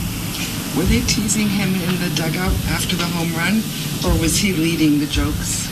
¿Estaban bromeando contigo los muchachos cuando llegaste al logout o tú eras el que estaba bromeando contigo mismo que por fin diste un honrón? Bueno, yo creo que de que le di a la bola dije que por fin, ¿sabes? Pero obviamente son cosas que siempre relajamos y siempre estamos chilchando en el logout, y yo creo que desde que le di la mano que llegué al logout fue lo primero que dije. Yeah, I mean, it was kind of on both sides. I mean, since I hit the ball, I went like, finally, I got one. But when I got to the dugout, the guys were, joking with me and same thing. Finally, you got one. But it was fun. Vladdy, you guys have beaten some really good starting pitchers in the last week and a half, 2 in a row, and you've got 3 more coming up. What are you guys doing, do you think, that is helping you beat elite starters? Como equipo, obviamente los últimos 3, 4, 5 picheos que hemos enfrentado han sido elite, y los hemos dominado. ¿Cómo tú crees? ¿Qué tú crees que es lo que estamos haciendo como equipo para hacer resultado? Yo creo que lo que estamos haciendo como equipo es que estamos jugando como equipo. O sea, estamos saliendo confiando en cada uno de nosotros, ¿sabes? Si no te están pichando, coge la base por bola y que el otro haga su trabajo. Confidence. We as a team. We're going out there and playing with a lot of confidence. If they're not pitching to someone, take your walk and trust the hitter behind you. Were you set up to look for that slider that you hit out because he struck you out with a breaking ball the first time, or was it just that the pitch was up and you hit? ¿Te seteaste para el slider en 3-2 o porque en el turno anterior no fue el mismo resultado, o fue que la dejó arriba y tú la bateaste? Bueno, yo estaba buscando un picheo, buscando un picheo en la zona y ese picheo se quedó en la zona y pude hacerle un buen contacto. I was looking for something in the zone, something up in the zone. I mean, that one stayed up in the zone and I hit it. Thanks. All right, that was Vladimir Guerrero Jr. Speaking after his first home run this year, Jays 3-1 win over the Atlanta Braves. The Jays have tomorrow off, and they'll open a 3-game series against the Seattle Mariners. And Shai Davidi's question, really good, but the Jays have beaten some good. I mean, you got the 2 Spencers back-to-back, Schwellenbach and Strider. And Spencer Strider, by the way, we haven't talked about him. This is his first start since surgery, first major league start. I mean, yeah, he gave up the home run, but if you are the Atlanta Braves, you're coming away from this thinking, okay, our guys, now we got him, we got Schwellenbach, we got Chris Sale. I think the Braves, as much as they would have loved to won this game, I think they're probably coming away feeling pretty good about having him back. Yeah, maybe. I mean, they're expected to win. I think getting Acuna Jr. back will be, I think, huge. Yep. Leading off, it just sort of slots everybody into where they're comfortable, and you're going to get the best out of them in certain parts of the lineup.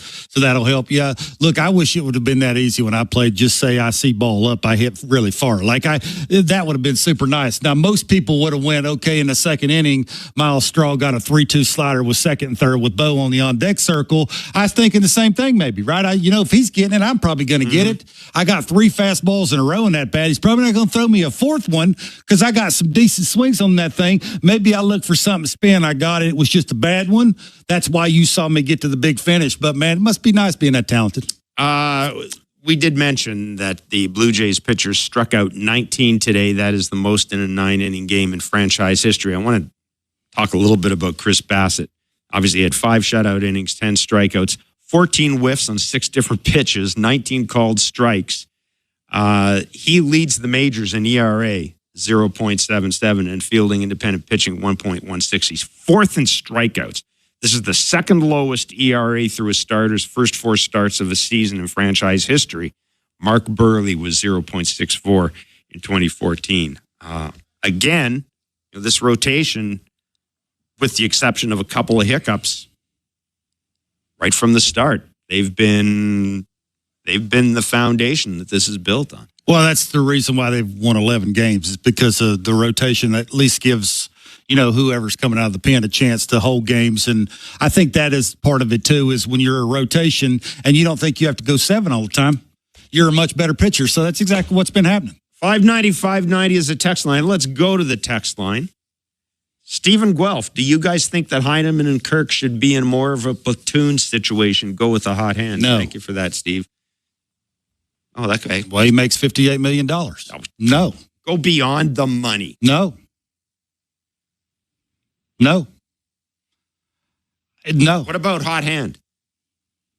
Well, I'm not disagreeing. Listen, I'm not disagreeing. What's the hot hand mean? I'm not disagreeing with you. Tyler Heineman. What's the hot hand? Tyler Heineman is... There's a reason he's in the role he is right now, and it's working. So let's leave it there. But you can't, you can't run out Kirk's contract every time anybody asks you a question about Kirk. You can't. That's unfair. Why don't you mention Jimenez's contract when Jimenez's average goes down? Nobody mentions Jimenez's contract. Springer's, I just don't. Every time I don't want us to get in a situation where every time we talk about Alejandro Kirk, it's contract. You're asking about a backup catcher. He's a backup catcher who don't make as much as the everyday catcher. So right now, early in the season, I mean, if this thing was to fester for 3 months in a row, absolutely. If he's got an OPS of somewhere in the mid-600s, absolutely. But we're, not even through the first month of the season yet. So no, the answer to that is, it's like when you're trying to turn doubles into singles into doubles. Guy makes... That's sort of the reality of life, right? It's you have a conversation, you run him right back out there however many times you're wanting to play him in that week. That's just reality. You got to let that one base running mistake go. That's the way clubhouses work. That's the pecking order of clubhouses. Until they show you can't do it anymore, I'm paying you to be the everyday guy or whatever everyday guys look like when they're catchers. That's just the way it is. I mean... So you're saying that Miles Straw should automatically get more playing time because he's making whatever it is, $11 million? From the guys before Varsho gets back, probably.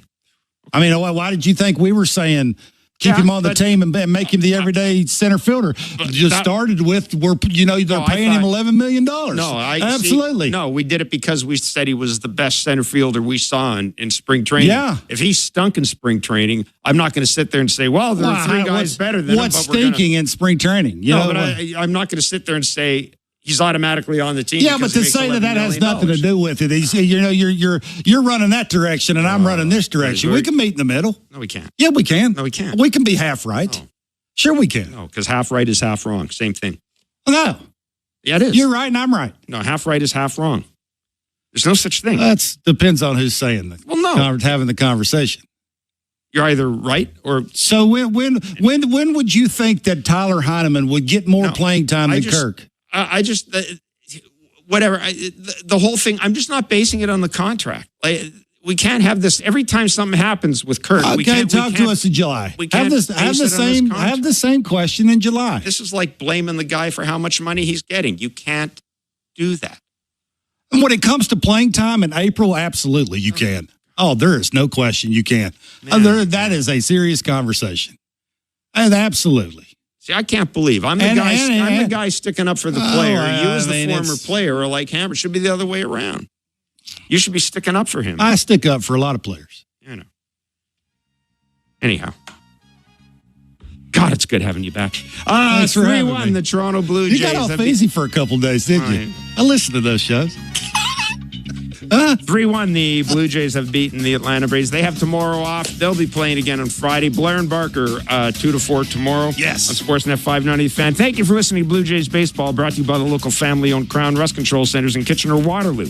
Crown is proud to be Canadian-owned and operated since 1986. So protect your vehicle from rust today at your local Crown Rust Control Center or visit crown.com. Crown, Canada's #1 rust protection.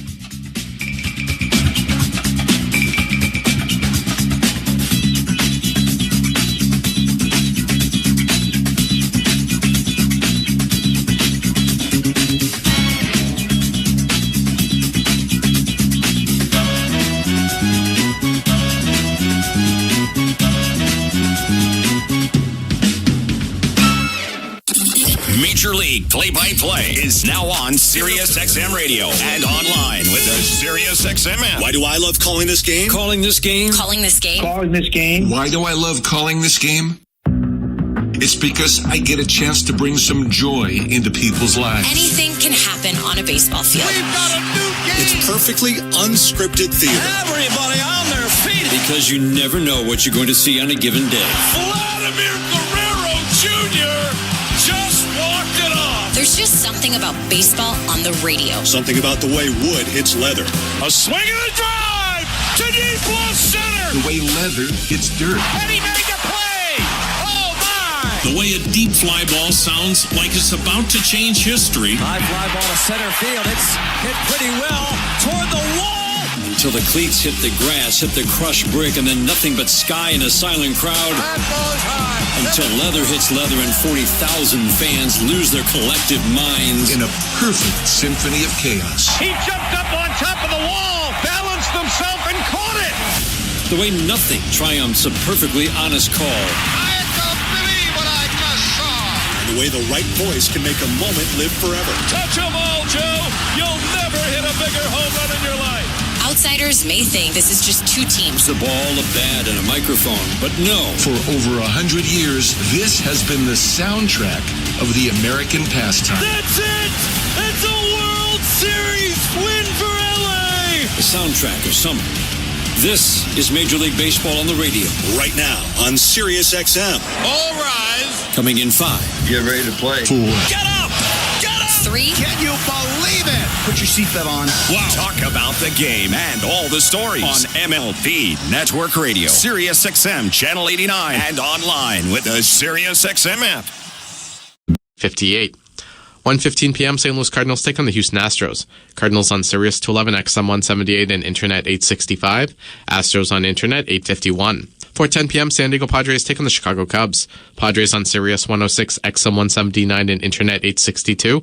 Cubs on Internet 845.